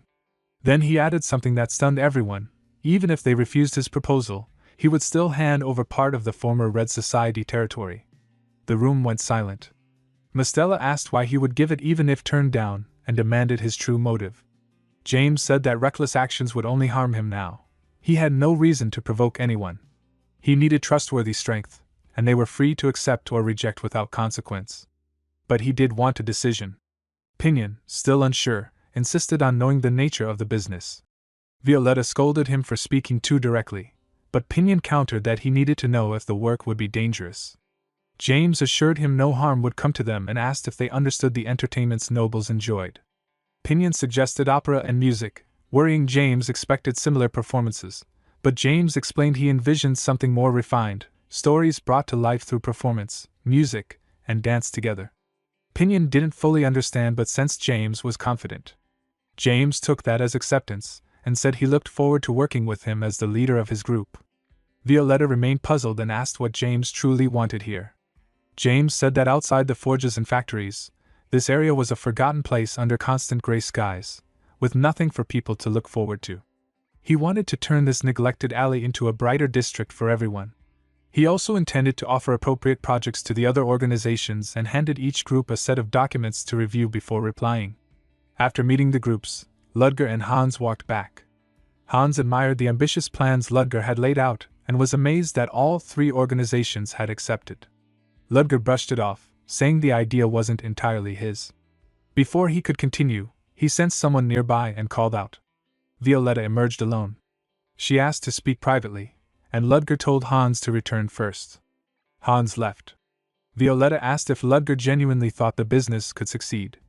Ludger asked whether she doubted it. She explained that the clothing market was completely controlled by nobles and wealthy merchants, leaving her unsure if she had any chance. Ludger said their goal wasn't noble fashion but everyday clothing for ordinary people. Once the public embraced it, noble trends would naturally lose their grip. Even so, Violetta warned that powerful factions would interfere sooner or later. Ludger said such obstacles had to be faced, and she couldn't stay hidden underground forever. She didn't need to worry about protecting her sisters anymore. If she accepted his offer, he would take responsibility for them. Once the business grew stable, she would even be able to incorporate her magic into her craft. Startled, Violetta asked how he knew about her magic. Ludger replied that mages could recognize each other. Violetta admitted she wouldn't be able to hide it forever if she worked with him. She lifted her cloth, revealing a burned scar beneath her left eye. Ludger recognized immediately that it was caused by magic. Violetta explained that the mage who had taught her, twisted and possessive, left the injury. She had sought healing too late, and even the Luminous Healer Apostles couldn't mend it. She turned to leave. Ludger stopped her, gently taking her wrist before she could cover her face again. Since she had trusted him with something she never showed others, he felt he should respond. He brushed his thumb lightly across the scar. Confused, Violetta asked what he was doing. He told her to check her reflection. When she looked in a mirror, she saw the burn had disappeared. She asked how it was possible, and he simply called it true magic. He added that hiding her face over a single scar didn't suit her. Violetta admitted she still preferred covering her face for now, and Ludger accepted that. She said she would begin the work he assigned, finding their talk unexpectedly meaningful. As she turned away, Ludger called her name. When she looked back, he suddenly pulled her aside and an arrow pierced the wall where her head had been. She thanked him, shaken by the ambush, and wondered who attacked. Ludger drew his staff, saying he had his suspicions but wasn't sure how many enemies lurked nearby. A voice mocked James Moriarty, saying he had made things easy by walking without protection. The attacker introduced himself as one of the surviving Red Society members, claiming he fully understood why his group fell and had prepared accordingly. A strange scent spread through the air. James recognized it instantly and warned Violetta not to cast spells. The diffusion would make magic unstable. Violetta noted how familiar he sounded and stiffened when she recognized the voice. The attacker boasted about catching two valuable targets at once. Violetta sighed, gripping her closed umbrella, irritated that the situation forced her into physical combat, which she disliked. James asked if she intended to fight. She said they had already been discovered and had no path of escape. James then asked if she could dance. Violetta replied that she could dance well enough to match anyone. James trusted her, and said he would leave his back to her. James and Violetta struggled to hold back the attackers, realizing that without magic their disadvantage was obvious, though their opponents showed signs of fatigue. James urged her to endure a little longer. She admitted she was already worn out and blamed her lack of physical training, prompting James to note that improving her stamina after this would be wise. He searched for the archer who fired the first shot but sensed nothing. Someone with refined killing intent and rare diffusion incense had masked their presence. He concluded a seasoned killer was among them. Calling to Violetta, He lifted her effortlessly onto his shoulder and sprinted away. Their pursuers shouted in anger as they ran. She demanded to know what he was doing, and he explained that a professional assassin was hidden among the group, making a drawn-out fight too risky. Her voice wavered at the thought. Two figures in dark garb rushed after them, daggers glinting. She recognized something about them, and James explained that assassins from the southern desert, killers for hire, were said to be active. The region confirmed his suspicion, Kalsapa assassins. He warned her not to bite her tongue as he used his chain to pull them both up onto a rooftop. They landed and braced for combat. Violetta blocked a strike with her umbrella only to find the material dissolving. She realized their blades carried something corrosive, and James confirmed it was a poison unique to the Kalsapa, nearly impossible to defend against. She asked what they were supposed to do, and he listed their options: wait for the assassins to expend their weapons or escape altogether. She immediately chose the latter. He swept her up again and dashed off. As they retreated, she shouted after him, accusing him of abandoning her and calling him a coward. One assassin watched her from below, convinced she was bait and that James was lying in ambush. As he crept toward her, James drove his sword through the man's chest. The assassin gasped in disbelief, and James explained that he had used a bit of magic along with the lingering incense to his advantage. He withdrew the blade, thinking that although faint, the remaining incense didn't interfere with mana, allowing him to transmit sound through it. Violetta suddenly warned him to look up. The second assassin dropped toward him, hurling a chain. James drew another weapon and cut him down, noting that the man's initial judgment had been sharp but he had let his guard slip at the crucial moment. Voices were closing in from the distance, orders to capture them echoing through the streets. James sensed the incense dissipating and asked whether she could handle the rest. She assured him that it would be simple. When more enemies appeared, she snapped open her umbrella and dispatched them in a single stroke. She surveyed the aftermath, surprised the attackers had regrouped for an ambush even after their organization had fallen apart. James reasoned they must have been hired. When she asked who might be pulling the strings, he said the same person who commissioned the assassins. He also mentioned that he had already eliminated Belfort Rixin, removing him from suspicion. She was stunned that James was responsible, and he explained that Rixin had been involved in various underhanded acts while financially supporting Daughtry, crossing lines that harmed human dignity. James wanted no association with someone like that. He added that he would hand over Daughtry's recruits to her group and told her to treat them however she saw fit. In return, they would pursue the one behind this incident, which he would have requested separately anyway. Violetta admitted that things were about to get hectic, especially with the new business James had pushed onto them. He asked if she could manage it, and she reminded him not to underestimate her, promising to perform both tasks with precision. He approved of her resolve and left her to it. They parted ways, heading toward their next obligations. Sheridan called for help in her usual impatient tone, and Hans immediately bristled at the nickname. She barked at him to hurry. Ludger entered after hearing the noise, finding Hans cornered while Sheridan glared in annoyance. Hans begged for rescue, and Ludger dryly commented on the commotion. To redirect her, he showed her the device he brought, and she eagerly dove into examining it. She immediately noted he had dragged the mechanism while also carrying someone, putting too much strain on the wiring. Hans reminded him the device wasn't built for two, and Sheridan pointed out the clamp had loosened because of it.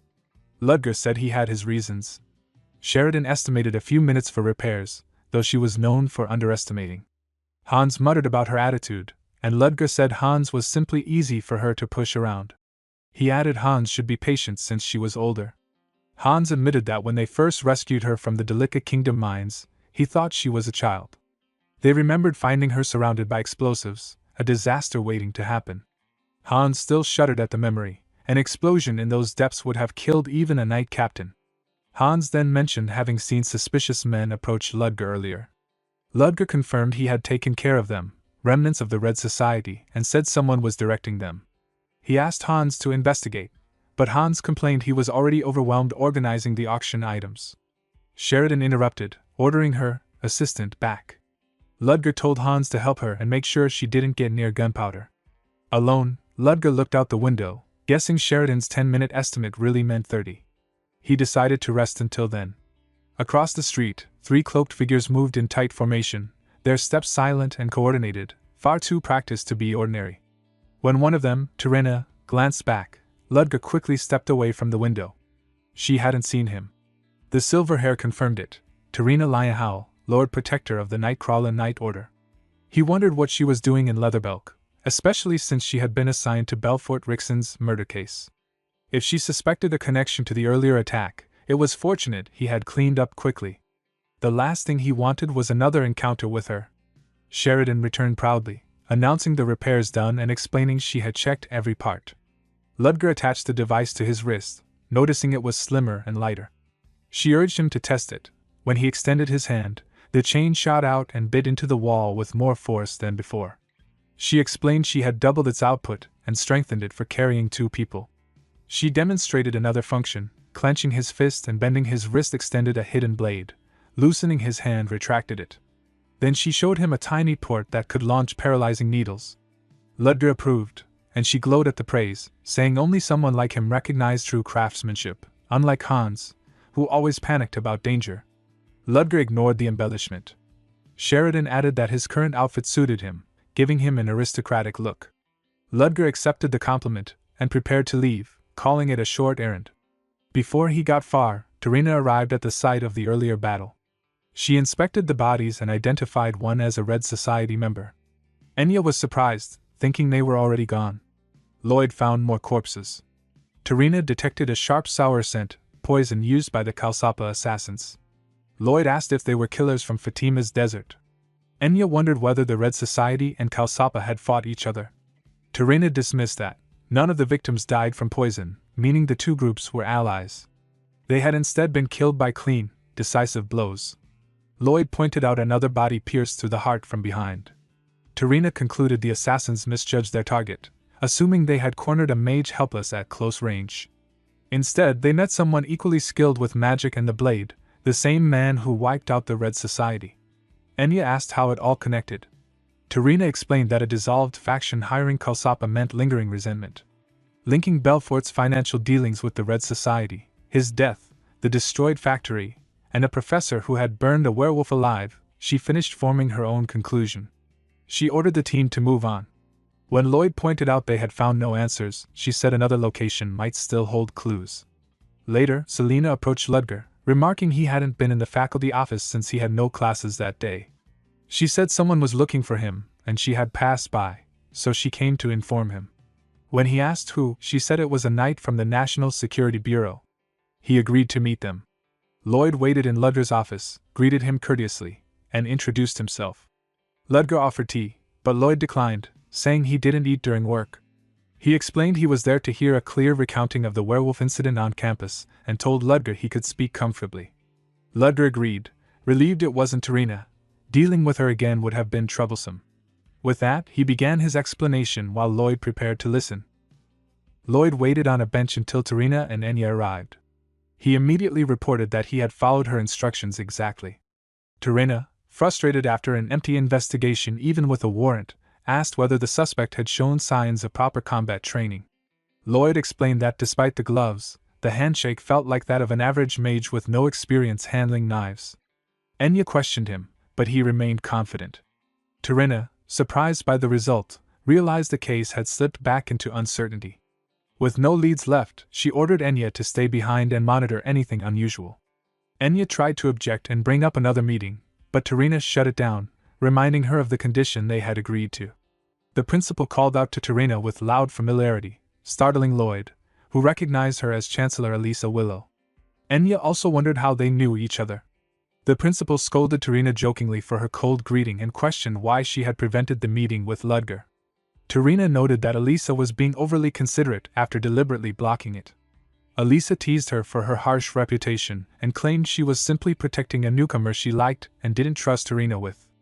Tarina took the jab quietly and prepared to leave, refusing Elisa's offer to stay for tea, even when Elisa called after her.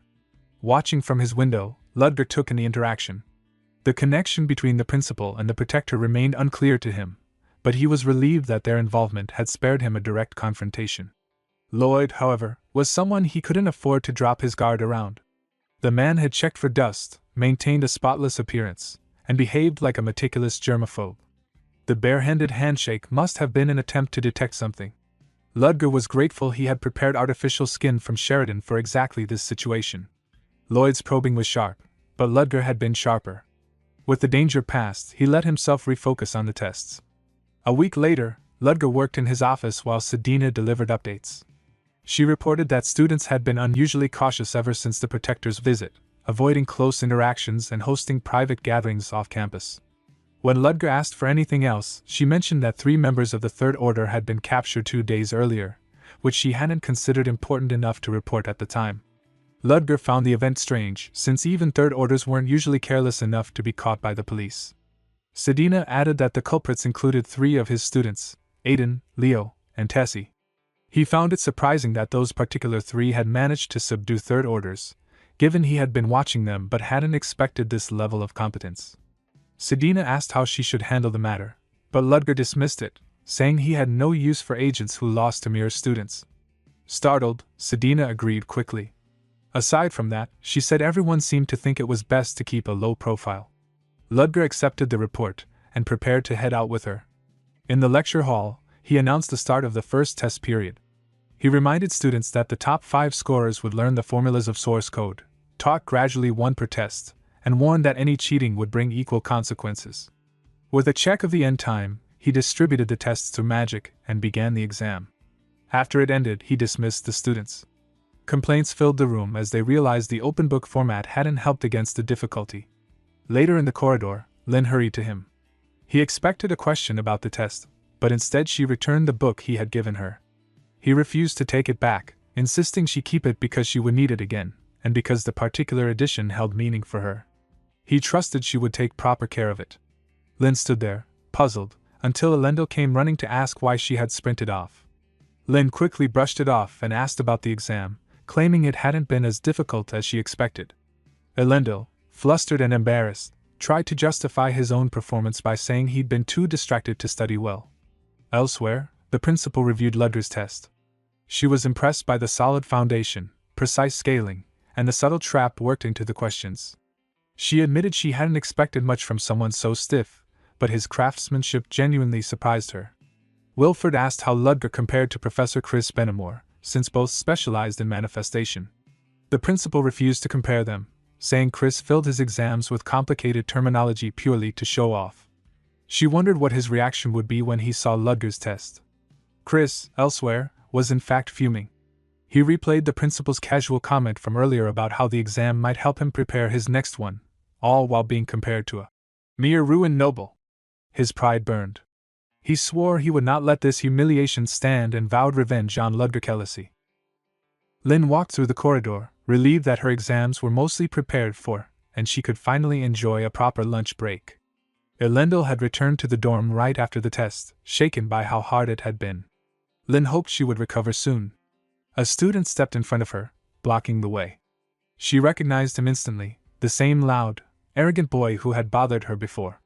She asked him to move aside, but he ignored her.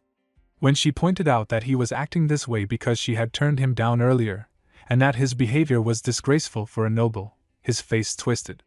He grabbed her wrist, yanked her aside, and shoved her to the ground.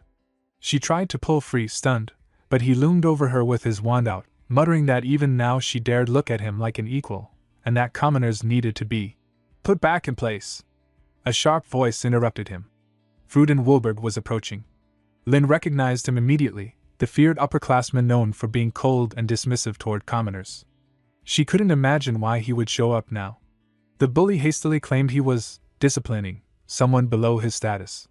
Fruden dismissed it with a flick of his hand, forcing the boy face first into the ground, saying trash like him stained the noble name more than anything else. Trembling, the boy scrambled away when Fruden gave him one chance to leave. Lynn thanked him.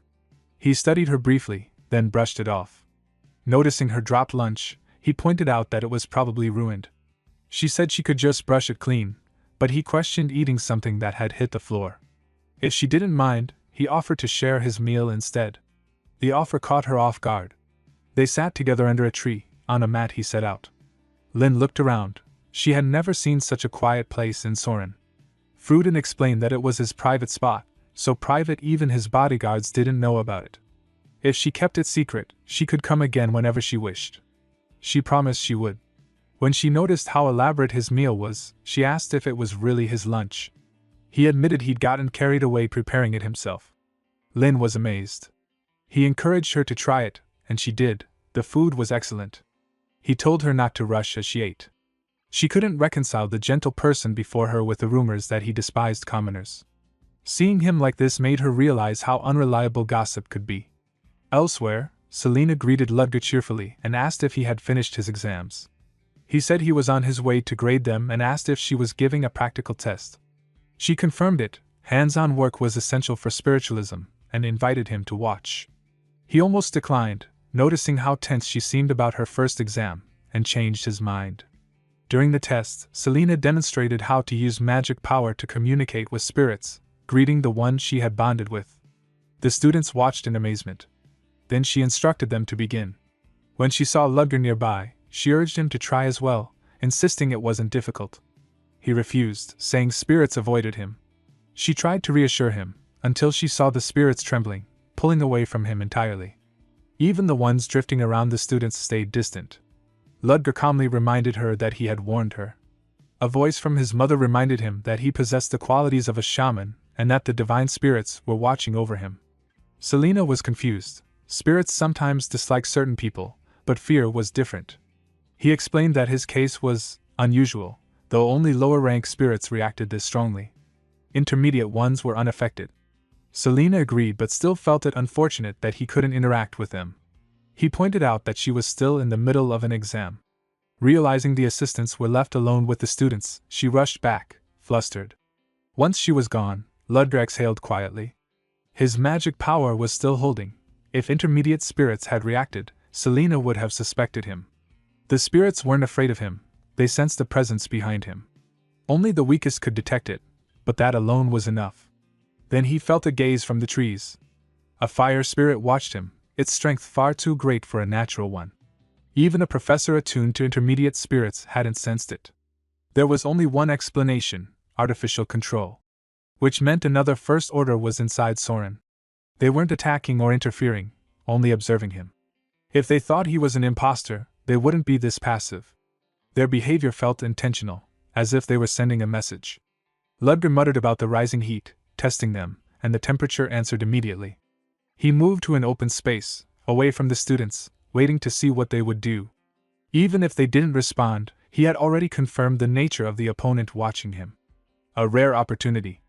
A letter appeared out of thin air. It contained a single line: "Tonight, after classes. At this place." Dark Flame spoke that Ludger arrived earlier than expected, Ludger noting the absence of the original body and hinting that this outcome had been anticipated. Ludger moved straight to the point, demanding the reason for the summoning. Dark Flame explained a plan to create chaos at Soren, but magicians had been extinguishing every fire she attempted. Ludger quickly recognized the plan as a potential terror attack and questioned why she sought his aid. She insisted on help, offering compensation for his cooperation under a formal contract between two aliases, John Doe and Esmeralda. Ludger immediately realized that Esmeralda was not a real name, likely a code akin to his own. He refused, citing the Chancellor's ongoing suspicion and his need to avoid rash actions. Dark Flame pressed, incredulous that he would turn down the offer and suspicious of his second-order subordinate under him, hinting at hidden schemes.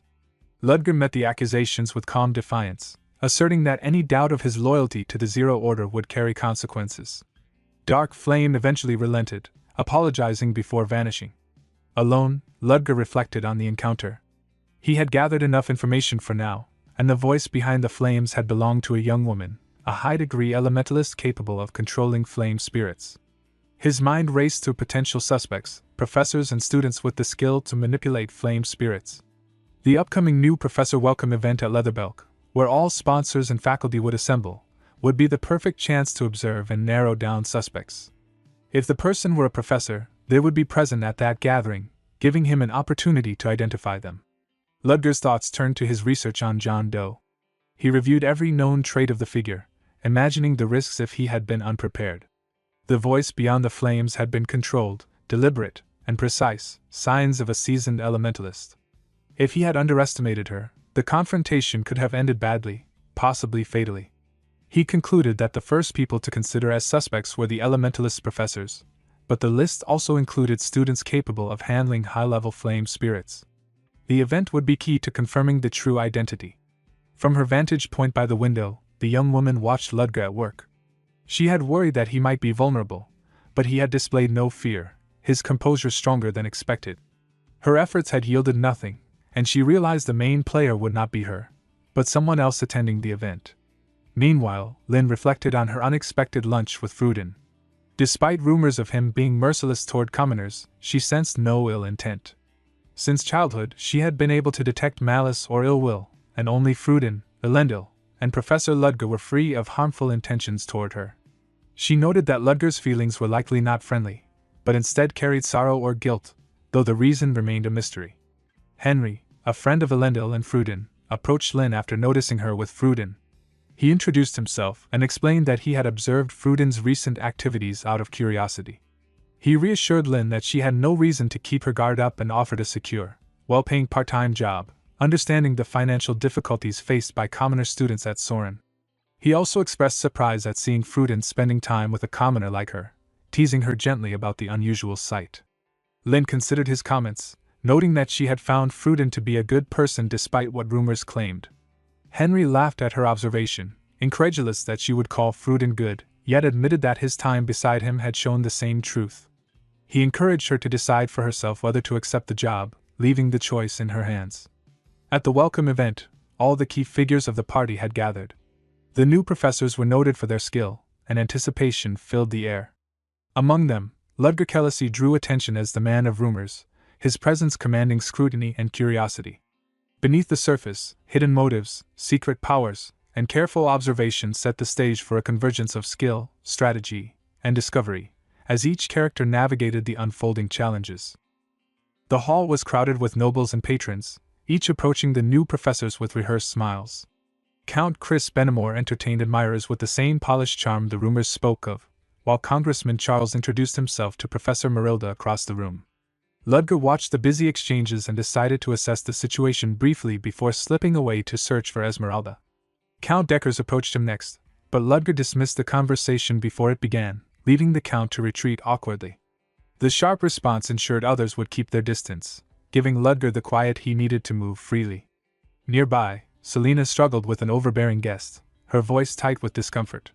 Recognizing her unease, Ludger stepped between them and shielded her from the man's intrusion, stating she already had prior plans.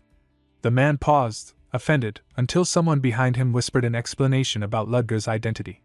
His arrogance only inflated, and he introduced himself as Evan Luke of the prestigious Luke Company, expecting Ludger to step aside. Selena's trembling grip on Ludger's coat made his choice clear, and he held his position. Evan continued provoking him until Ludger finally caught the hand jabbing at his chest, matching the man's bravado and rejecting the implied threat of professional retaliation. Evan's aide hurried to intervene, but Evan lashed out even at him, slapping him for using the wrong title and demanding obedience. The confrontation grew louder than Ludger expected, far from the quiet exit he had planned. The principal arrived, amused by the commotion, and Evan seized the moment to demand that Ludger be dismissed.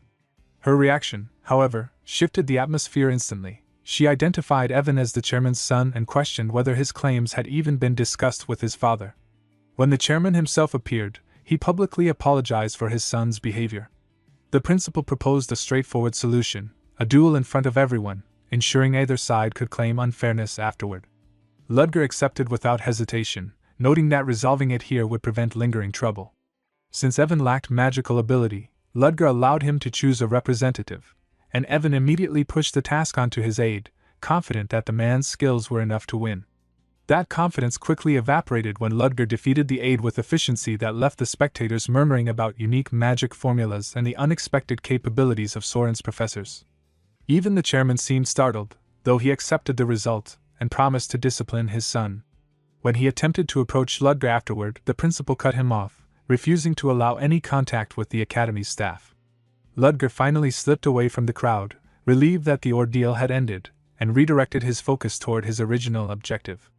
Selena caught up with him first, thanking him and explaining that the chairman had apologized directly to her. She asked about his plans and invited him to accompany her to meet the animism professors. Hearing that, Ludger immediately recognized the opportunity and followed her. The 4 animism professors welcomed Selena warmly and acknowledged Ludger as the new instructor assigned to the second years. Ludger observed each professor carefully, hoping for even the smallest reaction, but none of them showed anything unusual. The woman he sought, Esmeralda, had been fiery and difficult in their last encounter, not someone who would remain composed at the sight of him. It left him uncertain whether she was among them at all, and he concluded he still lacked too much information to rule anything out. Feeling parched, he picked up a drink from the tray carried by a passing server, only to recognize Lin standing behind it. She explained she was working part-time at the event, along with a few classmates who had accepted the same job. He reminded her not to exhaust herself, and urged her to head home once she finished. Selena rejoined him shortly after and recognized Lin as well, mentioning that her own assistant was also working in the venue. She pointed out Joanna Lovett, a first-year student already showing strong talent in animism. Ludger watched Joanna Lovett slip away with the tray and wondered why she left so abruptly, realizing she had only gone to set it down. He scolded himself for becoming overly sensitive, knowing he might start missing details he would normally notice. His thoughts drifted back to the group planning a business, concluding from their bulk fabric purchases that they were aiming for the clothing industry. The nobles nearby sneered at the ambition of lower-class people, amused by the audacity of commoners conducting business dealings inside the imperial household. Ludger recognized Violetta's hand in this, noting how quickly she was moving despite her attempt to mask her desperation and fragile hope. Their mockery continued, confident the plan would collapse and joking about watching from afar with a glass of wine. Ludger dismissed them as fools, fully aware that their scorn would not stop the chain of changes now forming beneath the surface. A sudden pressure struck him, forcing a small wince. Selena noticed and checked on him, and he excused himself, blaming the slippery floor before stepping outside for air. Chris saw him leave and quietly followed as an overwhelming noise filled Ludger's head, the voices insisting he was chosen and telling him to take their power. He forced them back and swallowed his pills, annoyed at himself for overexerting mana during the duel and failing to notice how drained he'd become. Chris, hidden in the shadows, saw the pills in his hand and wondered about them. Returning inside, Ludger heard shouts and confusion breaking out. People scattered in panic as a towering figure of fire erupted into the hall, and he immediately recognized Esmeralda's involvement. Mages attempted to restrain it while others directed the evacuation, but the creature's flames overwhelmed every attempt. The animism professors Angela Anderson and Viorano Dentes commanded coordinated attacks, yet nothing pierced the creature's molten exterior. Debris crashed from above, black flames consumed everything they touched, and panic surged through the crowd. Assessing the creature, Ludger realized its fire resembled magma and possessed destructive power matching the highest level spirits, rivaling the 6th rank. Its humanoid form was wrong, lacking a proper lower half. That inconsistency led him to suspect a medium-based incarnation, allowing the summoner to remain hidden. Considering the location of its appearance, the silver tray on the table stood out as the obvious medium. The truth clicked into place: Joanna Lovett was Esmeralda. Reaching her now was impossible, but he had already identified a method to break through the creature's defenses. Just as he prepared to act, he spotted Lin trapped beneath fallen rubble. Lin stirred in confusion, only to freeze in terror at the sight of the fiery beast, unable to move her injured leg. Ludger used Aether Nocturnus to teleport her and himself to safety. He knelt beside her, noting her wound and treating it quickly, while she stared at him with a faint sense of familiarity she couldn't explain. She asked about it, unsure where she had seen this scene before, but he dismissed it gently and urged her to leave immediately. She hesitated only long enough to thank him before hurrying off. Once she was safely away, Ludger stepped back into the chaos, used Aether Nocturnus again to reappear before the raging spirit, and prepared to end everything as the ceremony reached its breaking point. Angela pushed forward with her water spirit, sending it to bite into the fiery creature. For a moment it seemed effective, the monster's arm snapped off, but the victory was brief. Viorano immediately sensed the problem. The attack had barely hurt it, and Angela's spirit was already straining from the effort. When the monster's arm regenerated instantly, he warned her to withdraw before she was overwhelmed. They both realized they couldn't bring it down with their current strength. The timing was suspicious as well, emerging just after the principal's departure. Viorano suddenly noticed how the surrounding spirits were acting unnaturally, as though shielding something. Understanding dawned on him: this creature had been brought through a medium. Ludger, meanwhile, could feel the limits of his drained condition. He didn't have enough stored power to use large-scale magic, so he settled on a single decisive strike. His attack tore through the beast, forcing it to collapse. Even as it faded, the creature's hatred seeped through, promising that humans would one day burn. Ludger dismissed the threat unshaken. Outside, he stood with Viorano as they examined the details. The monster's lower half had been only half formed, and when viewed closely, its distorted edges connected back to the medium that birthed it. Viorano admitted he had failed to catch such a thing, his background in animism making him overlook the possibility of forced summoning. Spirits, as he explained, were tied to nature and held no opinion of humans at all, so encountering one filled with hatred was entirely new. He thanked Ludger for minimizing the damage, especially with his unusual spatial magic. Ludger briefly described how it functioned, anchoring power to a coordinate before manifesting it, though he privately noted that most people could never manage such magic without rare spatial intuition. Viorano checked on him then, concerned that using magic while weakened might have caused deeper symptoms, the kind that appeared in people with overdeveloped cognition. He spoke of how some individuals break past ordinary constraints, seeming like geniuses but actually stepping beyond a protective boundary. Beyond that boundary, some even begin hearing unfamiliar sounds. Ludger denied any such experience, staying composed, though the topic intrigued him enough to ask what happened after the voices. Viorano shared the limited knowledge he had. If symptoms progressed, one might eventually see things, and in rare, theoretical cases, make direct contact with entities considered gods. James went over the morning paper, analyzing the chaos at the banquet. Many victims were nobles, and if Esmeralda intended to shake the upper class, she had succeeded halfway. Still, her reveal was a gain for his side. He debated leaking her identity but quickly dismissed the idea. Doing so too soon would expose his involvement in defeating the spirit.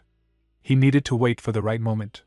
His attention shifted when he noticed Evan Luke, head of the Kunst auction house, was increasing security after the incident. It meant more complications for him. Violetta interrupted his thoughts, reminding him of their plan. Since he had wanted to see how the slums were changing, the two prepared to head out together. Violetta led Ludger through the district, telling him to take in the changes. The newly renovated street stretched ahead, widened using the majority of their budget just as he had advised. She explained that artisans would soon fill the area, with various groups cooperating with the plans he had proposed. Kirukas was preparing a musical to replace the old circus, and a few elderly workers were assembling the literary magazine he had suggested, intending to gather short stories and tales from unknown writers. The children had already been asked to spread rumors to build interest, though she was unsure whether it was having any effect. Ludger reassured her that even if they failed, all that mattered was that they tried, because every business required an initial push. She admitted that investors were still scarce, then showed him the new tailor shop, which planned to begin with simple clothing before gradually shifting toward high-end fashion. She seemed quietly confident, claiming that she had been waiting for this opportunity for a long time. Once they finished inspecting the area, Ludger announced that it was time to meet the people they would be working with. Violetta was caught off guard, but he simply continued onward. They found a familiar man sweet-talking a woman, and Ludger approached him directly, pulling him away under the excuse of an existing appointment. The man, Alex of Yen Owen, looked disappointed, noting that they were not scheduled to meet until later. Ludger remarked that he would have been late otherwise. Alex immediately shifted his attention to Violetta with shameless enthusiasm, prompting her to question whether he truly belonged with them. Ludger affirmed that, despite his mannerisms, Alex was competent. She reluctantly considered the possibility that there was more to him than appearances suggested. Alex, meanwhile, asked what treasures or women they would be pursuing that day, prompting her to recoil even further. He introduced himself as a noble from the southern Fatima kingdom, only for Ludger to warn her not to trust his claims too easily, knowing full well that Alex's habits bordered on fraud.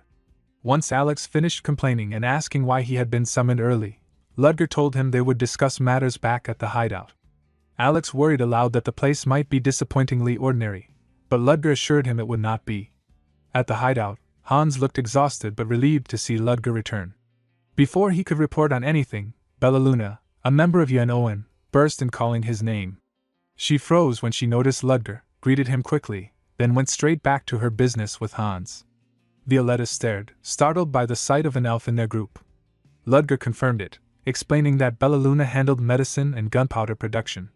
She immediately began applying a concoction to Hans, insisting it would only sting a little.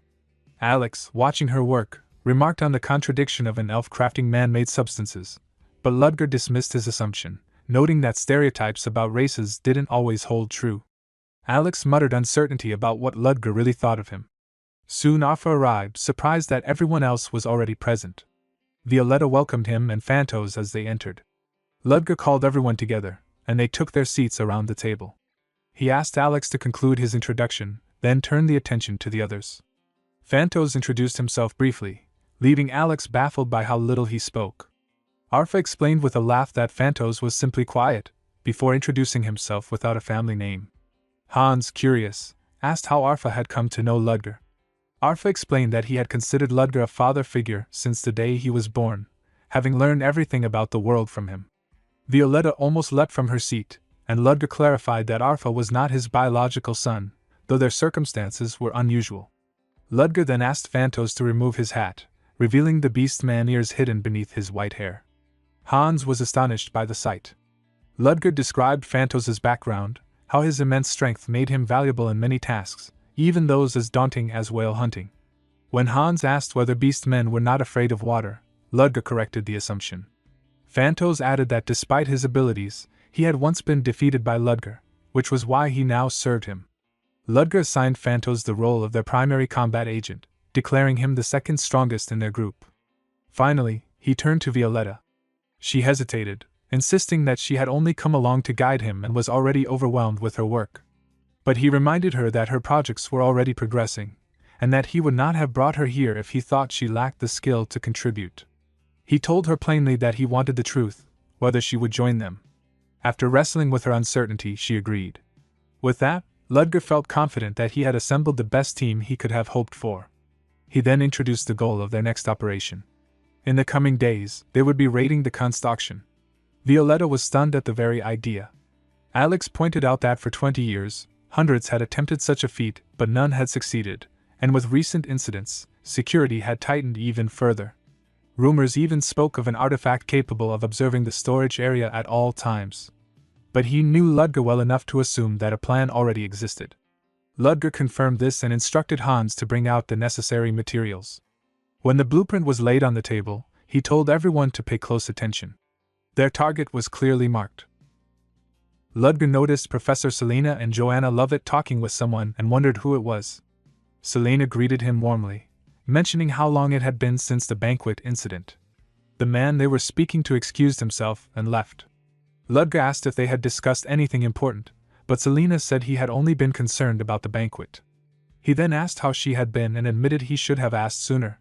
She thanked him on behalf of the students, and confirmed her assistant Esmeralda had expressed gratitude.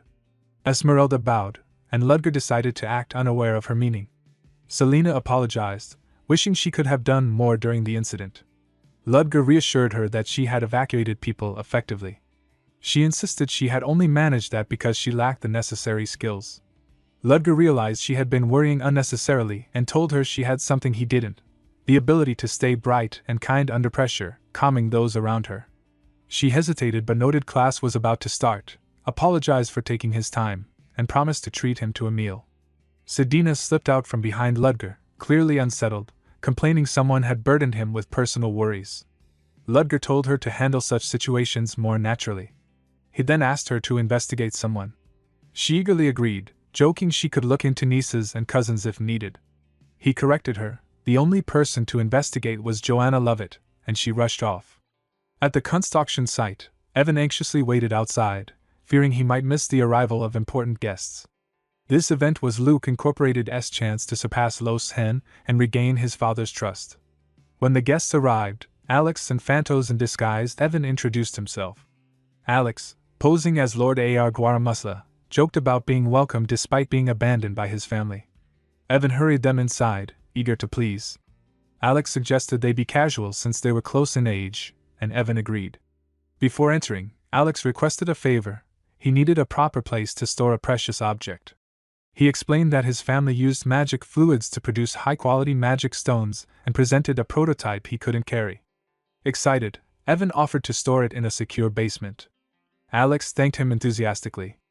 A flashback showed the earlier briefing: Hans driving, Phantos in the passenger seat, Alex and Ludger in the back. Alex admired Ludger's skill at tailoring Southern noble clothing. Ludger reminded him to stay in character. Alex outlined his cover identity as the less powerful but well-connected son of a magic stone merchant, and commented on his own attractiveness, which Ludger ignored. Phantos was instructed to act as a silent bodyguard. Ludger explained Luke incorporated S expansion into magic tools and artifacts, and why Alex's disguise was ideal. He handed Alex a comms device made by Sheridan. Back in the present, Alex informed the team via the device that he and Melvin were proceeding to the target. Evan asked if he had said something, but Alex brushed it off. They reached the secured area, an elevator opened by a single key and guarded by armored knights, as Hans had described.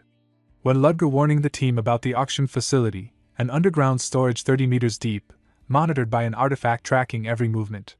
He instructed Alex and Phantos to inspect the interior. Afterward, Alex reported that the layout gave him confidence the plan would work. Ludger told him to continue only if he remembered their discussion, and Alex agreed. Before leaving, Alex overheard a girl complaining and recognized the voice, Anya Joiners, his ex-girlfriend. Alarmed, he contacted Ludger, who warned him to avoid being seen. Alex agreed, noting she seemed unchanged. Maintaining his disguise, he informed Evan he needed to leave. Evan tried to continue their business discussion, but Alex insisted they speak privately another time and departed. Back at the hideout, the group noticed Bella Luna hadn't returned.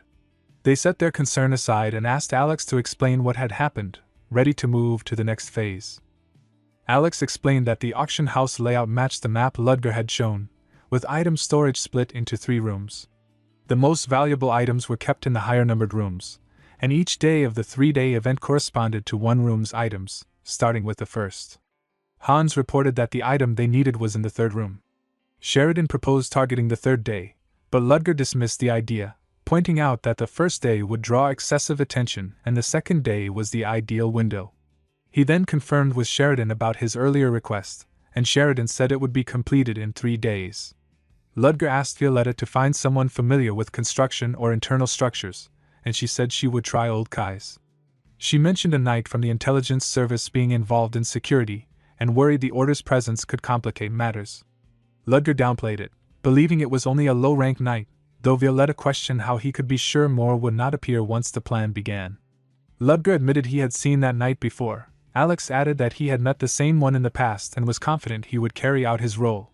With the needed information gathered, Ludger kept the plan unchanged.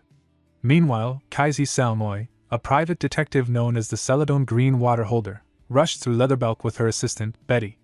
She warned of approaching rain and scolded Betty for falling behind, while Betty complained about the unnecessary load of 5 years' worth of documents. Kaisi insisted every sheet was important. When the rain began exactly as she predicted, Betty panicked about the files, but Kaisi opened an umbrella and used a magic shield to keep everything dry. Betty asked why they had come to Leatherbelk, and Kaisi explained that strange incidents tied to suspicious groups and where people had surfaced in the city, not ordinary cryptids, and the last trace of a certain man led here. When Betty pressed her, Kaisi revealed she was after James Moriarty. Betty insisted he had died in their famous confrontation, but Kaisi dismissed the claim, though she confirmed the waterfall part of the tale was real. She believed he had survived, relying on intuition and the evidence in the documents Betty carried. She then reviewed earlier incidents. 5 years ago in Duramang, multiplying cryptids and the Beast of Gavaden were ended by Abraham Van Helsing, who later vanished. 4 years ago in Fatali, Arsène Lupin carried out a year-long spree and disappeared. 3 years ago in Delica, James Moriarty attempted to ignite a war before disappearing. And recently in Utah, Machiavelli won a civil war and also vanished. Kaisi concluded these figures were the same person, whom she believed had now come to Leatherbelk. Betty asked why someone so capable would roam the world under different identities, but Kaisi admitted she didn't know. What mattered was that he had once thrown the Empire into chaos, and if he was alive, they couldn't ignore it. She led Betty to the lodging she had selected, the Kunst auction house. At the same auction house, Evan welcomed Princess Elendil von Exilian and escorted her to her VVIP room as she observed the extravagant decor and wondered how many commoner households a single ornament could support. At the same time, Ludger, speaking through Sheridan's device, announced that Yuan Owen's plan was beginning. Alex, who had waited since the previous day, felt relief as the operation finally started. His first task was to meet Violetta downstairs, but when he spotted Enya, his ex-girlfriend, he quickly turned away, startled to see her there. Through the device, Violetta reported she would delay herself by pretending to fix her shoelace before heading down. Realizing the situation was drifting off course, she prepared to complete her task alone. This followed Ludger's earlier instructions. The first objective was to secure the key to the elevator entrance, a responsibility shared by Alex and Violetta. In the present moment, a man approached Violetta, distracted by her appearance, and assuming she worked at the auction house. Violetta acted unsteady, claiming she had overdrunk and asked him to escort her to her room, positioning herself to begin the operation. Violetta thanked the man for helping her, and he assured her he couldn't ignore a guest who had misplaced her room in a drunken haze, even offering his own room for her to rest. She responded with feigned flattery as he closed the door behind them, remarking that she needed to sober up and suggesting they play something fun to help. She played along until he reached for her, at which point she seized his wrist, broke his stance, and threw him over her shoulder. She noted to herself how quickly he fell, grateful for the body-strengthening techniques she had learned from the leader. With the man unconscious, she turned her focus to finding the key. At the auction hall, the host welcomed everyone to the second day and presented the first item, a jewel said to be a mermaid's tear. Bids soared immediately. Elendil wondered if it could truly be authentic, marveling at the extravagance. Kaisi, seated nearby, remarked that the jewel was beautiful but fake, noting that the princess seemed bored. When Elendil asked how she knew her so well, Kaisi explained her deductions: the princess's expression, the flattened hair from resting earlier, the lingering scent of the room, and her lack of perfume despite noble expectations. With rumors already circulating about Elendil's attendance, it was not difficult to narrow down her identity. Elendil, impressed, recognized Kaisi as the famed private detective and Celadon Green Water title holder. Kaisi introduced herself and explained she was invited upon arriving in Leatherbelk, and that large events like this often attracted incidents, guided by her instinct as a detective. Ludger monitored the situation, noting that Violetta was doing her part even as the plan drifted slightly from the intended path. Before he could regroup with the others, Evan approached with exaggerated familiarity, recalling their previous encounter at a banquet. Ludger answered politely, but Evan insisted on escorting him and instructed guards to treat him with special care. Ludger realized Evan was intentionally restricting his movements under the guise of hospitality and, through the device, informed Hans that he was pinned down and needed backup. Hans panicked at the implication, knowing backup meant him. Arfa urged him to go, though Hans reminded him to use code names. He corrected himself, calling him Kafka and asking to be called Dumas. Hans grumbled but complied. With their schedule already delayed, he resigned himself to moving together with Arfa. He tried fixing the jammed device, growing frustrated until a red signal finally appeared. Before they could proceed, a guard spotted them and approached. Hans whispered urgently for Arfa to act, and when the guard reached them, Arfa struck him unconscious in a single blow. Hans was stunned at his strength, but quickly decided to drag the man aside and hide him among the trash. Another guard called for his partner, and Arfa, perfectly mimicking the unconscious man's voice, sent him away with an excuse. Hans was left questioning her identity again but pushed forward, activating the device as instructed. Elsewhere, Alex finally made it downstairs after narrowly avoiding Enya, still shaken by the unexpected encounter. Determined to continue, he rushed forward, only for a woman to collide with him. He caught her reflexively and asked if she was all right. Violetta steadied herself, claiming she slipped, and covertly handed him the key. Alex contacted the team under the codename Hugo, confirming he had secured the key and was heading to the elevator. Phantos, using the name Melvin, replied that he would wait there. When Alex passed by, Phantos revealed himself suddenly, startling him. Alex recognized the stealth technique used by Spirit Animation and handed over the key, noting the increased number of guards due to the auction. Sheridan listened through the device as Hugo and Melvin confirmed their arrival at the entrance, then signaled that he would begin moving as well. Steam suddenly filled the air, sending people into coughing fits as panic spread through the hall. Sheridan recognized the effect immediately, pleased to see Bella Luna's tear gas working better than expected. While the crowd scrambled for shelter and guards struggled to manage the chaos, he noted that their distraction was unfolding perfectly. In a nearby corridor, a guard discovered an unexpected situation and called the others to see. The incident was judged as chemical terrorism, forcing them to split their duties. 2 would stay to guard the lift, while the rest were ordered to assist elsewhere. Alex, seeing the plan finally begin, reminded Phantos to handle the 2 guards as they moved out. When Alex and Phantos reached a restricted checkpoint, the guards confronted them. Alex raised his hands, acting confused and claiming they got lost during the commotion, casually dropping Evan Luke's name to lower suspicion. The guards hesitated, unsure how to respond, and in that moment Phantos struck them down. Alex checked that they were still alive and was relieved to learn Phantos had avoided lethal points, even though the armor had dented under a single blow. He immediately reported through the device that the entrance had been cleared. Hans and Arfa confirmed they were approaching, and the group proceeded inside. Meanwhile, the auction continued with rising bids as Ludger remained under Evan's watchful presence. He monitored radio chatter, relieved that things were progressing smoothly, until he spotted Kaisi Selmoy among the guests. The sight triggered memories of their fierce confrontation in the past, where she had nearly thrown away her life to take down his disguised identity, James. Seeing her now, calmly observing the room, worried him. She shouldn't know who he was, yet her presence alone threatened the delicate timing of their operation. 2 guards monitored the artifact security feeds, bored out of their minds. Their mood shifted when one noticed a brief flicker on the screen for the second storage room. Brushing it off as eye strain, he glanced again, only to witness an intruder bursting through the underground wall. Both men panicked and immediately sent in a report. The alert spread quickly. Evan demanded updates, furious to learn the intruder had entered by digging through the ground. He gathered every available guard, ordering them to split into assault and transfer groups. One team was to secure Storage Room 2 and capture the intruders. The other was to move the valuable item in Storage Room 3 to a safer location. The elevator carried the guards downward as Evan fumed at the potential losses. The assault team opened the doors to Storage Room 2, expecting a fight, but found the room untouched and completely empty. Evan was baffled, no intruders, no damage, nothing missing.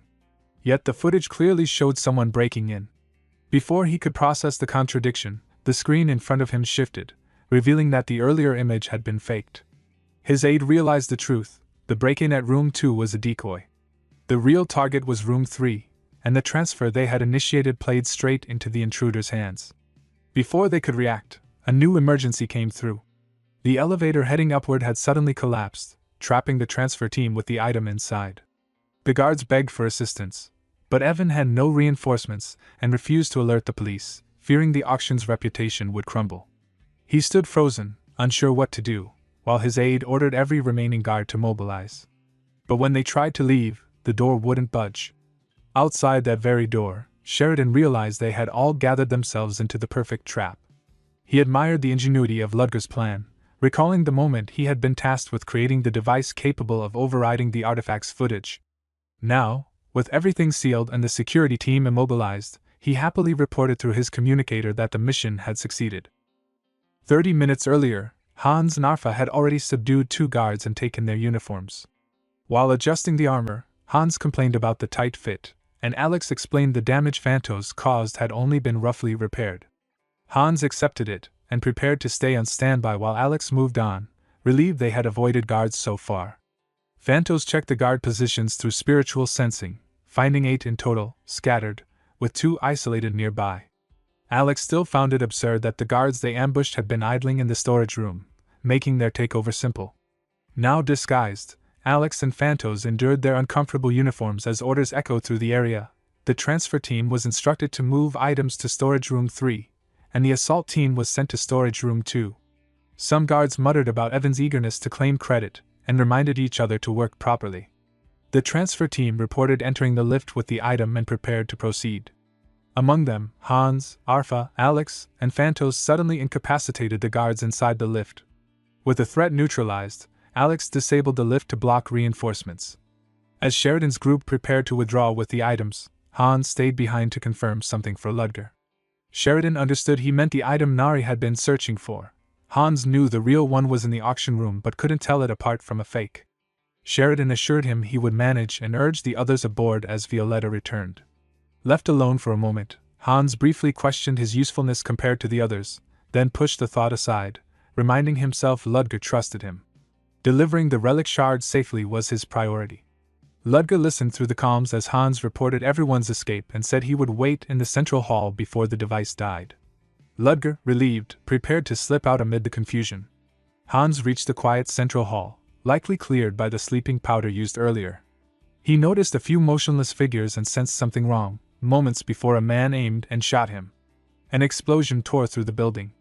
Armed intruders stormed the auction hall, ordering the crowd to freeze. Panic erupted as nobles searched for guards who never arrived. The attackers looted the fallen while Ludger realized their infiltration had weakened security enough to let these groups slip in. A bomber from the Liberation Army charged at him, and Ludger recognized the vest and pushed him back with magic. The blast's presence puzzled him since the building should have suppressed such reactions. The bomb's detonation, the strange energy, and the crowd's cries of curses suggested black magic at work. With robbers, the Liberation Army, and black magicians all appearing at once, he worried even more about Hans. Elsewhere, Elendil barely escaped the caves and wondered about Kaisi's safety before intruders targeted her as a princess. Their bombs failed to explode, and Kaisi stepped in, having neutralized the explosives by soaking them. Betty confirmed their area was clear, and Enya from the Nightcrawler order joined to protect the princess. Kaisi urged them to move together, still confused about how so many intruders breached Kunst and why guards were absent. As they regrouped, the entire building began to collapse. Hans asked Ludger why he had ever accepted someone as cowardly as him, admitting he always pushed the fighting onto others. Ludger's response was sharp. He had accepted Hans precisely because he was a coward. Leaning closer, Ludger told him he wasn't afraid of battle itself but afraid of hurting someone with his power and of the responsibility that came with it. Hans hesitated, then spoke about his past. He had grown up as an orphan, distant from others except for one girl who treated him kindly. She once brought home a puppy. While petting it, it nipped him, and what followed became his first unintentional killing. The image of that moment hung in the air, a memory that had scarred him deeply. He blamed himself for accepting her kindness, believing the tragedy wouldn't have happened otherwise. Ludger stopped him gently but then placed a small, dagger-like object in his hand, warning that someday he would face a reality he wouldn't want to confront. Ludger promised not to blame him for anything that might happen, but if Hans chose to stop running and fight back, this tool could serve as his last resort. The scene shifted. Hans lay bleeding on the auction house floor while a green-blonde older man rifled through the wreckage. He noted how fortunate it was that everything had fallen into disarray and urged his companion to hurry before others discovered them. Irritated, the companion examined a pouch found near Hans. The older man mocked the idea of a relic being stored so plainly, but when he reached for it, Hans grabbed his arm despite barely being able to move. Hans struggled to say he had to deliver it to his boss. Amused, the older man called him stubborn and declared he would leave Hans to die, certain his wounds would finish the job. Pain tore through Hans's chest as he fought to stay conscious. His thoughts spiraled. His body felt unbearably heavy. The relic was not theirs to take, and he had always relied on Ludger more than he deserved. Even now, he believed he was only dragging his leader down. Yet he remembered the item Ludger had entrusted to him, his final fallback. If this was the end, he would burn everything he had left. With the last of his strength, Hans activated the object. His body convulsed as a monstrous transformation overtook him, his scream twisting into something inhuman. The two intruders recoiled as a bestial shadow lunged toward them, its ferocity overwhelming. They shouted in shock at the terrifying creature Hans had become. Through the chaos, Ludger arrived, calm yet bearing glowing blue eyes, the reflection of the destruction inside. Outside, soldiers gathered near a transport vehicle. Phantos felt a surge of power emanating from the building they had left and froze, sensing something far beyond ordinary threats. He compared it to only a handful of monsters he had encountered in his life, perhaps even greater than all of them. Alex immediately connected the sensation to their earlier discussion. He recalled asking Ludger who ranked first in their team's combat power after being told Phantos was second. Ludger had excluded himself from the list and told Alex he was only third. When Alex asked who surpassed even Phantos, the answer had been simple: Hans. Back at the ruins, Evan panicked as his auction house collapsed around him. The loss of the goods, the destruction of the hall, and the uncertain status of the princess pushed him toward hysteria. Before he could issue more frantic orders, the ground split, and a colossal skeletal beast with horns and burning red eyes emerged, its clawed shadow stretching over the soldiers. They stared in disbelief, unable to understand what new nightmare had arisen in the middle of the chaos. A towering, horned shadow rose over the city, and panic spread as people recognized the same skull-faced monster from past reports. Evan was certain it was the beast of Gavaudin returning. The clockwork order arrived on horseback, the commander directing civilians to evacuate, while the knights tried to stay focused despite rumors about attackers at the auction house. They quickly realized the creature's speed didn't match its size, and the collapsing surroundings warned them how dangerous it truly was. From the debris, Kaisi Selmoy led Betty, Princess Elendil, Enya, and the women they had protected to safety. After confirming everyone was unharmed, they turned toward the monster in shock. Betty identified it as the Beast of Gavaudan, and Enya recalled the incident from 5 years ago in Duramang. Kaisi explained she had seen the preserved corpse at the Duramang Royal Museum, and that this creature didn't perfectly match it, especially in the shape of its front limbs. She considered the possibility of other similar monsters. Linking the beast's reappearance, Van Helsing's past hunt, and Moriarty's last known trail in Leatherbelk, she concluded the patterns were too aligned to be coincidence. Whatever Moriarty was planning could wait. Stopping the monster came first. Kaisi unleashed her water magic to support the knights. The commander, noticing the monster's unusual movement, took her appearance as a signal to attack. Kaisi was stunned by the creature's raw strength. Her magic broke apart as its howl disrupted her mana flow, but she steadied herself and reaffirmed the resolve expected from someone carrying a color title. She forced her power back into shape, creating waterform knights that charged the monster, giving the real knights an opening. Elsewhere, Ludger found a wounded knight and sensed the ominous mana saturating the area. The pattern reminded him of black magic tied to beast-type transformations, making him suspect Hans had resorted to the forbidden technique. Realizing he could not intervene in his current state, he withdrew with the promise to return once properly prepared. On the battlefield, the knights pressed forward as their attacks temporarily pierced through. Kaisi braced for the same magical interference the beast had triggered earlier. Before she could counter it, the ground began to vibrate. Betty spotted movement in the distance, and moments later a massive swarm of rats surged toward them. Kaisi froze, realizing an entirely new threat was flooding into the battle. Kaisi froze when she saw the incoming mass of rats, horrified that the monster could command other beasts, and especially shaken because rats were the one thing she feared most. She quickly raised a wall of water, but the swarm began climbing over it. Elendil and Betty rushed to reinforce her until the wall held. The commander noticed the rats gathering into a single shape, and warned his knights just as he realized what was happening. The monster's severed head and the swarm fused together into a new creature. The sight made him conclude that this technique was the same one responsible for the sudden appearance of cryptids during the Night of Blood, and he ordered everyone to eliminate them before more emerged to avoid a repeat of that catastrophe. Kaisi saw how quickly the cryptids were reforming and understood that she wouldn't even be able to focus on the main monster at this rate. She became distracted by the rats flanking them from multiple angles and panicked when she realized how many beasts had already slipped past her notice. Betty urged retreat, but Kaisi insisted they couldn't withdraw with civilians still trapped in the area. The main monster struck again while they were turned away, forcing Kaisi to rebuild the barrier. As the rats swarmed her feet and legs, she screamed but reminded herself that holding the monster back mattered more than her own condition. She resolved to stall the enemy long enough for any remaining civilians to escape, even if she had to withstand the entire horde alone.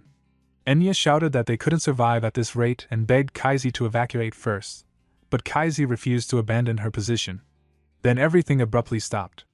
The beast froze mid-movement, and every rat creature turned its gaze toward the same point. A wolf-headed beast commented on their sudden stillness.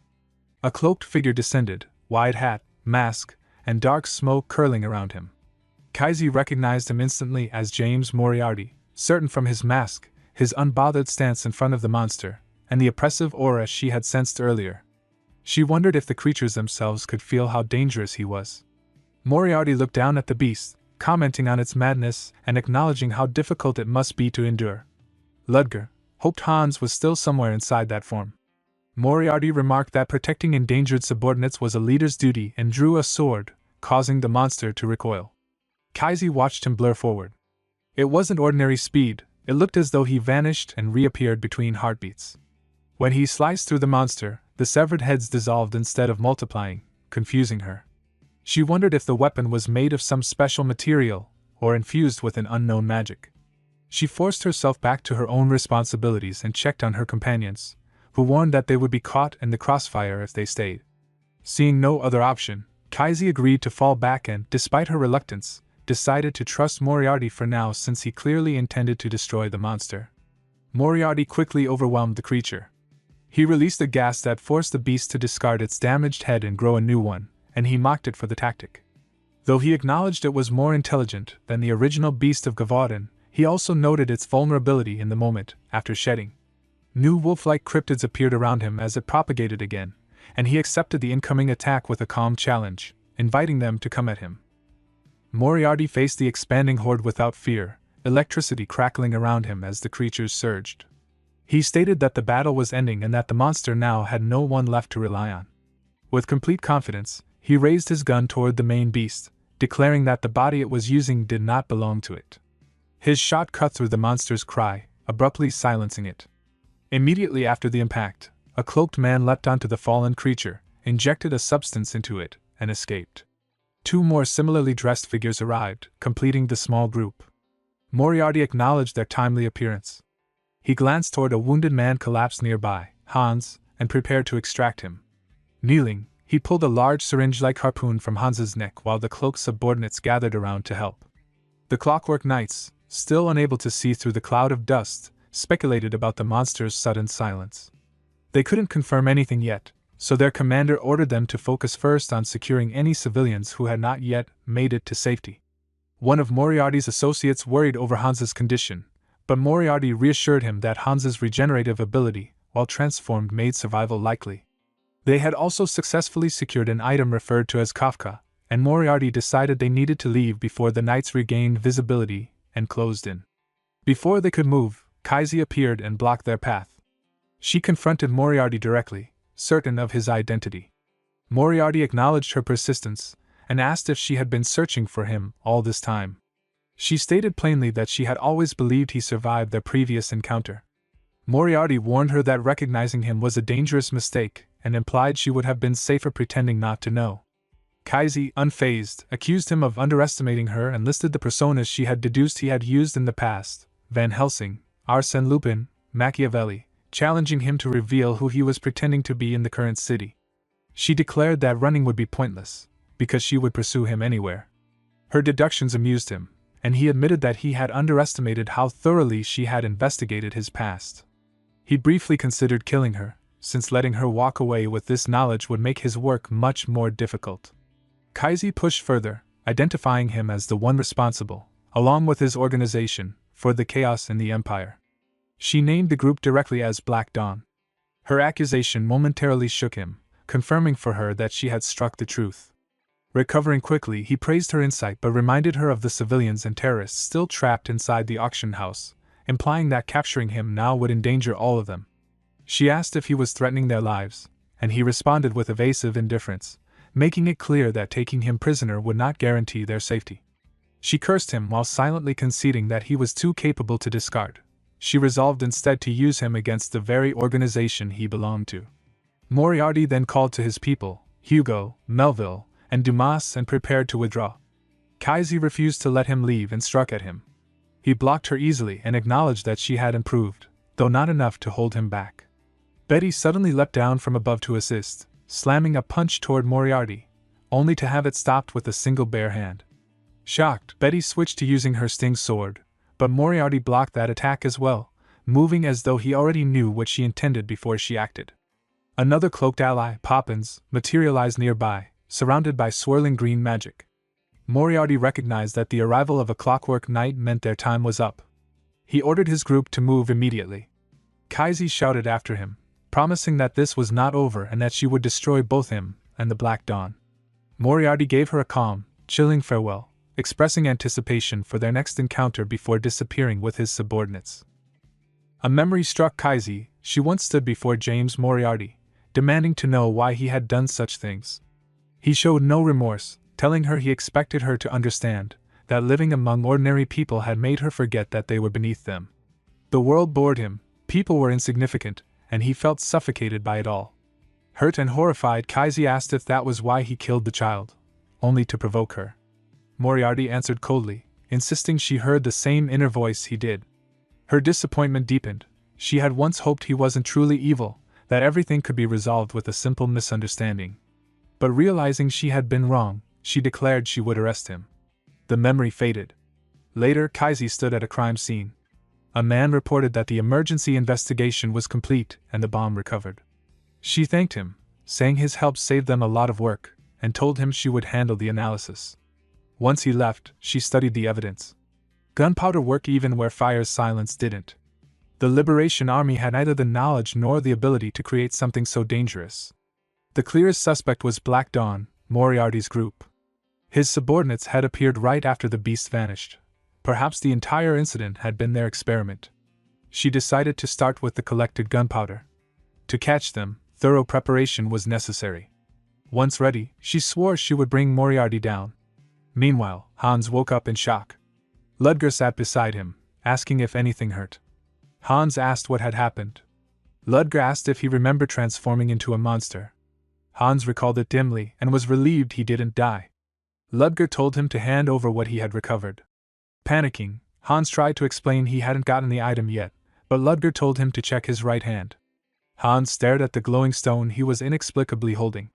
Ludger explained that Hans wouldn't let go no matter what, so he waited for him to wake. Embarrassed, Hans handed it over. Ludger told him to get dressed and come downstairs for a meeting. Gathered together, Ludger addressed his people. The operation had its unexpected moments, but they succeeded thanks to everyone's efforts. Someone noted that with Kunst ruined, their involvement wouldn't be exposed immediately. Another said the stolen valuables would take time to sort out. Ludger reminded them they had now seen the abilities of the colleagues they'd work alongside. Alex admitted he was shocked to see a human transform into such a massive beast. It was his first time witnessing such a thing. Phantos commented on Alex's unique swordsmanship and asked if he was a knight. Alex said he was only an aspirant. Phantos found it surprising he could fight close to the level of a Nightcrawler knight. Alex quickly changed the subject and asked who the young woman from earlier was. Ludger explained she was Kaisi Selmoy, a water mage from a renowned noble family, and recently recognized with the title of Colors. Alex teased that it seemed like they had met before and asked how Ludger knew her. Ludger admitted he had met her long ago. A panicked Elendil called for help because Betty wasn't breathing. Enya confirmed she felt no breath or pulse. Kaisi arrived and calmly stated that Betty had merely fallen asleep. When she began removing Betty's clothes to check, Elendil panicked. They found a mechanical opening in Betty's back. Kaisi explained that Betty wasn't human but an automaton. Enya was amazed, having never heard of a machine so lifelike. Kaisi said Betty was secretly created in Delica as a hidden weapon, so knowledge of her was suppressed. After winding her up, Betty woke in confusion. Kaisi admitted she'd played a small prank. Betty protested, but Kaisi ordered her to get their things. Kaisi explained she was pursuing Moriarty then. She had confronted him in a secret automaton factory when an explosion collapsed the basement. Moriarty escaped, and while trying to follow, she discovered Betty sealed in a capsule between fallen walls, the successful result of an illegal project known as Codename Beta. Back at Ludger's hideout, Alpha confirmed that Betty was also an automaton. Hans admitted he initially thought she was part of a different species. Alpha recognized Betty immediately as another surviving automaton, although he never knew another existed. Ludger was equally surprised. He believed all others had been destroyed. Violetta wondered why Delica created them. Ludger answered simply, for war-disposable steel soldiers. The reason they were mass-produced was obvious. Kaisi, returning to her present retelling, mentioned Betty had awakened shortly after she found her. Betty interrupted, complaining that Kaisi talked too much. Kaisi praised her for arriving and said it was time to leave. Since the place she stayed had collapsed, she needed to find new lodging. Elendil thanked her and promised a reward if they ever met again. Kaisi asked Enya to pass along her greetings to Tarina before departing, hoping they'd cross paths once more. Ludger, now settled again as a professor at Soren Academy, reflected on everything. The Kunst auction house incident had already been buried beneath other news. But Kaisi Selmoy had tracked him down all the way here and even uncovered his false identities. He planned to place restrictions on anyone using the Moriarty name. One fortunate surprise was that his earlier suspicion about Black Dawn had been wrong, though perhaps not entirely. Sedina informed him that she had finished organizing the materials. He thanked her. She noted he had been reviewing yesterday's events. Everyone was discussing the monster the Clockwork Knights subdued and their unexpected strength. She believed their evaluations needed updating. Ludger agreed. The one thing he hadn't expected was that James Moriarty had no connection to the Knights.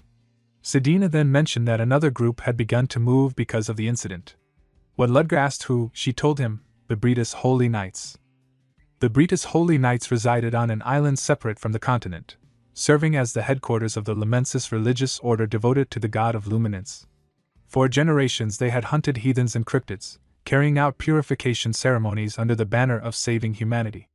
In reality, the heathens they executed were non-human species, targeted because of corrupted doctrines. Their influence had faded as their practices grew increasingly twisted. Ludger reflected that they had done nothing for 20 years, yet the moment they discovered a clue, they moved immediately. Sedina found it suspicious, remembering how they ignored the Night of Blood 5 years ago but suddenly wished to act now. Ludger wondered if it was because the nation's succession work had recently finished. Sedina had never heard such news, but Ludger brushed it off as speculation and asked about the favor he had assigned. Sedina reported that Joanna Lovett, admitted as a second-order student, was using a false name. Ludger recognized that her position as second-order allowed her to conceal her identity. Sedina added that she was from the Duraman kingdom and one of the survivors of the Great Fires of Lawton. Shocked, Ludger recalled that the tragedy happened more than 10 years ago, its cause still unknown. He wondered if there was a connection and asked how many survivors existed. Sedina said that including Joanna, there were 3, Joanna herself, the artist Pierre, and a third individual with no available information. Ludger acknowledged the report and decided it was nearly time for class. In class, Ludger announced the exam results.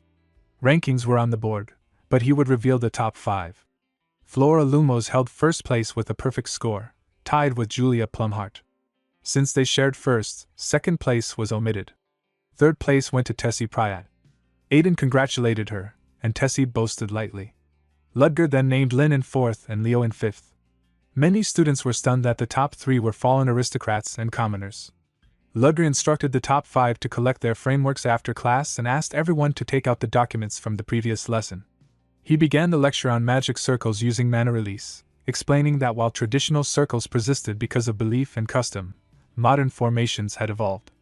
Flora stared at the unfamiliar formation he displayed, wondering why others were watching her when she was just as confused. Ludger activated the square magic formation, and the class watched in disbelief as it functioned correctly.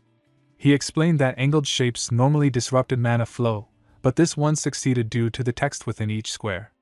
Flora identified the writing as the element guiding the mana, and Ludger confirmed it, the Satyr Magic Square, a palindrome enabling balanced flow. A student asked about the benefits of a square over a circle. Ludger explained that circles required perfect precision, often needing certified meisters, while squares were faster and easier to draw. He distributed additional documents, noting that square formations were only one example. With enough understanding of mana flow, any shape was possible. This would be part 2 of the exam, creating their own magic formation. After class, Leo visited Ludger's office. Ludger inspected the glowing mark on Leo's hand, the first of 4 parts of a calculated source code framework. Leo realized he would need to remain in the top 5 for the remaining semesters. Ludger confirmed this, urging him to work hard. On his way back, Leo thought about the fragmentary framework, incomplete enough to prevent leaks, yet advanced enough that he wondered what kind of person would teach such magic to a student. His thoughts shifted as he overheard aristocrats confronting Iona Ovalle. They told her to remember her social status and behave accordingly. She challenged them, refusing to submit and questioning what they intended to do if she did not comply. Leo realized something was off when he saw Iona surrounded. The aristocrats mocked her until he stepped in, stopping them before things escalated. He reminded them that the professors had been watching their behavior and even mentioned Javon Pelio quitting school. He said he was on his way to Professor Ludger but told them they were free to continue if they didn't care about consequences. The group backed off, warning him not to get overconfident. Leo dismissed them, noting their arrogance came from relying on numbers. Iona asked why he helped, but he insisted she was misunderstanding, since she looked ready to kill them. She claimed she only meant to teach them a lesson, but he didn't buy it. She wondered why he wasn't afraid of her.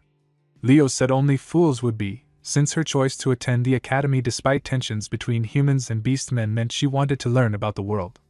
She asked how he knew, and he explained he'd heard about the life beastmen live. She called him Pequena Solda, a phrase from her tribe meaning a small yet courageous warrior.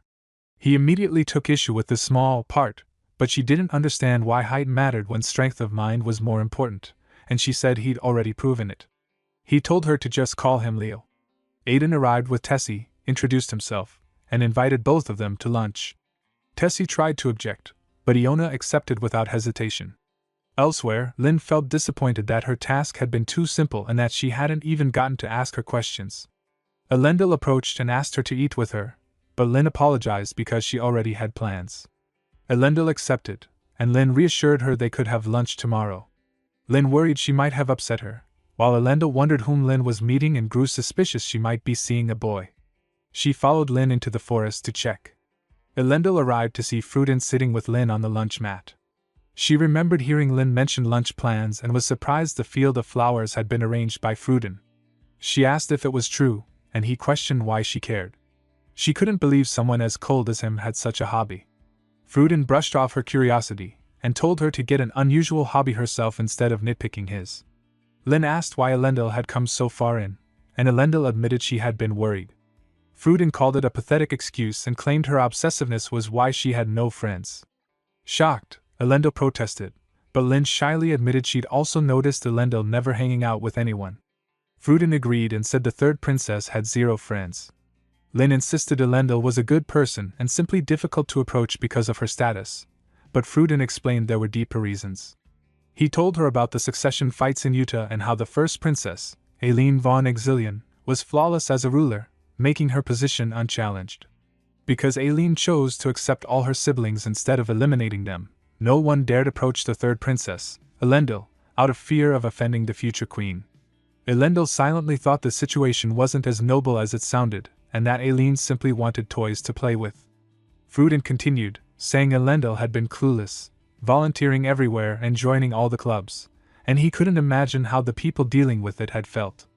Lin asked if Aileen had always been that impressive, and Fruden said no, she once had no supporters and many who schemed to remove her. Then all those people suddenly disappeared without a trace. A rumor spread afterward, beware the first princess's shadow. After the meal, Elendil thanked Fruden for the food, admitting the Woolberg chef was skilled. Lin asked again about the beast of Gavaden, and Elendil confirmed she had seen it up close and could hardly believe she survived. Lin was relieved. Elendil felt a rush of happiness, thinking this was the academy life she wanted, talking, worrying, and caring for each other. Lin nervously asked if the monster was truly dead. Elendil remembered Cassie's request to keep the truth hidden, that the knights should be credited, since the world wasn't ready for the real story and sometimes a comforting lie was better than an unsettling truth. Elendil assured Lin that the famed Clockwork Knights of Leatherbelk handled everything. Lin felt reassured. Elendil then mentioned she thought she'd seen Professor Ludger at the auction, though only from afar. She said he didn't seem like someone who cared about jewels. Fruden silently pondered, trying to recall where he had seen Ludger Kellysi before, feeling a lingering familiarity. The aristocratic faction, led by Professor Hugo, protested the principal's decision to move the magic festival forward without consulting them, treating it as an insult to Soren's tradition and status. The principal remained calm, thinking they were simply looking for a reason to stir conflict. She explained there had been no time for a full discussion due to recent unease and that holding the festival after the second test would be more appropriate. When she asked if Hugo had an alternative, he had none, and Mary Ross pointed that out sharply. Hugo then shifted his stance, pretending to cooperate, and asked if he could at least propose additions to the event. When she allowed it, he suggested introducing a completely new feature to the opening ceremony. Meanwhile, Ludger reflected in his office on the festival being pushed forward. He considered it a timely decision, public morale needed lifting, and Esmeralda would likely use the festival's crowds to strike. He planned to draw her out and let Soren handle the aftermath. Yet a lingering uneasiness tied to the great fires of Lawton bothered him. The existence of 2 more survivors concerned him even more. He decided he needed to visit Lawton as soon as possible. Flora Lumos arrived to receive her framework. Ludger noted her lateness but still acknowledged her achievement, and placed the glowing fragment in her palm. She mentioned tying for first, and he reminded her the fragment was one of 4. When she brought up a cube she had seen drawn in his research lab, he realized she had noticed the tesseract diagram. He lightly scolded her for not pretending she hadn't seen it, then explained only that it was a tesseract, also called a supercube, and that its purpose was exploring unknown magical dimensions. He withheld the truth about mana interfering with the 4th dimension. Flora accepted his reluctance to elaborate, asked briefly about his health, then changed her mind and excused herself. Later, Ludger and Hans arrived at the burned remains of Lawton, Hans complaining about the long journey and questioning why he had to come. Ludger reminded him he was responsible for gathering information and mentioned a survivor still living nearby. Hans wondered why Ludger didn't simply come alone, but Ludger dismissed the idea, urging him to move before dark. The landscape appeared empty, but Ludger spotted someone ahead. They found a blindfolded man painting in the ruins. He sensed their presence and greeted them calmly. Ludger noticed magic embedded in the painting and realized the man was a mage of some sort. The man explained he wasn't a skilled mage, only someone who had painted long enough to develop unusual abilities. Despite being unable to see, he recognized Ludger by the energy in the wind and said nature itself recognized him as the one who had saved the land long ago. Ludger noted his affinity with spirits and got straight to the point, asking about the other survivors of the great fires. The man introduced himself as Pierre. To explain, Pierre painted the old Lawton, lush, lively, and full of wanderers, before the fire reduced it to ruins. He revealed details of his past. As a talented but frustrated apprentice whose master broke his brushes, he had abandoned magic for painting and eventually settled in Lawton. He admitted he would never have adapted to the unfamiliar place without the help of a certain woman. To show them, he used painting magic to shift the surroundings into a world of painted memory and led them toward the village's center. He described Lawton as a village wrapped in wind and cherished by travelers, but its greatest pride had been that woman. Ludger couldn't see her face in the painting, and Pierre said it was because he lacked the skill to capture her beauty. She had been cheerful, gentle, and loved by spirits. At last, he revealed her name, Esmeralda, another survivor of the great fires of Lawton. Pierre finally said the name, Esmeralda. Another survivor of the great fires of Lawton, and the one who had helped him settle in the village. He described how Lawton had once been warm and peaceful, always filled with laughter, until that peace was shattered by the arrival of a noble family. The nobleman, charming on the surface, had approached Esmeralda with practiced devotion, offering promises and affection. Being gentle and trusting, she believed him and accepted his proposal. But Pierre revealed the truth behind it. The nobleman wanted her for her affinity with spirits. She was too innocent to see through him, and although the villagers grew uneasy, none dared intervene because opposing a noble meant being branded a traitor. Ludger understood immediately. Duremang's citizens of the past would never risk that. Yet Pierre corrected him.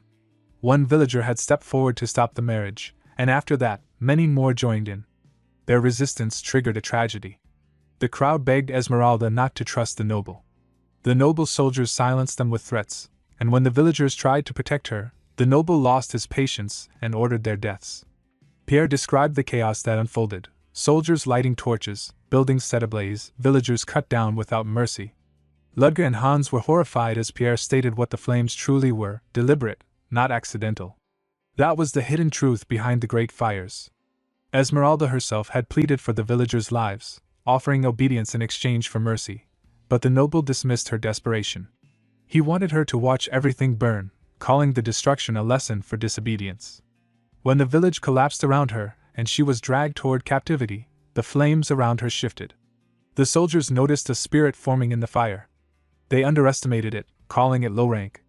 But Esmeralda, engulfed in grief and fury, unleashed her hatred. The flames turned violent, soldiers burned, and she vowed to destroy everything that belonged to the noble. She granted her rage to the fire spirit, calling its name, Quasimodo, and commanded it to burn all. The light left her eyes as she turned away from the ruins. Pierre explained that she fled the village. That was the moment he lost his eyesight in the fire. Ludger pointed out that he had survived regardless, and Pierre admitted he owed his life to a child who had pulled him from the flames. He recalled waking to a young girl leaning over him. She brushed off his gratitude, saying she only managed to save him when she couldn't save anyone else. She recognized him from before, calling him foolish, and bluntly pointed out how serious his injuries were. Even then, Pierre had been grateful to be alive, but she confessed she couldn't feel the same. She spoke of the noble's cruelty without emotion, every villager killed simply because they had opposed him, and said she could never forgive what happened. She left before giving her name. Pierre remained in the ruins afterward, unable to abandon the place that had accepted him. Over time, he learned to infuse magic into his brushes, eventually regaining the ability to paint even without sight. He ended his story there. Ludger asked why Pierre trusted him with such a painful confession. Pierre explained that in his painted world, he could sense emotions, sympathy, outrage, sorrow, and those feelings told him Ludger wasn't someone with malicious intent. Ludger thanked him and acknowledged the weight of what he had shared. Pierre then made his request, to help both Esmeralda and the unnamed child, who might still be struggling somewhere in the world. Ludger considered how the kingdom had tried to cover up the truth of the great fires, how resentment among the commoners had grown, and how Duremang's downfall became inevitable after the Night of Blood. He understood why many nobles fled. Hans seemed discouraged, thinking they had gained nothing, but Ludger disagreed. They had uncovered the truth and now had a direction. He instructed Hans to investigate the noble, Duremang born, blonde, early 30s. The description was vague, but Ludger believed it was enough to begin searching among the nobles who had defected to the Exilian Empire. A grim thought crossed him as he looked outward. The man they sought might already be closer than either of them expected. On the day of the second test at Soren Academy, the instructor announced that the test would commence and called students forward as their numbers were called. Ludger, acting as a stern professor, criticized a student who had written the shape of the magic form as a square and only considered the number inside the magic circle. He questioned whether the student had chosen to play it safe without challenging themselves and reminded them why he taught magic forms, ultimately giving them AD before moving on. Leo remarked on the tense atmosphere, comparing it to being dragged to a slaughterhouse. When Ludger called the next student, number 13, Aiden reacted with surprise, and Leo urged him to hurry. Ludger praised the student for boldly pairing an existing magic circle with a new magic form, noting that the use of stability prevented magic power from going astray. The adjustment offset the flow limitation in Ludger's original form, earning the student commendation. However, Ludger pointed out that relying on a circle diluted the importance of learning magic forms and noted another lacking element, assigning a B+ despite the cleverness of the execution. Other students murmured their discontent, noting that another commoner had received a better grade than a noble, showing frustration at the merit-based evaluation. Ludger called Flora Lumos next, internally impressed by her execution of the hexagonal tortoise theory, recognizing that her calculations were flawless. The instructor awarded her an A+, and Ludger nodded in approval, acknowledging the perfection of her technique.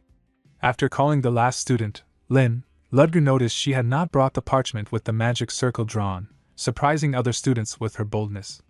He questioned her preparation, and Lin explained that she had a magic form but it was too vague to draw on parchment, asking to demonstrate it directly. Ludger allowed her to proceed. Lin, recalling how she had been stuck on the technique's concept but gained understanding through the non-attribute mana book, projected a complex three-dimensional magic cube.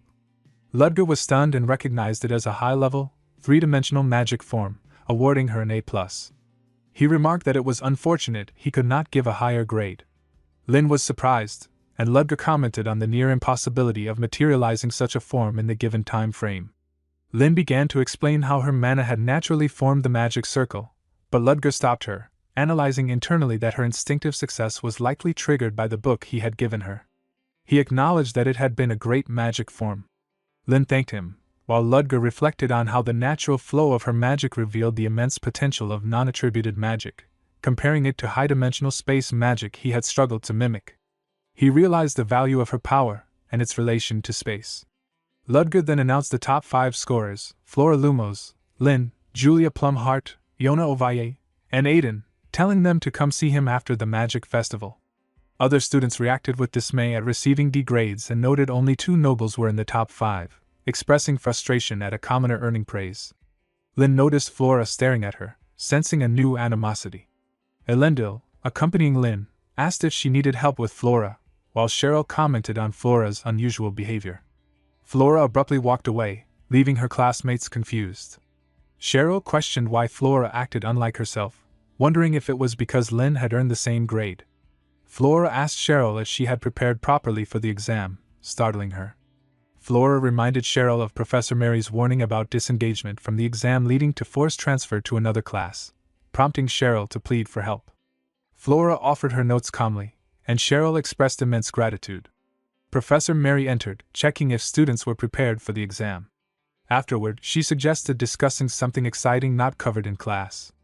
Flora excitedly urged everyone to pay attention as it was Professor Mary's tip time. Mary explained that mana transfer is fundamentally done between 2 people and can be dangerous if one is inexperienced, introducing the phenomenon known as a memory storm, which could cause memory loss. Students reacted with disbelief and curiosity. Professor Mary presented newly developed talismans capable of manifesting small-scale memory storms and asked for volunteers. A student asked about safety, and Mary explained that severe side effects could occur but the product was weak yet stable, with a warning that secrets could be revealed to the other participant. Elendil asked Lin to try the talisman with him, and she agreed, expressing no objections. She hesitated about revealing sensitive memories, but Elendil assured her that there was nothing significant to hide, as past secrets had already been exposed. They proceeded to use the talisman together. Flora received one as well, but hesitated to use it immediately, causing Cheryl to notice her intentions and question her. Flora challenged Cheryl about whether she wanted to participate, and Cheryl admitted she was not mentally ready yet. Two other students who had used the talisman exclaimed accusations of cheating over revealed feelings, prompting Elendil and Lynn to act quickly. They held opposite ends of the paper and infused their mana, fascinated to observe memories materialize through the infused mana. Elendil noted that time felt distorted, and memories from his dark first year past surfaced unexpectedly. Lynn expressed understanding and gratitude, asking which parts of her past he had seen. Elendil explained that he witnessed a memory from long ago, observing Lynn as a child from a different perspective, likely her mother's, in a solitary hut on a grassland where they lived happily together.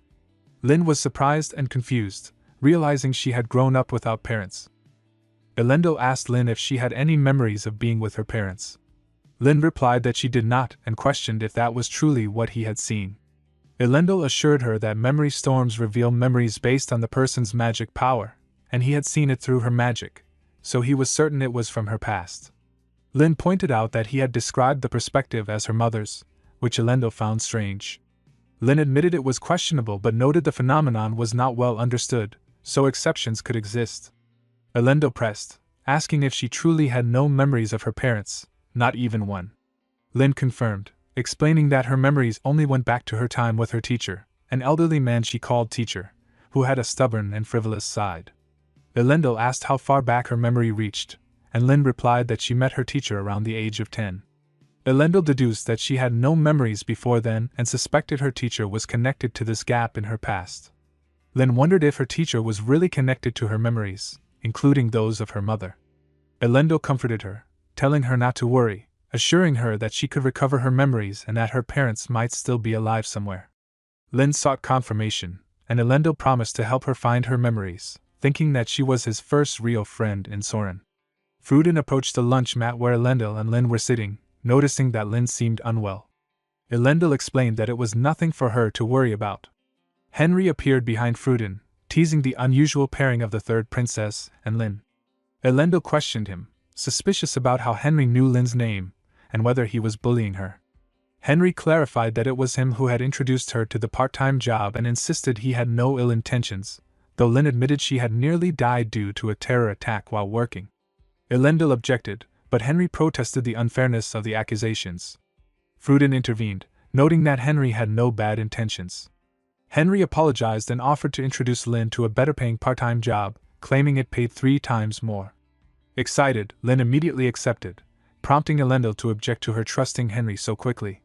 She defended her decision, pointing out the need for money and the poor accessibility of scholarships for commoners despite improvements by the current principal. Fruden explained that scholarship management was largely dominated by the aristocracy, making it difficult for commoners, though the principal had made some efforts. Elendil was surprised that Fruden knew these details. Fruden dismissed assumptions and excused himself, mentioning a marriage proposal he needed to attend. He clarified that he would decline it, as he had done in the past, and explained that it was clearly a move orchestrated by the older generation to force a political alliance. Henry pointed out a young woman from the Vanner family waiting nearby and commented on the Lumos family's involvement, noting the political intent of a festival-era marriage proposal. Fruden and Flora Lumos conversed briefly, discussing Ludger Kellysi and planning an excuse to decline the proposal. Flora asked Fruden about dried mandragora, inquiring where she could obtain it, and he remained unresponsive. At the Magic Festival, Ludger reflected that the event, a duel between professors proposed by Hugo Boratag, was intended to favor the aristocratic faction. He considered that he could fight at the beginning and lose deliberately, noting that the Black Dawn had not acted since the banquet incident, as Sedina had reported. Suddenly, a goblet on his desk began to glow. Ludger asked Hans if he had discovered anything. Hans responded that he had finally located a family meeting the required conditions. 2 hours later, in front of the estate, Ludger called out to see if anyone was present. The area appeared well managed, and no male was around, confirming that someone lived there. As he prepared to investigate personally, the door suddenly flew open. Ludger was pushed back, surprised by an apparent magical attack. He defended himself, dropping the person who had approached him. He demanded that they not cause a scene, questioning if they intended to reveal his presence. The person, startled, demanded to know who he was, accusing him of being sent by a devil to kill them. Ludger dismissed the accusation and stated that the sender did not matter if he had wanted to kill them, he would have done so already. He identified the person as Professor Kralophebius, or rather, the murderer responsible for the great fires of Lawton. A flashback stirred in Ludger's mind as the goblet's glow reflected off his eyes. He had just received Hans's call. The Phoebus ducal family, an unfamiliar name, one not mentioned in the chronicles of the Duramang kingdom. Hans explained casually that it was no surprise. The family had long vanished from the kingdom's records. Ludger recalled the bloody night when the Duramang nobles were exiled. Yet, the ducal family's disappearance seemed to precede it. Perhaps exile was a cover for something darker. Hans confirmed Ludger's suspicion. One family member had vanished suddenly, rumors of a curse spreading like wildfire. Not long ago, a figure had spontaneously combusted, the previous head of the family reduced to ash. The others, presumably, had suffered the same fiery fate, their deaths hushed but not concealed from the whispers of townsfolk. Only one survivor remained.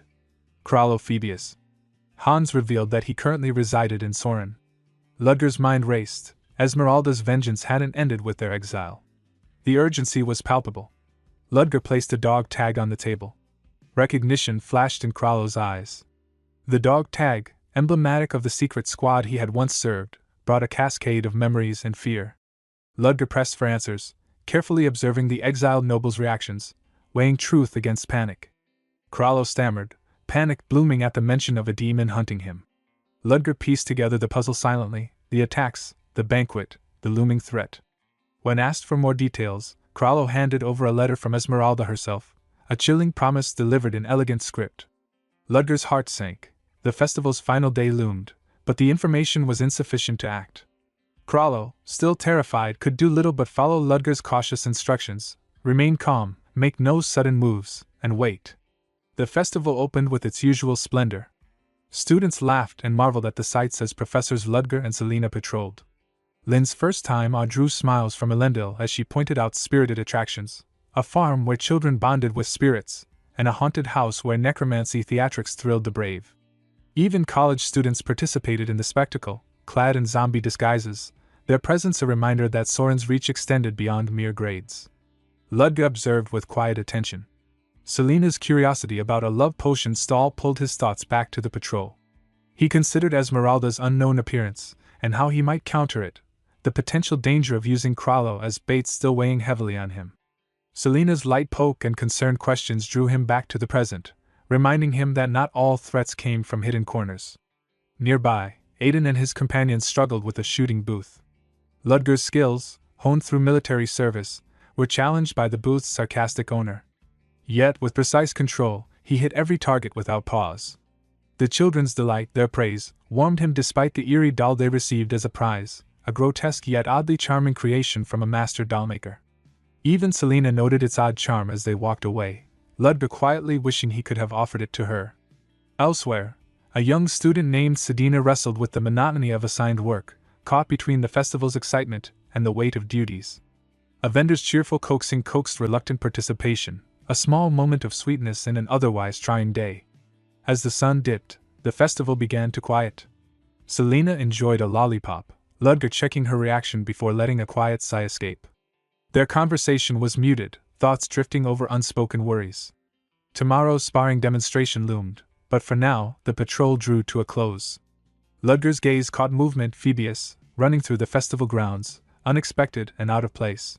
Questions stirred in his mind. Why here, why now? The festival's first day had ended, but the hunt, the mystery, and the danger were only beginning. The alley behind the academy walls became a scene of brutal chaos. Ludger informed Professor Selina that he would be leaving for a bit while thinking in frustration about what that bastard was doing. Kralophebius, consumed by fear and hatred, had cornered Joanna Lovett and attacked her with the desperate belief that he was slaying a demon. Ludger arrived just as Phoebus struck her, and was shocked to find him here at such a time. He confronted Phoebus for ignoring orders and acting recklessly, but Phoebus, hysterical with frantic pride, insisted that he had finally caught the monster that had been stalking him, someone even Phoebus himself could not defeat. Ludger watched Joanna collapse, thinking in disbelief whether Phoebus truly managed this when Joanna was someone far beyond his skill. But before he could focus, Selina suddenly fainted from the shock of the violent scene. Ludger caught her, relieved that she had only fainted and thinking that he could use this chance to remain ambiguous. Then a terrifying shift occurred as her pink eyes turned a demonic red, and Esmeralda, the First Order of Black Dawn, began speaking through Selina's body. Ludger realized her irises had changed, and more importantly, the voice was unmistakably different. Selina, now fully controlled by Esmeralda, rose from Ludger's arms, her hair darkening as she walked toward Phoebus. Esmeralda's irritation and frustration were clear as she expressed annoyance about having to act earlier than planned. Phoebus fainted instantly at the sight of her true identity, and Ludger questioned the nature of her existence, realizing she had been using a different personality. Esmeralda acknowledged his sharp deduction and remarked that this was their first proper meeting since First Order gatherings always concealed identities. When Ludger asked what she intended, she made it clear she planned to kill Phoebus and fulfill her final revenge, noting that he wouldn't be waking any time soon. Ludger pushed further, wondering if split personalities shared memories, and Esmeralda mused aloud whether the innocent Selina could hide her identity. She compared Selina to her past self, kind and naive before meeting the man she hated. Ludger found himself trapped in a devastating dilemma, fully realizing for the first time that Selina was merely an innocent host to Esmeralda's monstrous existence. He could end the threat by killing Esmeralda now, but doing so meant killing Selina as well. Before he could choose, a powerful outside force, likely Quasimodo, interfered, forcing Esmeralda to retreat. She grudgingly accepted she had no choice but to withdraw and told Ludger to look after Selina, remarking that Selina seemed to be growing fond of him. Her presence vanished, and Selina collapsed into Ludger's arms again. He noted with relief that Selina's original energy had returned, her hair and eyes returning to pink, and even after witnessing everything firsthand, he struggled to believe it. Ludger immediately contacted Sedina through his magic device, telling her to come to his location. He covered both Selina and Joanna with his long coat, thinking regretfully about his mistake. He had failed to recognize Joanna as the girl who saved Pierre, another person who had joined Black Dawn for revenge just like Esmeralda. He had suspected Professor Selina like everyone else, watched her carefully, and found nothing, so he naturally crossed her off the list. Now, with the truth known, he questioned whether he could kill Professor Selina at all and whether it was right to kill her when she didn't even know she was sharing a body with an evil being. Sedina arrived, wearing a headband and holding cotton candy. Ludger noted she seemed to be enjoying the festival, prompting Sedina to apologize, but Ludger dismissed the need for apology and instructed her to take care of the two unconscious people. Eventually, Selina awoke in the infirmary, calling out to Ludger in confusion as she saw him. Ludger explained calmly that she had been overexerting herself recently, collapsed suddenly during their patrol, and he brought her here. Selina silently scolded herself for collapsing like that, while Ludger thought with relief that she seemed to remember nothing of what happened. He told her that since she was awake, he would take his leave and asked her to rest properly. Selina thanked him sincerely, and Ludger responded that he had only done what was necessary. But Selina continued, expressing that he had guided her, stayed with her, and accompanied her through the festival even though it must have been troublesome, and she apologized for being a burden. Ludger answered that if she had been a bother, he would have said so immediately, and the reason he didn't was because he hadn't disliked it. In fact, he had enjoyed himself thanks to her, so there was no need for her to worry. Selina, touched, asked if he would enjoy the festival with her again next year, and Ludger promised he would, noting that the festival occurred annually. Selina happily declared it a promise, and Ludger confirmed it before leaving the room. As Ludger walked out, someone quietly entered his office elsewhere, noting the lack of lock magic and the surprisingly weak security. The intruder located what they were searching for, the magic drug, and observed with interest that Ludger Kalisi was struggling with mana deficiency. The magical sparring arena at Soren Academy buzzed with anticipation as students and spectators recognized the presence of high-ranking mages and nobles from both the old and new magic tower. Eyes widened at the arrival of powerful figures, including the Academy's principal, while the commentator Jessie Luna noted the esteemed guests, excitement threading her every word.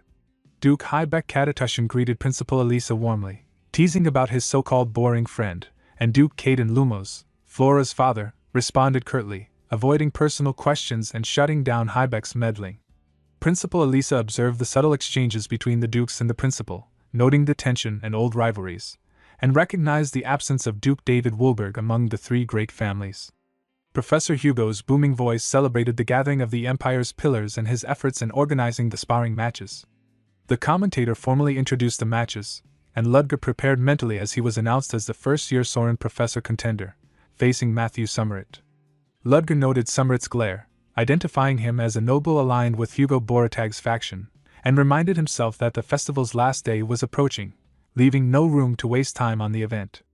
The match began, and Ludger focused on efficiency, forcing Summerit to hesitate and grow impatient, aware that Summerit's deliberate actions revealed the trap. Instead of waiting indefinitely, Ludger took the initiative, effortlessly blocking Summerit's attack with the flowing wall, a source code-based magic formation invisible to the audience, aware that any loss from even minor attacks would make it obvious he had thrown the match. Ludger noticed Summerit's pale complexion and deduced that it was unwise to push him further. In this state, expecting stronger magic would be cruel.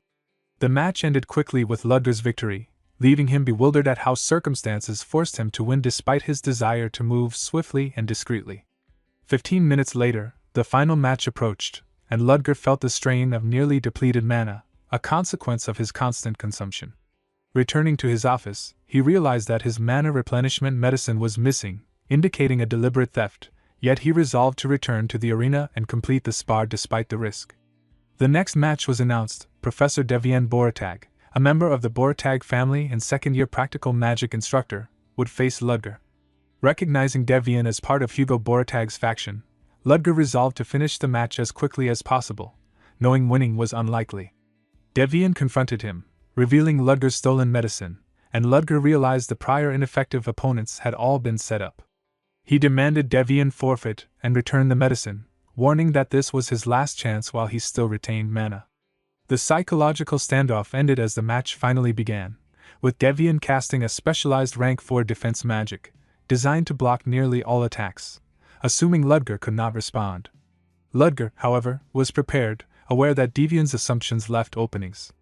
He countered cautiously, mindful that overusing mana with Ether Nocturnus could be disastrous, and began plotting a homing magic counterattack. Devienne taunted, claiming his magical beast rendered all attacks useless, forcing Ludger to confront his dwindling mana reserves. Spectators grew confused at Ludger's defensive posture, while Principal Elisa considered pausing the match due to his unusual condition, but Professor Hugo dismissed intervention, trusting the match must proceed. Devienne pressured Ludger to attack again, mocking him for appearing weakened, yet a strange anomaly formed in the sky as Ludger's exhaustion reached a critical point.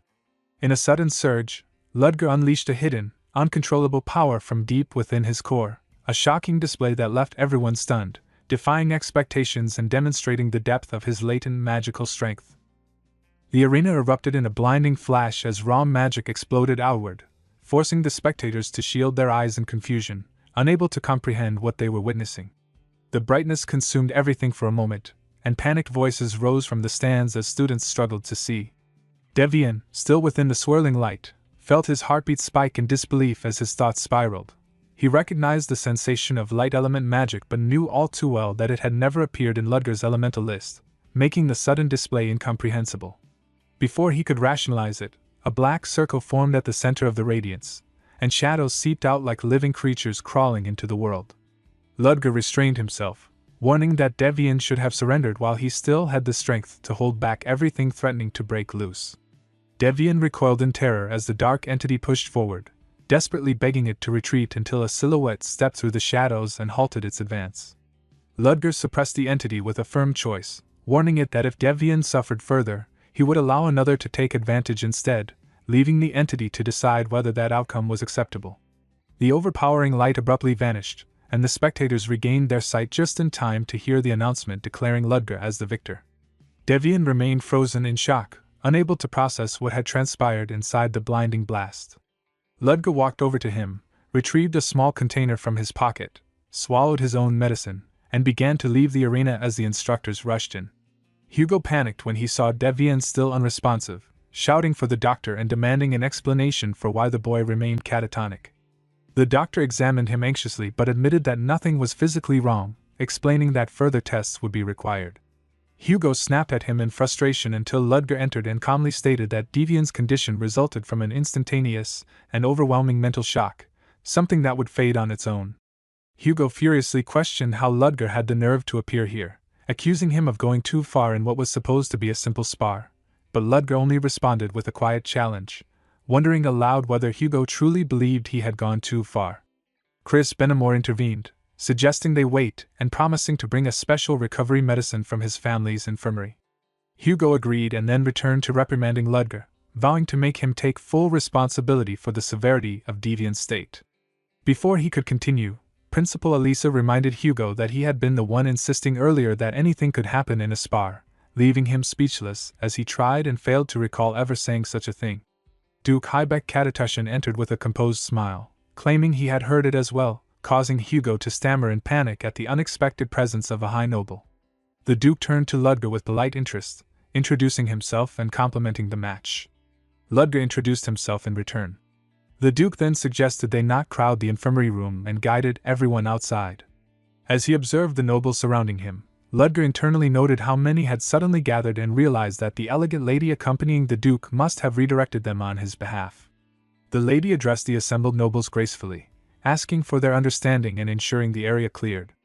Duke Hybeck apologized for the noise, explaining that the nobles had come specifically to meet Ludger, and hoping he would not mind. Ludger thanked him for helping block the growing crowd along with the principal. The Duke chuckled, impressed that Ludger had noticed. He admitted he had approached with a particular matter in mind but had already forgotten it in the moment, assuring Ludger that he could seek him out any time if he needed assistance.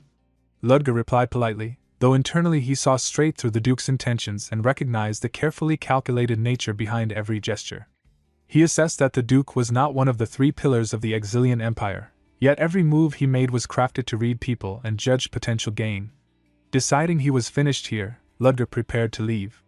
Just as he stepped away, he noticed Flora Lumos nearby and asked what brought her here. She stiffened, insisting she was merely passing by, but her reaction only deepened Ludger's suspicion that she found her father difficult to deal with. He informed her that Duke Lumos was currently speaking with the principal and suggested she meet him later, but she denied having come for him in the first place. She excused herself, mentioning preparations for her next match. Ludger reminded her of her skill, confident that she would not lose easily, though she seemed flustered and hurried off. Internally he noted that if she claimed to be fine, he would still keep an eye on her match later. Sheridan appeared, relieved to see him, and suggested they walk instead of standing around. She asked if they could stop by a place she was interested in, and Ludger, already knowing the location she meant, agreed. Hans arrived with a hint of impatience, reminding Ludger that he had said he needed them urgently, but Ludger remarked that it was difficult for a commoner to enter Soren Academy except during the festival. They proceeded to Professor Brino's golem demonstration, where the professor excitedly thanked the gathered students before unveiling the DT-3000, a newly developed golem. He demonstrated how equipping the mana stone transformed its form, drawing reactions from Sheridan, who enthusiastically analyzed its mobility, applications, and similarities to transforming machines in movies. She eagerly asked to inspect it further, and Ludger allowed it, reminding her not to wander too far. Hans muttered that she behaved as though she had come merely to play, but Ludger gently countered that she needed moments like this to relieve stress, otherwise her unpredictable nature could become troublesome. Hans reluctantly conceded. As the demonstration continued, Ludger heard someone politely asking for others to make way, instantly recognizing the voice as Kaisi Selmoy. She approached and asked if he knew where the arena for the magic spars was taking place. Ludger Kelesi moved quietly through the crowd, maintaining the mannerisms of a professor, even though the pressure of his disguise never fully left his mind. When a young woman with sharp blue eyes and matching hair approached him, he recognized her immediately as Kaisi Selmoy, the detective. She stopped in front of him and asked where she could find the arena where the magic spars were taking place. Ludger forced his heartbeat to steady, reassuring himself that she hadn't recognized him. Light magic could adjust the impression he gave off, so he shifted his posture and expression into one more aloof, one more suited to a detached academic. He raised a hand casually and indicated the direction of the arena, hoping that the slight change in demeanor would keep suspicion away. People rarely recognized others if their mannerisms changed, but with her, he couldn't be entirely sure. Kaisi thanked him and began walking off. Halfway through, she stopped abruptly, turned, and studied him with sharp focus.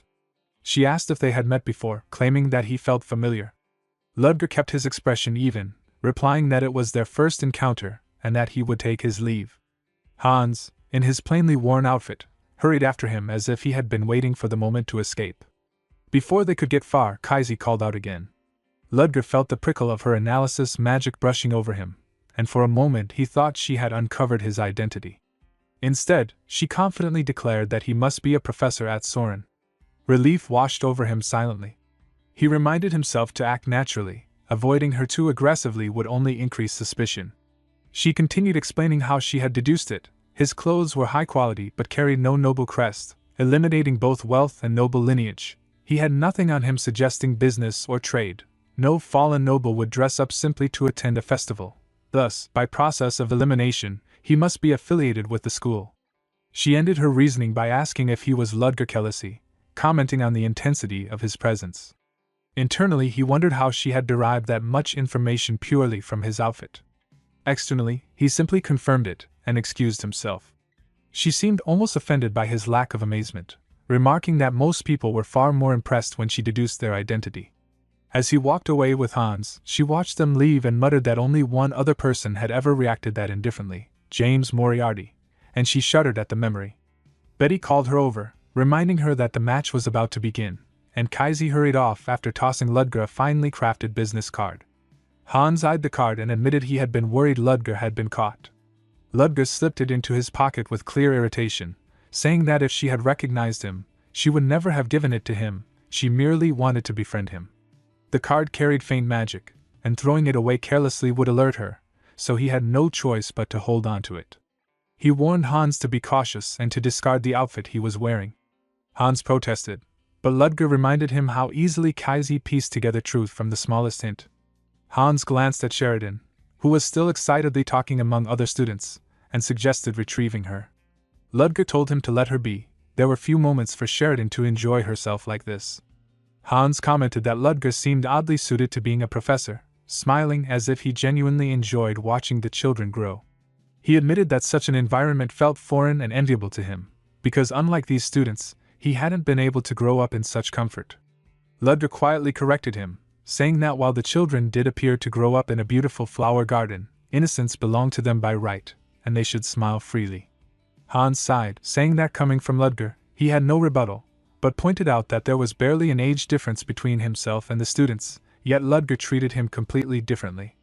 Ludger asked Hans's age, and when Hans answered that he was 24, Ludger finally understood why Hans had been calling him elder brother, and apologized awkwardly. Hans insisted he didn't need an apology, and Ludger apologized again, leading Hans to groan in frustration. Trying to redirect the topic, Ludger asked about the drug analysis from the werewolf incident.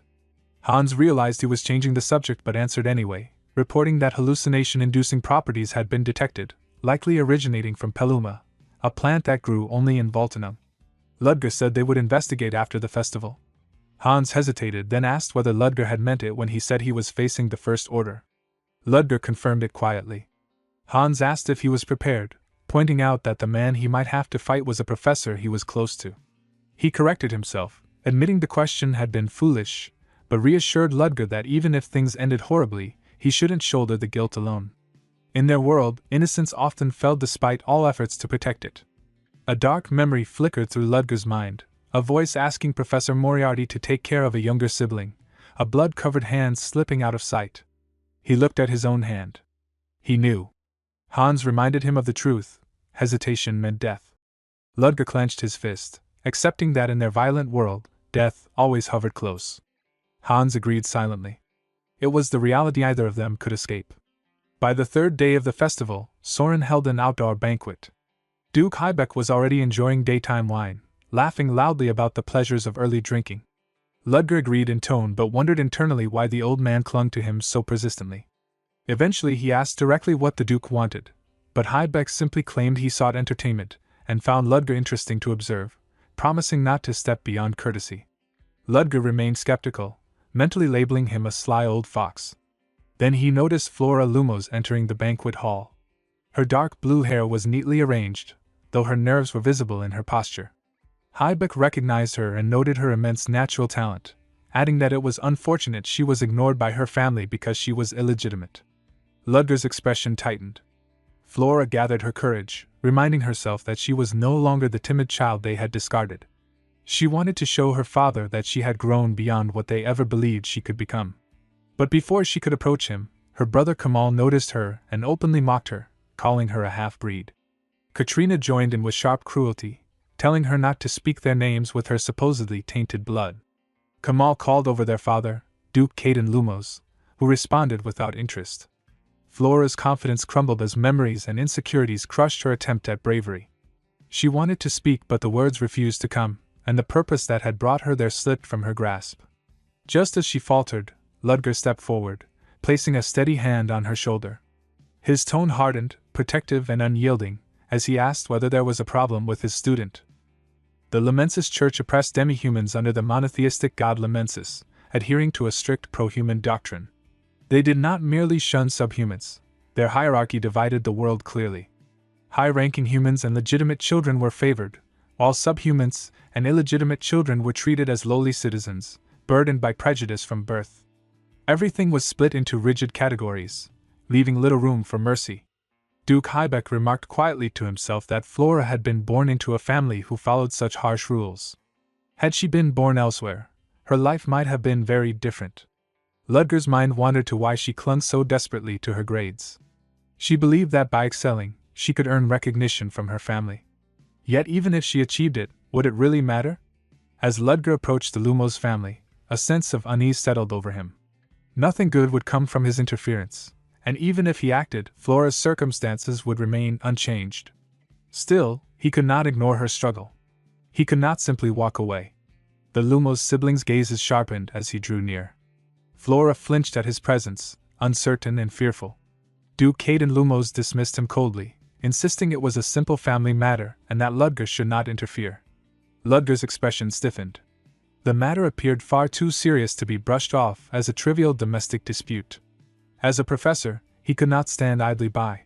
Katrina Lumos, sharp-tongued and haughty, stepped forward to mock him, flaunting her achievements and questioning his evaluation of magic.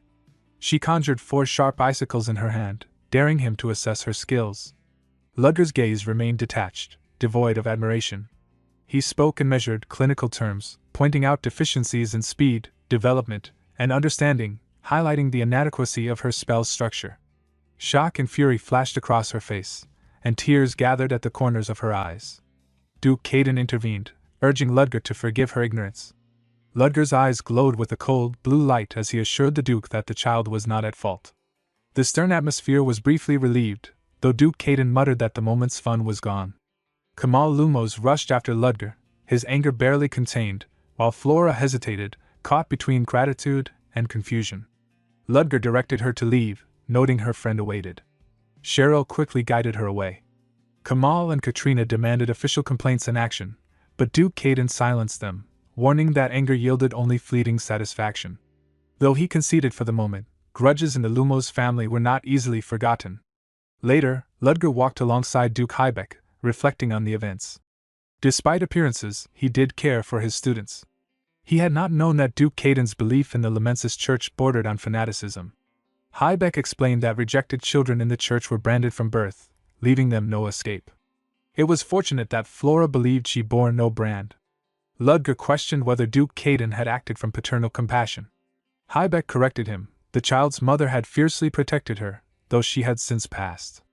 Ludger understood for the first time that Duke Caden had not hidden Flora for her benefit. He preserved her value for his own purposes. Ludger's gaze darkened. Such a man could not truly be called a father. Hybeck smiled faintly and excused himself, leaving Ludger to linger. His attention shifted to a faint buzzing nearby. A small, black insect-like charm, infused with Sedina's paper magic, flew toward him. He caught it and unfurled the message. Joanna Lovett, who had been expected to act only on the festival's last day, had begun moving. Ludger's mind raced, recalling past events and the menacing smile of Esmeralda. The message was credible. Joanna was acting independently. Without hesitation, Ludger moved to monitor the situation. On the 4th day of the festival, Ludger entered the experimental pharmaceutical lab, surrounded by magical ingredients and various bottles. The perks of being a professor allowed him access to everything he might need. He prepared his materials carefully, intending only to record his actions afterward. He silently scolded himself for not coming sooner. Professor Chris appeared behind him, glasses perched and eyes wide with disbelief. Ludger held a tray of ingredients. Chris scorned him, suggesting he return to the novice area to learn, but Ludger cut him off with a sharp question, asking if he truly understood medicine. Chris flushed with anger, citing his expertise and family legacy, but Ludger responded indifferently. Chris' horror grew as he examined the ingredients, suspecting their use might be deadly. Ludger remained calm, focused on the task at hand, and unconcerned by Chris' rising panic. In the secluded laboratory, vials of patricia leaves and cocoon flower buds sat on the counter, dangerous despite their harmless appearance. Chris examined them with concern, warning that they were highly toxic and that mixing such materials would only create something unstable. Ludger stayed calm, remarking that Chris already understood these things and briefly questioning why he had chosen manifestation instead of pharmacy. Chris brushed it off, but the steady sound of Ludger grinding pills made him uneasy. Ludger worked efficiently, producing a large number of pills without a single failed reaction, and Chris could hardly believe it. He wondered if these were mana recovery pills and asked Ludger what he intended to do with so many. Ludger responded casually, and Chris, noticing the difference from the pills used before, asked what illness required such a dose. Ludger admitted that Chris had uncovered more than he intended. Chris sighed and confessed that he had never meant for his past actions to cause harm. He had only wanted Ludger embarrassed, not damaged. He accepted that his excuses were meaningless and apologized. He then explained that Ludger's drug was dangerous, negating normal mana recovery, and that any mistake could damage his mana system. He pushed a vial of purple liquid toward Ludger, saying it would stabilize the drug. Ludger was surprised, and Chris told him that personal feelings did not matter when a patient needed help. Ludger seemed unprepared for this sincerity but accepted it. When Chris noticed Ludger holding the powder made from the poison-absorbing plant, he asked what Ludger planned to do with it. Ludger simply said it was too valuable to waste and poured it into a silver flask. Later, holding a small object, Ludger contacted Hans and asked about Krallo. Hearing that Krallo was staying in his room, Ludger told him to continue watching. He reviewed his plans, certain that if Joanna Lovett acted on her own, then the enemy had split into two groups. On the final day he would face Esmeralda, meaning Joanna also had to be handled. Sedina followed his orders, but she could not oppose the Black Dawn without a clear reason, so he needed a student who would not attract suspicion. At the dormitory, a dark packet lay in front of Aiden's door. Aiden picked it up, confused, while Ludger watched from afar, satisfied that the message had reached him. Ludger disliked involving students but knew Joanna would be less wary of another student. Aiden would treat the warning seriously, and even if a fight broke out, he would not lose. But Aiden tended to rush alone, so Ludger added a safety net by leaving similar packets for Tessie and Iona. He reasoned that if Aiden stayed with friends, he would make better decisions. With this, Ludger finished his preparations and instructed Hans to survey one last area. The message warned that rebels were hiding inside Soren and ordered the reader to find Joanna Lovett on the last day of the festival. Leo sat on his bed reading the same message. He recognized that it was too detailed to be a joke and wondered who had sent it. A sudden worry struck him. Perhaps his status as an informant for the Liberation Army had been discovered and someone was using this knowledge to pressure him. He never wanted to join the Liberation Army, but overthinking would change nothing. He decided to deal with the issue himself and rushed out. Aiden soon found him and reported that he and the others had received the same message. Leo was shocked to see that everyone had been targeted. Meanwhile, Esmeralda was trapped in a nightmare, clutching her head as old voices begged for help and blamed her for everything. She tried to push the vision away, insisting it was only a dream, but the guilt clung to her. She woke with burning red eyes, telling herself that everything would end once she killed Krallo the next day, though part of her wondered what remained after revenge. She saw the faint image of Selena, the person she had once wished to be. Doubt crept in, and she questioned whether she should stop. Her fire spirit, Quasimodo, appeared in anger and demanded to know why she hesitated, insisting that she had to avenge them. Tears welled as she reaffirmed her resolve, and the fiery form of the spirit rose behind her. On the festival's 5th day, crowds celebrated happily while Esmeralda stood on a balcony, her eyes glowing red. In his room, Krallo sat nervously, wondering if he had been tricked after all. A sudden knock on his door came with a cold, taunting voice asking if anyone was home. Esmeralda stood at Krallo door with those burning eyes, and the man could only stare in terror. She sensed something but found nothing, unaware that a group of ordinary mice had slipped inside. Krallo panicked, convincing himself the mice had opened the door and that they were sent by the person he believed was protecting him. Thinking he'd finally been rescued, he fled the room, following the mice as they guided him. Esmeralda watched his frantic escape with a twisted smile, amused that someone who rarely left his room had suddenly found the will to run. She found his desperation delightful and urged him silently to keep running to the very end. High above, Ludger watched the unfolding chaos from a rooftop while Hans observed from the bushes with binoculars. Hans reported that Phoebus was following the mice he had directed, prompting Ludger to move as well. Meanwhile, Tessie tried to convince Aiden to turn back, insisting it was too dangerous for them alone and that they should report everything to Professor Leo. Leo, unusually quiet, agreed with Aiden. He doubted the professor would believe an anonymous message left at their doors and reasoned there wasn't enough time to return anyway. Internally, he felt certain the sender expected him to handle this himself, and the involvement of his friends only proved how carefully he was being steered. He resolved to settle this quietly. Tessie signaled for everyone to duck. They saw a few members of the Black Dawn with Joanna. One of the members hesitated, uneasy about acting alone for something so severe. Joanna Lovett stepped out with a cold certainty, assuring her companions that everything was for the Black Dawn and that the festival provided perfect cover. The students froze when they recognized her. Aiden confirmed her identity, and Tessie realized the grim message they'd received was true. Crollo eventually collapsed where he stood, exhausted, as Esmeralda approached with calm menace. She mocked his sudden surrender, reminding him how well he had been running, especially back when his family burned. His terror and anger mixed until he exploded, demanding to know when she would be satisfied and insisting the fall of his family should have been enough. He justified his massacre of the villagers as rightful punishment for opposing a noble, insisting it was all her fault. If she hadn't existed, the village would still be standing. Esmeralda's expression briefly faltered as the accusation hit her, but the moment passed and her eyes ignited with fury. She denounced his arrogance, but Crollo pushed further, claiming that her very presence had doomed them all. For a moment, she saw the haunting figures of villagers blaming her for their deaths, insisting she had brought destruction upon them. Her voice cracked in denial, but Crollo only grew louder, accusing her of surviving while everyone else died and demanding to know who the villagers would hate more. As Esmeralda spiraled, Crollo realized how far she had slipped and recoiled in fear.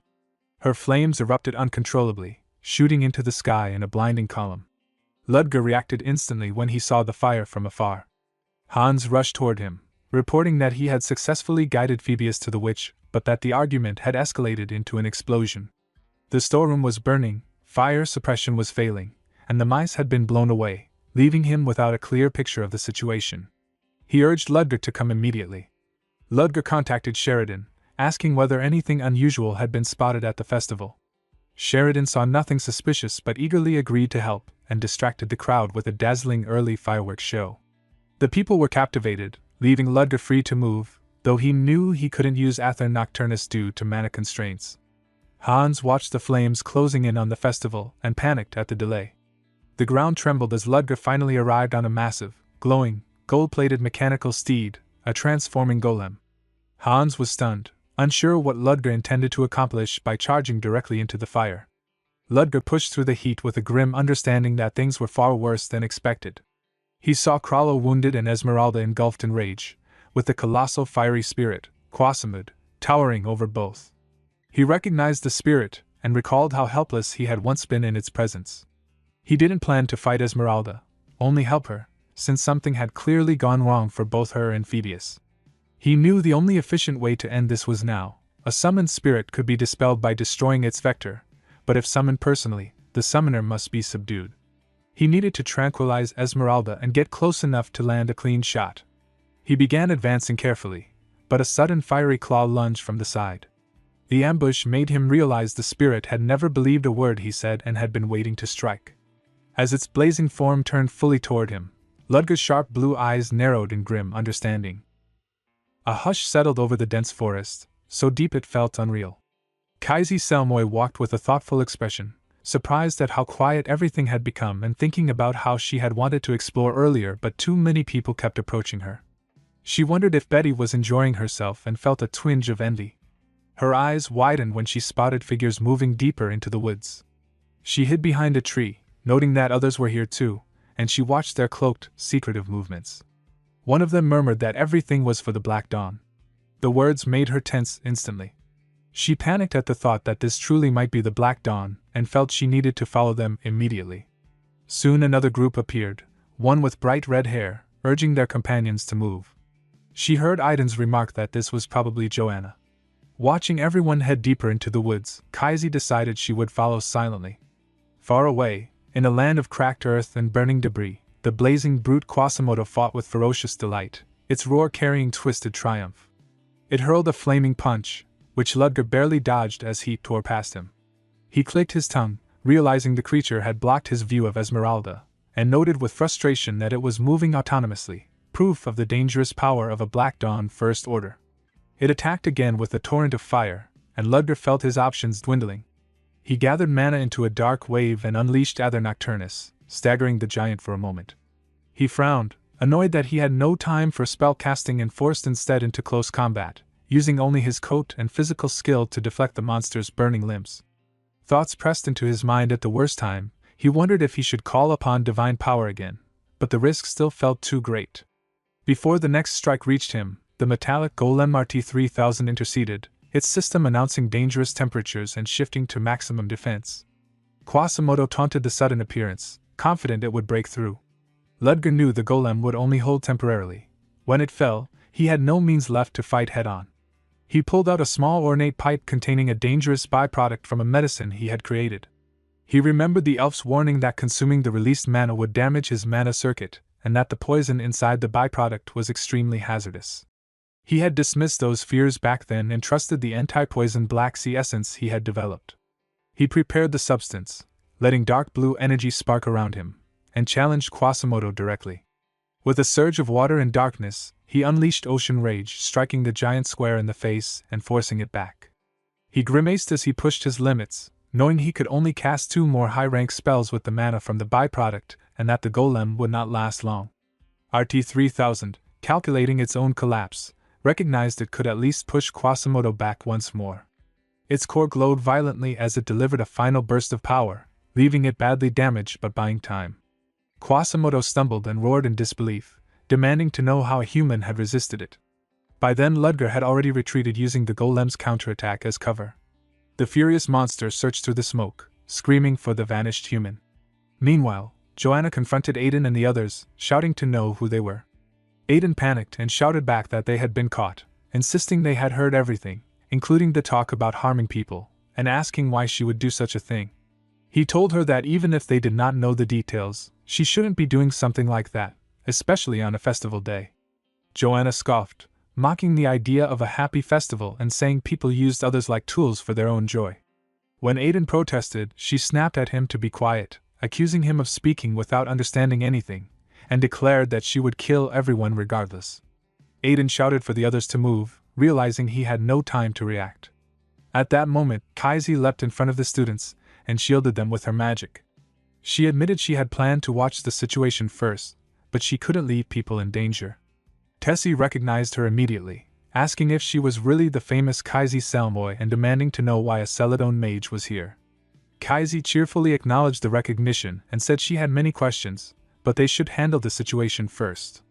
She added that she had business with the cloaked group and asked if they were members of the Black Dawn. Back on the battlefield, Quasimodo continued screaming that the human had disappeared, demanding to know where he had gone. A calm voice answered from above. Ludger stood on a massive vessel of shimmering blue water magic, floating high in the air, telling the creature to try withstanding what came next as he prepared to unleash his final spell. Joanna's men collapsed one after another until only Kaisi remained standing before her. Kaisi demanded to know whether Joanna would surrender. Before Kaisi could react, Tessie urged everyone to look up at the sky. A massive water-like vessel floated overhead, and the students whispered in disbelief, wondering who could cast such magic. Joanna recognized the direction of the spell and rushed toward it, and Kaisi immediately ran after her, calling for her to stop. While running, Kaisi wondered if Joanna was heading toward the place where the remnants of Black Dawn would descend. Whether that was her goal or not no longer mattered. The magic overhead was clearly heading toward Soren, and if Kaisi was correct, the spell forming there was the same one she had read about in a book, an ocean-type magic invented by the adventurer mage Lexler. Ludger was activating rank 6 Oceanic Icebreaker. Quasimodo raged at him, furious that Ludger Kelesi dared push him this far. Ludger held Esmeralda securely in his arms, noting privately that the tranquilizer would keep her in a deep sleep. Since spirits were directly tied to their summoners' minds, Quasimodo would soon be recalled, but once Esmeralda regained consciousness, the spirit would return with full force. If he wanted to eliminate it completely, he would need to seal it, and sealing required the soul of a living being. He realized this was the only window he had, and the thought weighed heavily on him. Esmeralda suddenly clutched his coat, struggling through the tranquilizer's haze. She weakly warned him to run, saying she would be unable to control the spirit if she lost consciousness again. Ludger barely had time to register her words before Quasimodo launched an attack, forcing him to raise his shield on instinct. The creature mocked how close the blow had come. Ludger examined the situation grimly. Quasimodo had taken a rank 6 spell head-on and already recovered, and more troubling was the fact that the summoner had lost consciousness, yet the spirit moved freely. As he observed more closely, he noticed a red string that connected Esmeralda to the spirit. Memories flowed across it straight into him, a memory storm. The spirit was feeding on her emotions and magnifying them exponentially. It was less a spirit and more a cursed construct whose properties warped the contractor's mind. What mattered to Ludger, however, was the truth behind its behavior. The spirit offered him a place among them, promising to help him obtain whatever he desired if he joined. Ludger finally understood. Quasimodo had been leeching Esmeralda's magic power and mind from the beginning. She had merely been a vessel. The spirit itself had been the one controlling everything. Esmeralda had been nothing more than a puppet in the hands of a first-order spirit. Quasimodo admitted the truth and declared that it was already too late. Since Ludger had knocked Esmeralda out, all the power the spirit had been suppressing was now free, and it prepared to end everything. Meanwhile, outside the burning storage area, Kaisi arrived, certain Joanna had gone that way. The flames grew hotter, and Kaisi sensed that beyond them was the fading signature of oceanic icebreaker. For a fire of this scale to block such magic made no sense, and she realized the situation had escalated. As the flames spread further, she pushed the students back and told Aiden and the others not to approach. She urged them to run and bring help, insisting she could hold the barrier only for a short time. Within the smoke and heat, Ludger used the Thurn Nocturnus to cloak himself and Selena. It was a decision he had hesitated to make earlier, but now, driven forward by the professor's teachings, he was prepared. He whispered internally that whether this was a nightmare or not, Selena needed to wake up. Quasimodo searched furiously for him, unaware of his position. Suddenly, the spirits connected to Selena arrived, drawn by the danger she was in. Ludger felt relief at their timing and asked them to distract Quasimodo long enough for him to finish what he needed to do. The spirit mocked the newcomers, calling them insignificant and insisting Ludger was out of plans. Behind Ludger, a massive luminous tree appeared, its presence overwhelming. It was the 9th path of the Sephiroth tree, a manifestation of pure devotion, a balanced and elevated force, a cleansing release, the last living omnipotence.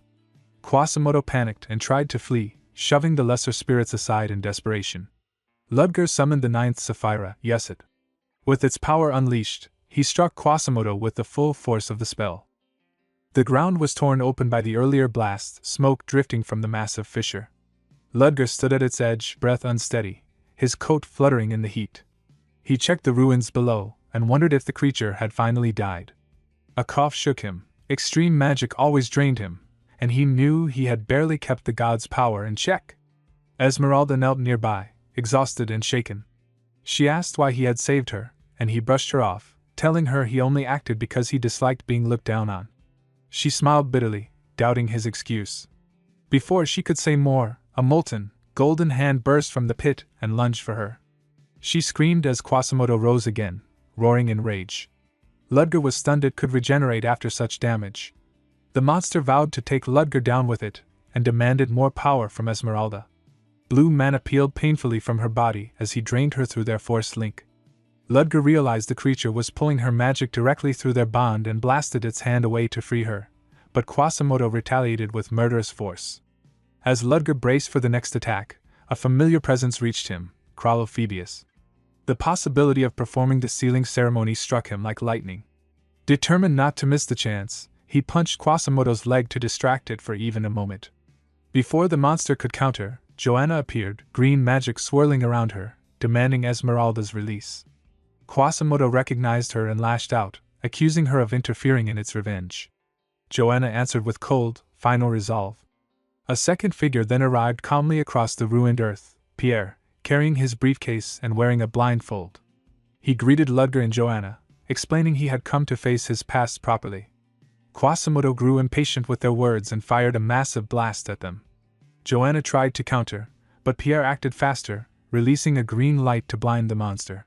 He apologized for being forward but urged them to finish things as he held Quasimodo's attention for a moment.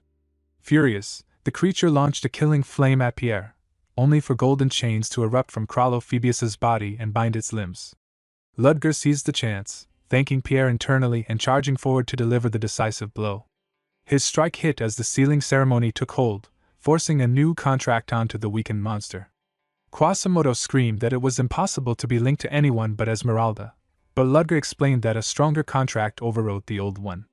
Esmeralda's spectral form surged with violent resolve as she hurled herself and Quasimodo into the rising flames, determined to drag him into death with her and end his senseless destruction. Joanna instinctively sprinted toward her, horrified at the sight, but Pierre yanked her back before she could take another step, warning her that the inferno would consume anyone who entered it. A towering wave of soulfire erupted around Esmeralda and Quasimodo, its heat and brilliance far beyond ordinary magic. Quasimodo recoiled in disbelief as the flames clung to his golden form and began to burn away its very essence. This was no elemental attack, it was the fire that targeted the spirit itself. Within the raging blaze, the images of the villagers of Lawton appeared like phantoms screaming in grief and torment, the flames shaped from their lingering sorrow.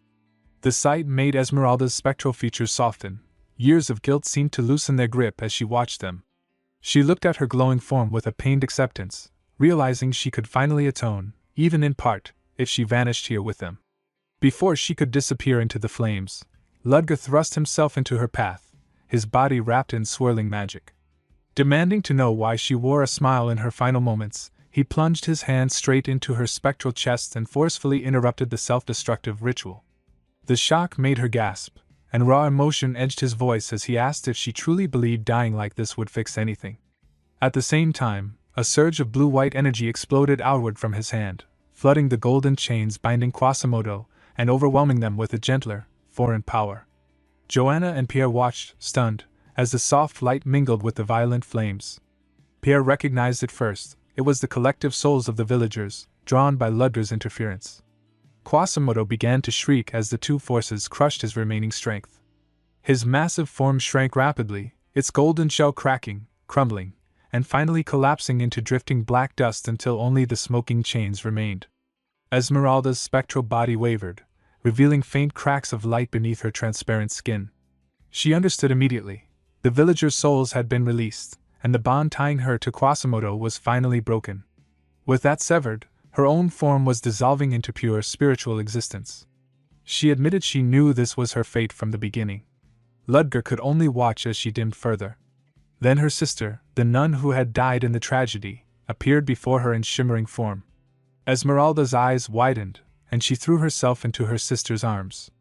All the remorse she had been carrying, her weakness, her mistakes, the countless deaths, poured out of her in trembling apologies. Her sister held her with gentle, patient affection, assuring her she had suffered enough and didn't need to shoulder the blame anymore. Esmeralda wept into her shoulder, grieving all the years she hadn't been able to be with her. Her sister invited her to rest at last, and Esmeralda accepted. Their two spirits intertwined and lifted upward, transforming into radiant streams of blue light that ascended into the night sky until they faded like distant stars. Ludger gazed at the fading glow, wondering if a soul corrupted by despair could truly return to its original form and whether this kind of salvation awaited those who wandered too long in darkness. When he lifted his eyes to the endless sky, he quietly reflected that although his own destination was still far away, the end of his journey would one day come too. The battlefield settled into silence as the aftermath of Quasimodo's destruction faded. Joanna stood with Pierre, noting that everyone had withdrawn and wondering if the ordeal was finally over. Ludger's demeanor hardened as he ordered Joanna to leave Soren immediately. Joanna hesitated, confused, until Ludger made it clear that the Black Dawn's second order, Joanna, had effectively died here tonight and that Pierre must take her away and never return. When Ludger asked if he could escape with her using magic, Pierre agreed without hesitation. He placed a hand on Joanna's back, glanced once at Ludger tending to the fallen enemy, and suggested they return home. Joanna questioned the destination, and Pierre replied that they were returning to their hometown before blue light enveloped them and pulled them from sight. Ludger knelt beside Selina. He had thought survival unlikely, yet her breathing proved otherwise, and he wondered if the two personas shared a soul. When she stirred, he asked if she could hear him. She looked at him with disarming innocence as he reassured her that help would arrive soon. Her quiet question, why he had saved her, made him avert his eyes, recalling the cruelty of her other self. She admitted she had done wrong even as a separate persona. He saw that she remembered and reminded her of the promise they had made for next year's festival. She accepted it softly, agreeing to go together. The rescue team arrived in a rush, calling out as they spotted Selina. Students and staff swarmed her with concern and warnings not to move. Ludger told them he would head to the emergency room alone so they could focus on the scene. Kaisi Selmoy watched him go, uneasy. 2 professors had been found here, a rank 6 magic signature lingered in the flames, and the professor who had made such an impression stood calmly before her. Too many coincidences. She forced herself back to protocol and called for firefighters. Hidden from sight, Hans reported that the mice had removed the evidence. Ludger thanked him and said he would meet him later. After submitting a partly fabricated report to the principal, Ludger rested on a forest bench, relieved that Hans and Sheridan had escaped. His moment of calm vanished as the air shifted. A cloaked figure appeared behind the tree, greeting him as John Doe. Ludger immediately recognized the voice from Quasimodo's memory storm, and the man's authority confirmed it. This was the Black Dawn's Zero Order. Ludger maintained John Doe's composed mask as the Zero Order remarked that he had come to view the festival but encountered something far more interesting. Ludger steadied himself. If the Zero Order truly knew the truth, he wouldn't be asking questions. He apologized for his brief pause, and the Zero Order dismissed the concern. When asked about Quasimodo, Ludger stated that Esmeralda, his host, had died. The Zero Order accepted this but pressed for details. Ludger knew honesty meant death, so he mixed truth and lies. He claimed that Phoebus had sealed Quasimodo at the cost of his own soul. The Zero Order found this plausible but questioned why Esmeralda hadn't intervened and how Phoebus had possessed such power. Ludger pushed through, describing how he had found Phoebus being chased by Esmeralda and Quasimodo, and how he had followed to prevent their recklessness from exposing the organization. He projected a fabricated memory of Phoebus performing the sealing ritual and explained that Esmeralda's soul had been drawn in with Quasimodo's. Bowing, he blamed himself for not stopping it out of fear of exposure. The Zero Order considered it, then asked how Ludger had escaped. Ludger said he found Esmeralda alive and, when she awoke as Selina, used that to flee under the guise of rescuing her. The Zero Order noted the unusual soul separation but asked whether she retained memories. Ludger said she did not, though he offered to deal with her if ordered. The Zero Order dismissed the need, saying she had no means to act even if she remembered. Ludger felt a quiet relief. The Zero Order mentioned that the First Order's position was now open and that an executive meeting would soon be held. Ludger's heart quickened at the opportunity, though he had no clue where the meeting was located. When asked if he still possessed the key item, Ludger realized he didn't and took a gamble, admitting he lost part of his luggage in the train incident. A tense silence followed before the Zero Order relented and placed a dark, intricate box on the bench, telling him to use it. With that, he vanished instantly into the night. Before Ludger could collect himself, the principal's bright voice called out, questioning why someone meant for emergency care was resting outside. Ludger slipped into his professor persona, claiming dizziness. The principal fussed, linking her arm through his and insisting on helping him. He tried to decline, but her grip tightened with firm authority. As he attempted to protest, dizziness overtook him, and he collapsed into unconsciousness.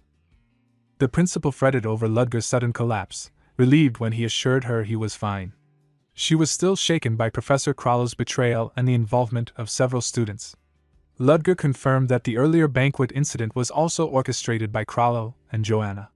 When she brought up the all-powerful stone case, Ludger remembered it immediately, and she explained that Krallo and Joanna were tied to the group attempting to export the stone. Ludger was stunned, asking what she meant, so she recounted Krallo's final declaration about the Black Dawn. She had since learned that the group targeting the stone was affiliated with the same organization, hiding deeply within Soren. Ludger suggested capturing and interrogating them, but she declined, deciding that with no casualties beyond the criminals and with Ludger and Selina safe, she would let the matter rest for now. After parting, Ludger noted to himself that she hadn't fully believed him, but with only him and Selina as her leads, she wouldn't be able to pursue the truth any further.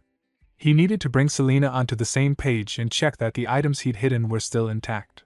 He searched his coat, relieved to find the jewel formed from Quasimodo's death still in place. Then he examined the object given to him by the Zero Order, a ring inscribed with a magic seal that activated upon wearing it. Its structure revealed dream magic, capable of transporting consciousness into a dream realm. Using dreams as a meeting ground was a clever approach. With Quasimodo gone, 6 individuals were now counted among the First Order, excluding Ludger himself. 5 remained, including Victor Dreadpool.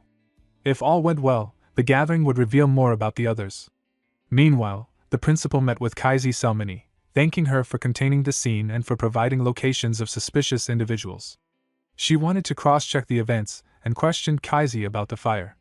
Kaisi explained that she couldn't see what happened inside due to the firewall, and she had only chased a disguised member of the secret organization to the site.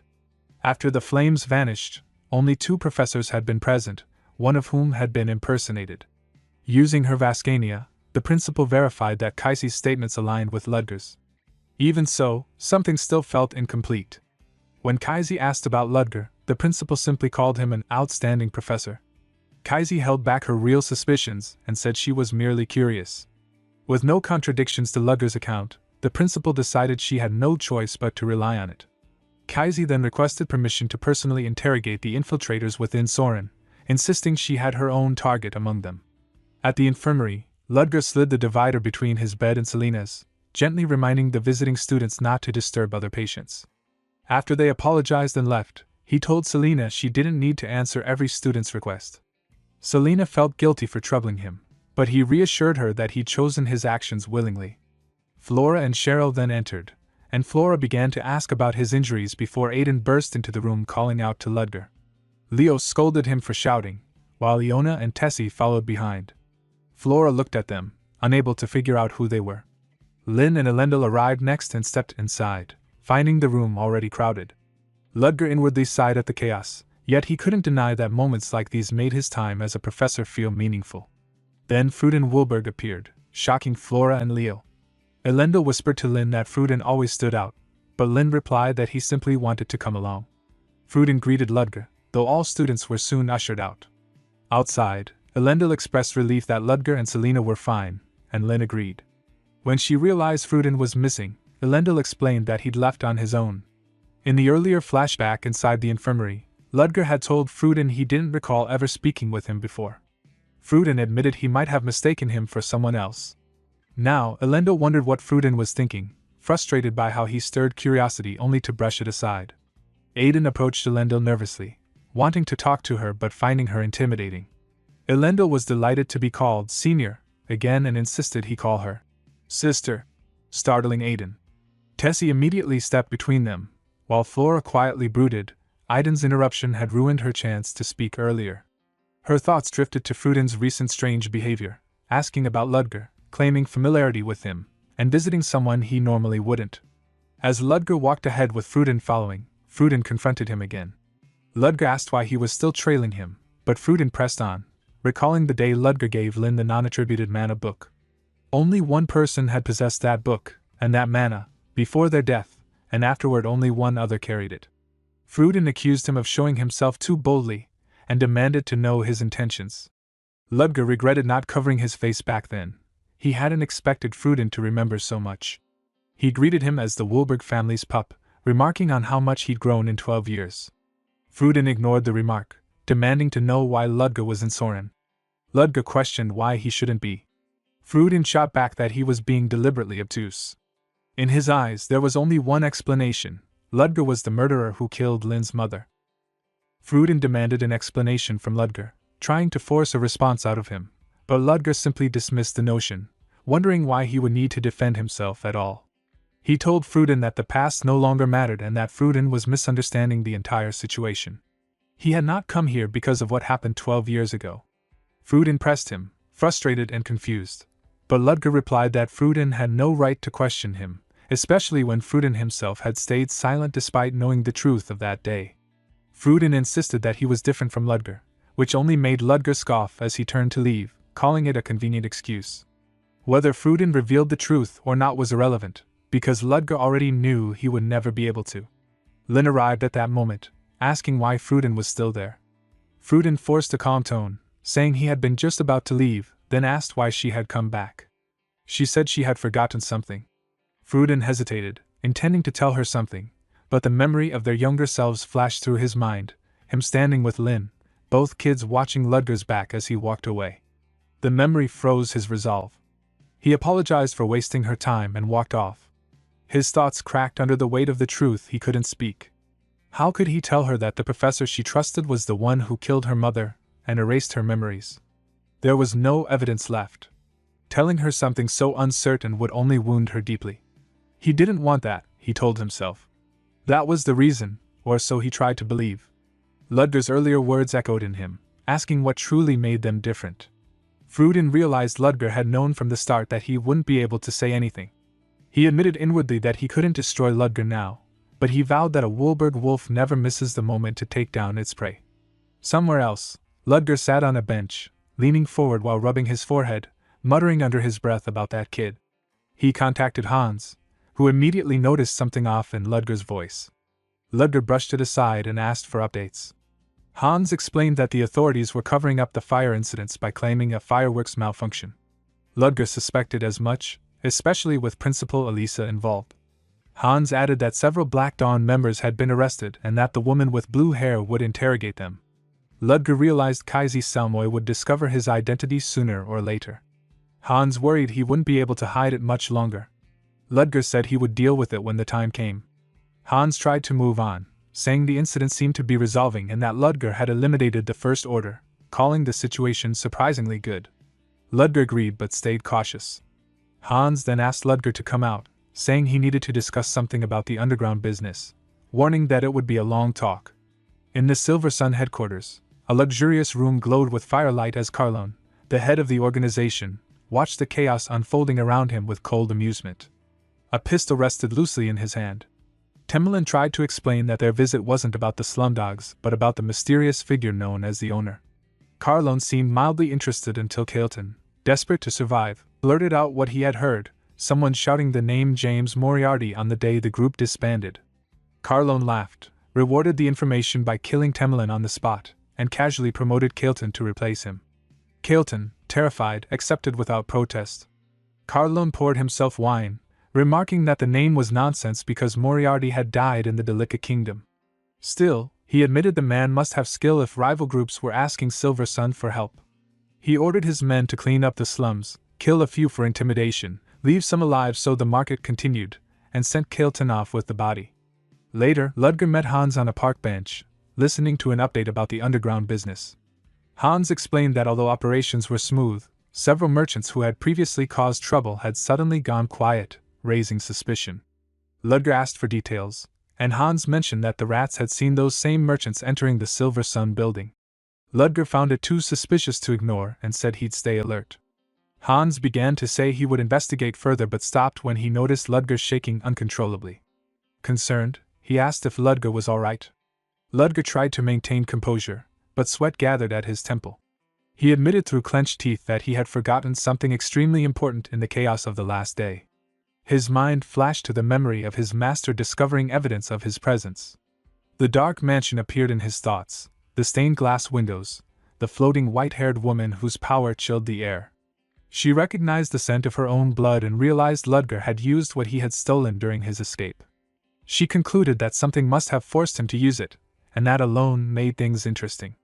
She decided she now had a reason to leave her seclusion.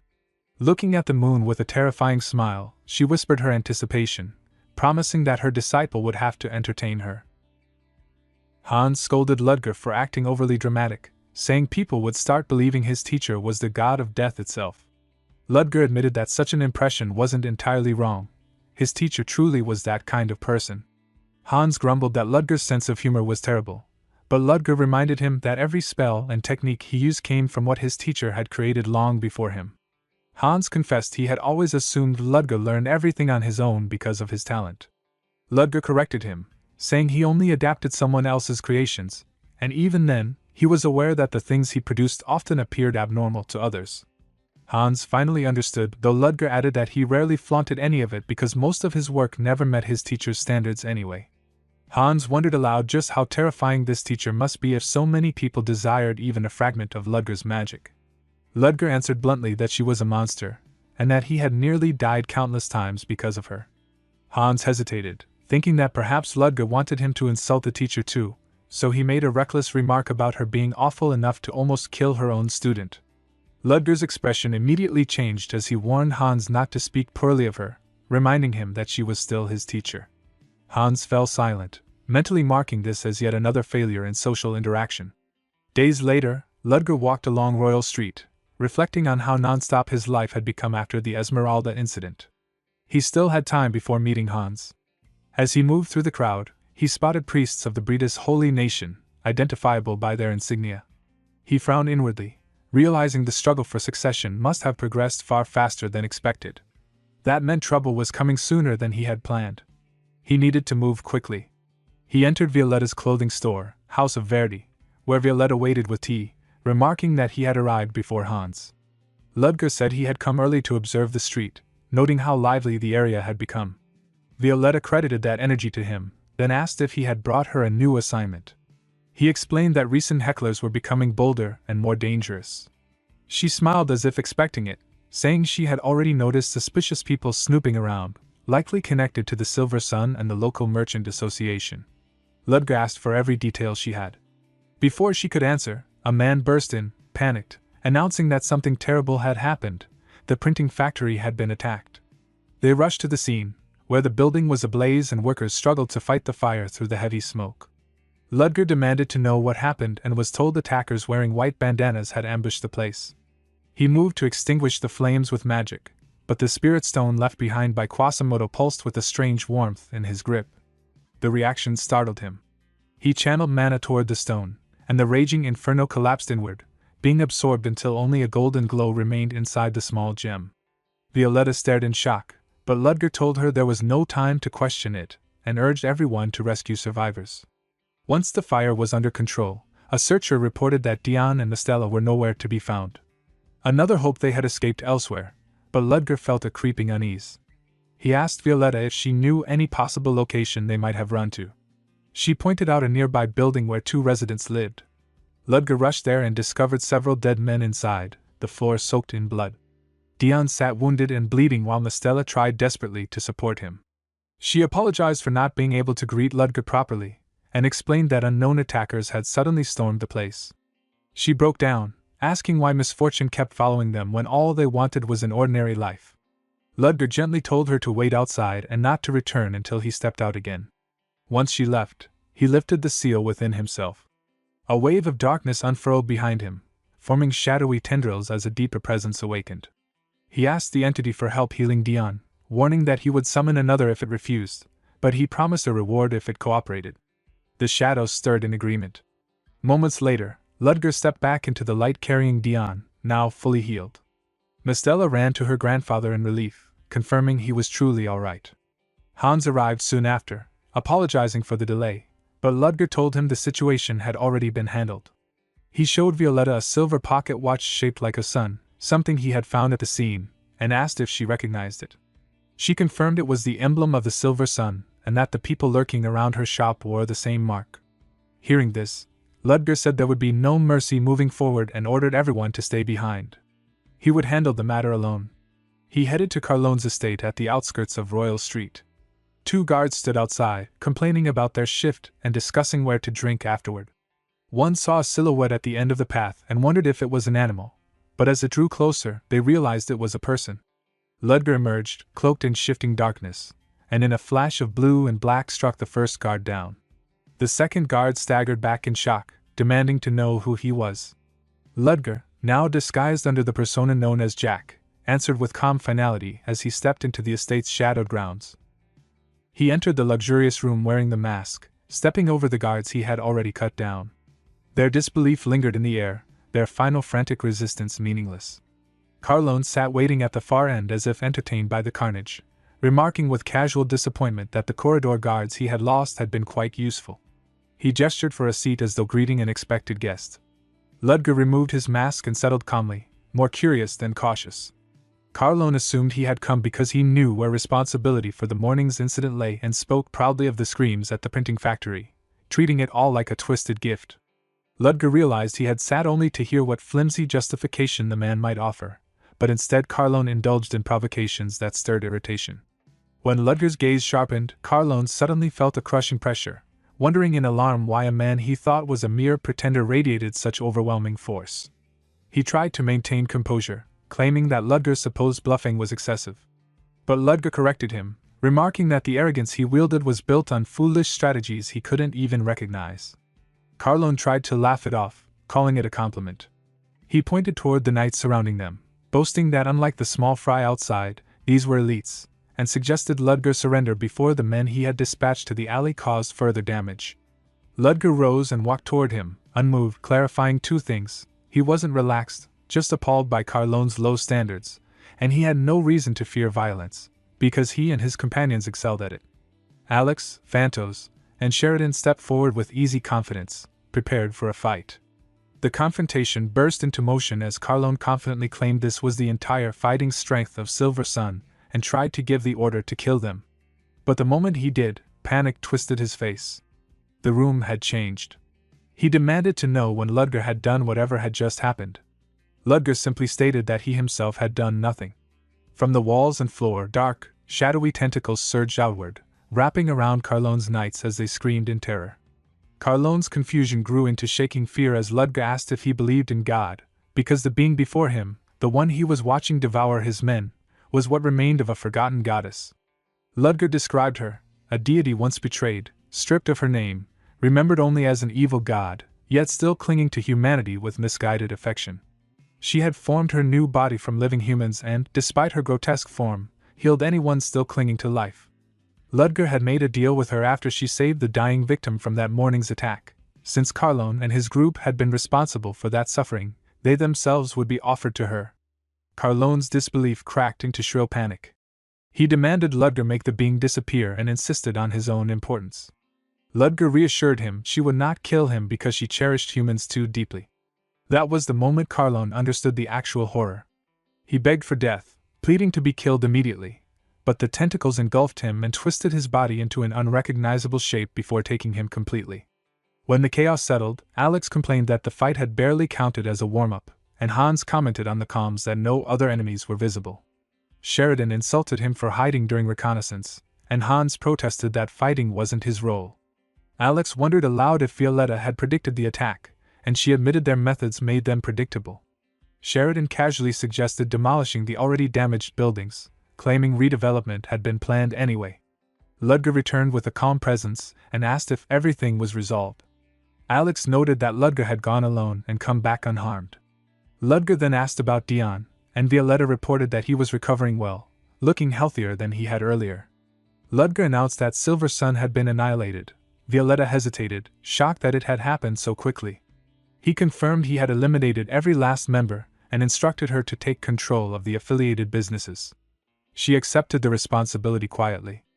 At that moment, the residents of the back alley arrived, shouting threats at first before realizing the fight was already over. Confusion washed over them as they admitted they had rushed in too late. Violetta sighed in relief, noting that even if they had come late, they had still gathered the courage to stand beside her. She remarked that despite Ludger's distant demeanor, he never stopped thinking about them. Speaking as a representative of the abandoned, she thanked him sincerely.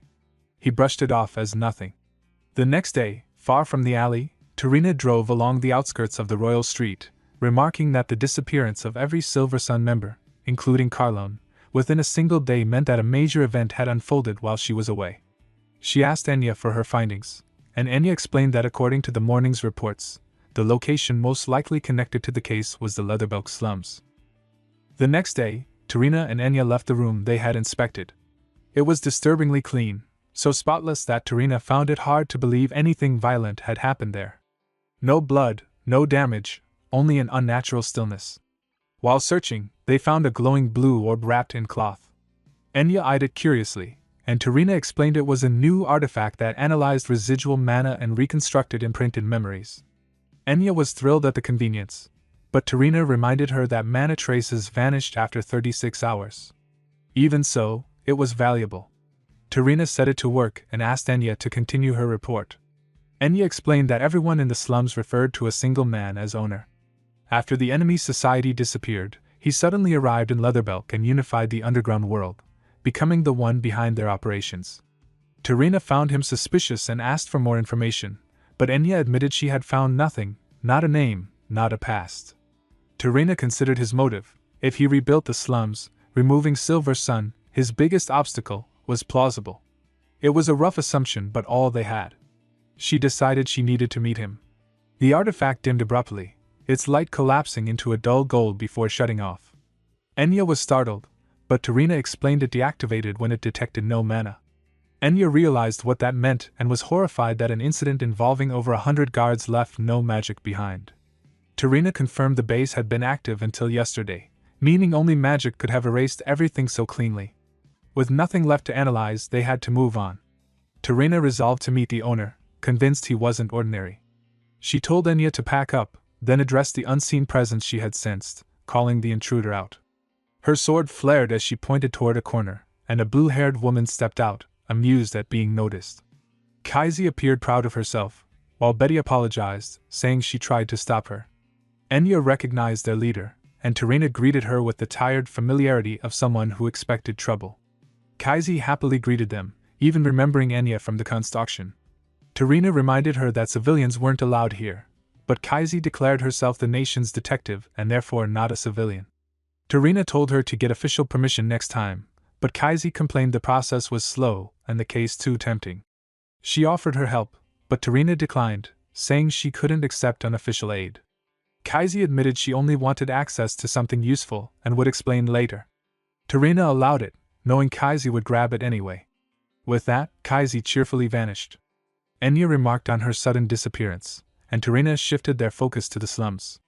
Enya went to prepare, while Hans, elsewhere, listened from inside Tarina's office, reporting to Ludger that the knights were heading to the slums and asking if they should send another decoy. Ludger refused, knowing Tarina would see through it, and said he would handle her himself. He opened a drawer, revealing a mask made for him, anticipating this very moment. He instructed Hans to alert Violetta and prepare everything. Later, Tarina and Enya entered the transformed district. The slums looked completely different, enough that Tarina had difficulty believing what she saw. Residents stared with sharp, hostile eyes. Enya noted that the alley folk had always disliked knights, but the atmosphere now felt heavier. Violetta approached in her black dress and introduced herself as their escort from the owner. Enya wondered if they should follow, but Tarina reasoned that if a trap was intended, they wouldn't still be standing. They followed her into a fabricated hideout called U. Inside, a masked man waited, introducing himself as owner and claiming he wore the mask due to severe burns. Tarina demanded his real name, and he called himself Oliver, saying he hid his identity because alley-born commoners were treated poorly. Tarina found the excuse too neat and questioned it, but he insisted anonymity was necessary and that he only stepped forward after hearing the enemy society had vanished. Tarina felt as if he were reciting a prepared story. She went straight to the point, bringing up Silver Sun and the recent conflicts. She asked if he knew anything. Oliver insisted it wasn't a fight and blamed Silver Sun for the trouble, irritated by her suspicions. Tarina said suspicion was natural. Silver Sun had countless enemies who would celebrate their disappearance. Oliver questioned why knights defended criminals instead of focusing on him. Tarina warned him to stop hinting at threats, adding that if they believed him guilty, she would have already acted. He stiffened despite trying to appear calm. He thanked her for restraint, and Enya realized he wasn't afraid even after feeling Tarina's killing intent, proof of someone far from ordinary. Tarina understood then why the residents were hostile. They were protecting the man who revived their abandoned district. Attacking him would only cause casualties. With nothing more to gain for now, she decided they should return. She thanked him for cooperating, and they headed for the door. Oliver stayed seated, claiming he wouldn't escort them, and Tarina said she hadn't expected him to. As they reached the exit, the door opened and loud, exhausted complaints echoed in, someone returning from distant recon, annoyed at being sent so far. A man stepped inside. Enya froze the moment she saw him. It was Alex, equally shocked to see her. Oliver went rigid.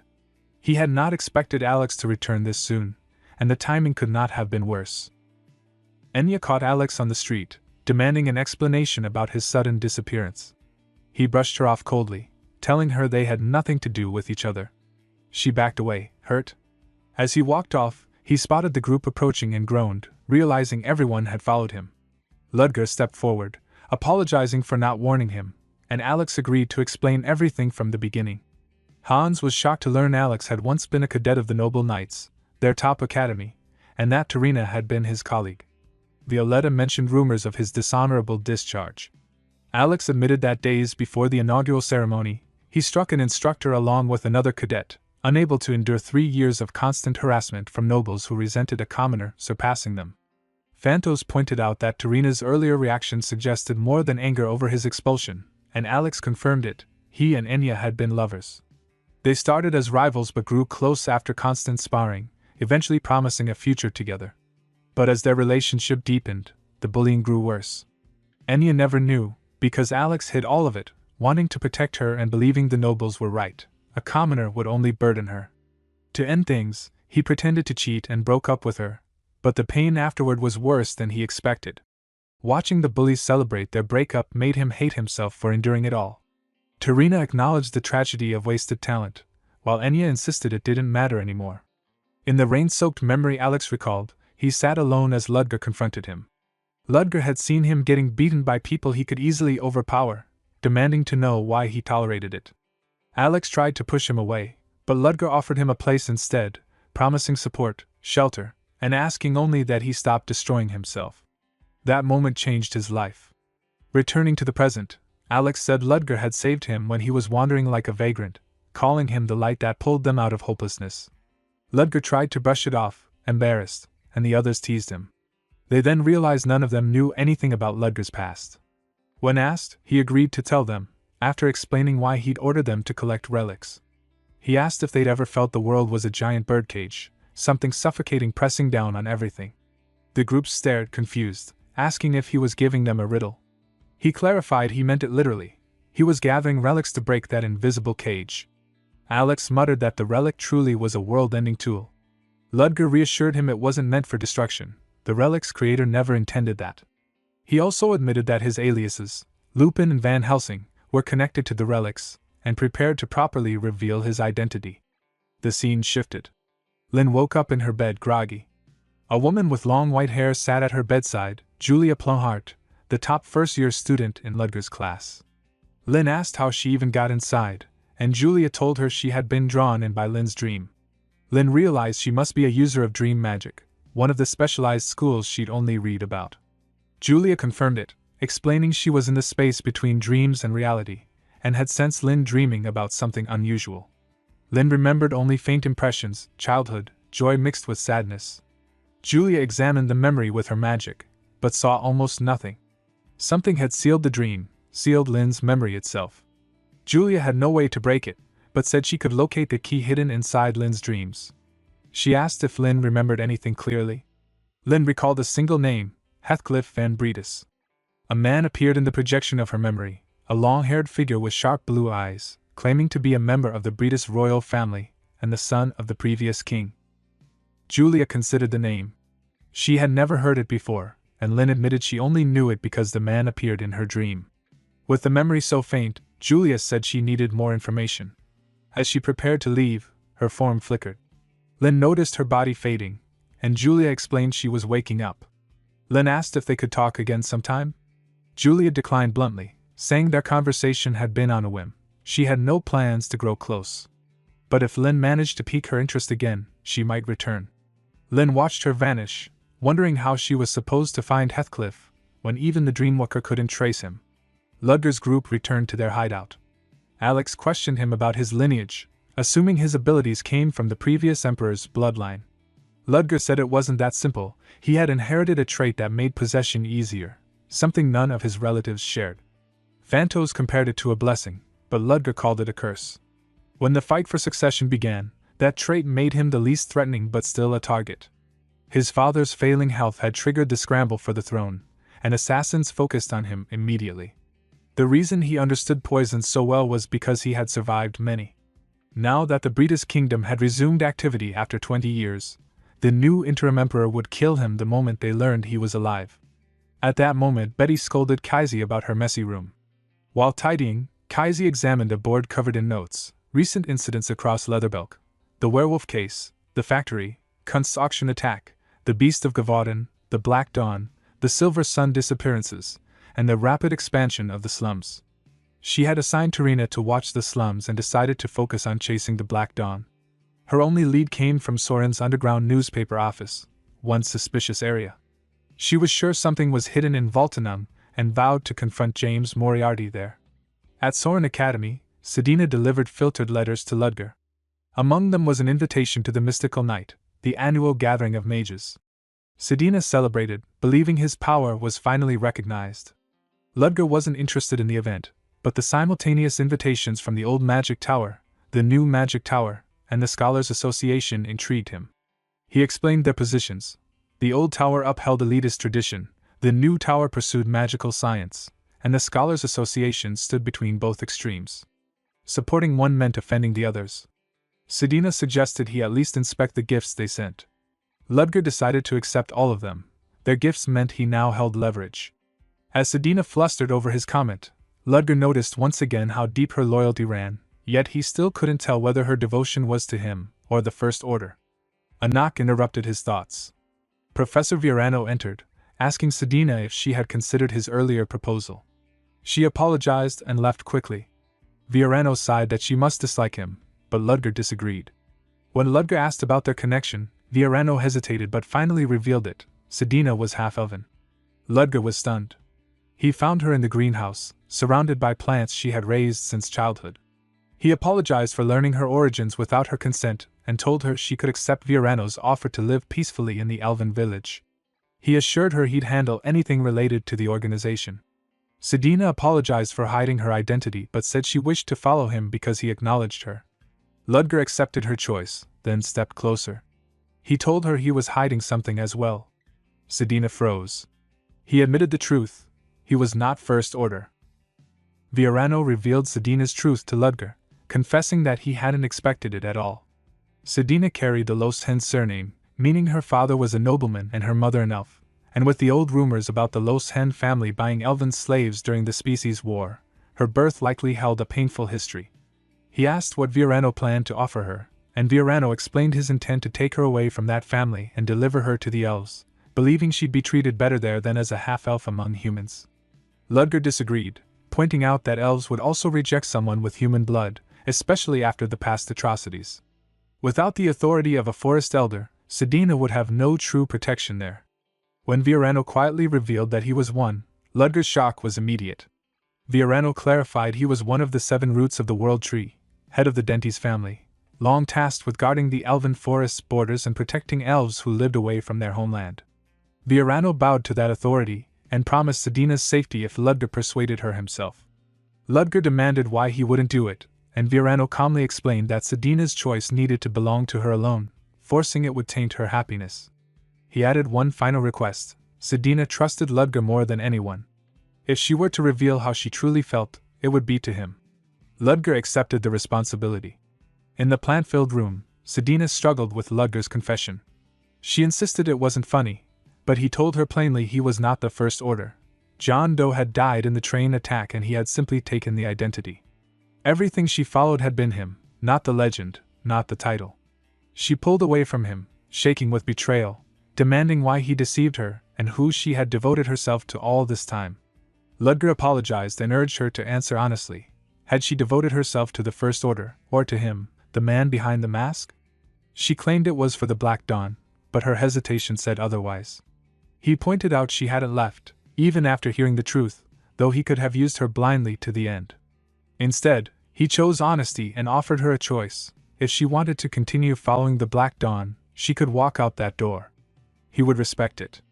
Sedina froze, shaken by his sincerity, remembering the moments he had acknowledged her efforts and treated her gently in ways no one from her noble family, or the Black Dawn ever had. Memories of whispered doubts, condescending stares, and being accepted only because the Loshen name was useful suffocated her. She had approached the First Order to be seen, but this man had been the first to truly see her. Her tears spilled over. Ludger gently touched her back, waiting. When she collected herself, she asked who he really was. He promised to explain later and shared her true name, Sedina Flanty, taken from her late mother. He encouraged her to continue her usual work since both of them were still tied to the Black Dawn, and asked her to bring him more information. His goal was no longer survival within the organization but its eradication. Sedina stiffened, startled, then told him to follow, saying there was someone she wanted him to meet. Outside, Viorano walked alone with conflicted thoughts. He trusted Ludger to speak with her, though he doubted the outcome would match his hopes. Still, he couldn't abandon her after discovering she was the missing daughter of the Flanty family, stolen during the war and born into the Los Hen family's cruelty. He cursed those who had treated her like property, and wished she wouldn't view him with such caution, but after the life she endured, he understood why she did. He resolved to trust Ludger's influence, and even considered gifting him rare tea from the elven forest. Ludger soon gathered his group to introduce Sedina, who bowed nervously as their newest member. Some immediately recognized her half-elven nature, while others were surprised to learn she had served as Ludger's informant all along. Hans fretted about overlapping roles, but Sedina greeted him cheerfully, easing the tension. Ludger confirmed he had also come to check their progress on the relic, and after a moment of hesitation about speaking in front of her, the informant relayed the update. 4 fragments existed. 1 had been secured at the Kunst auction house, leaving 3. 1 was likely hidden in the Exilian Empire's Debauch Castle, an area he hadn't been able to investigate. Ludger acknowledged the difficulty and ordered preparations to infiltrate it. When someone wondered how Sedina would manage this while assisting at Soren Academy, Ludger assured them she would handle it with the group's support. With a steady voice, he then announced the real goal: using their growing network and Sedina's access within Soren, they would start preparing to destroy the Black Dawn entirely. And soon, he planned to move toward Voltinum,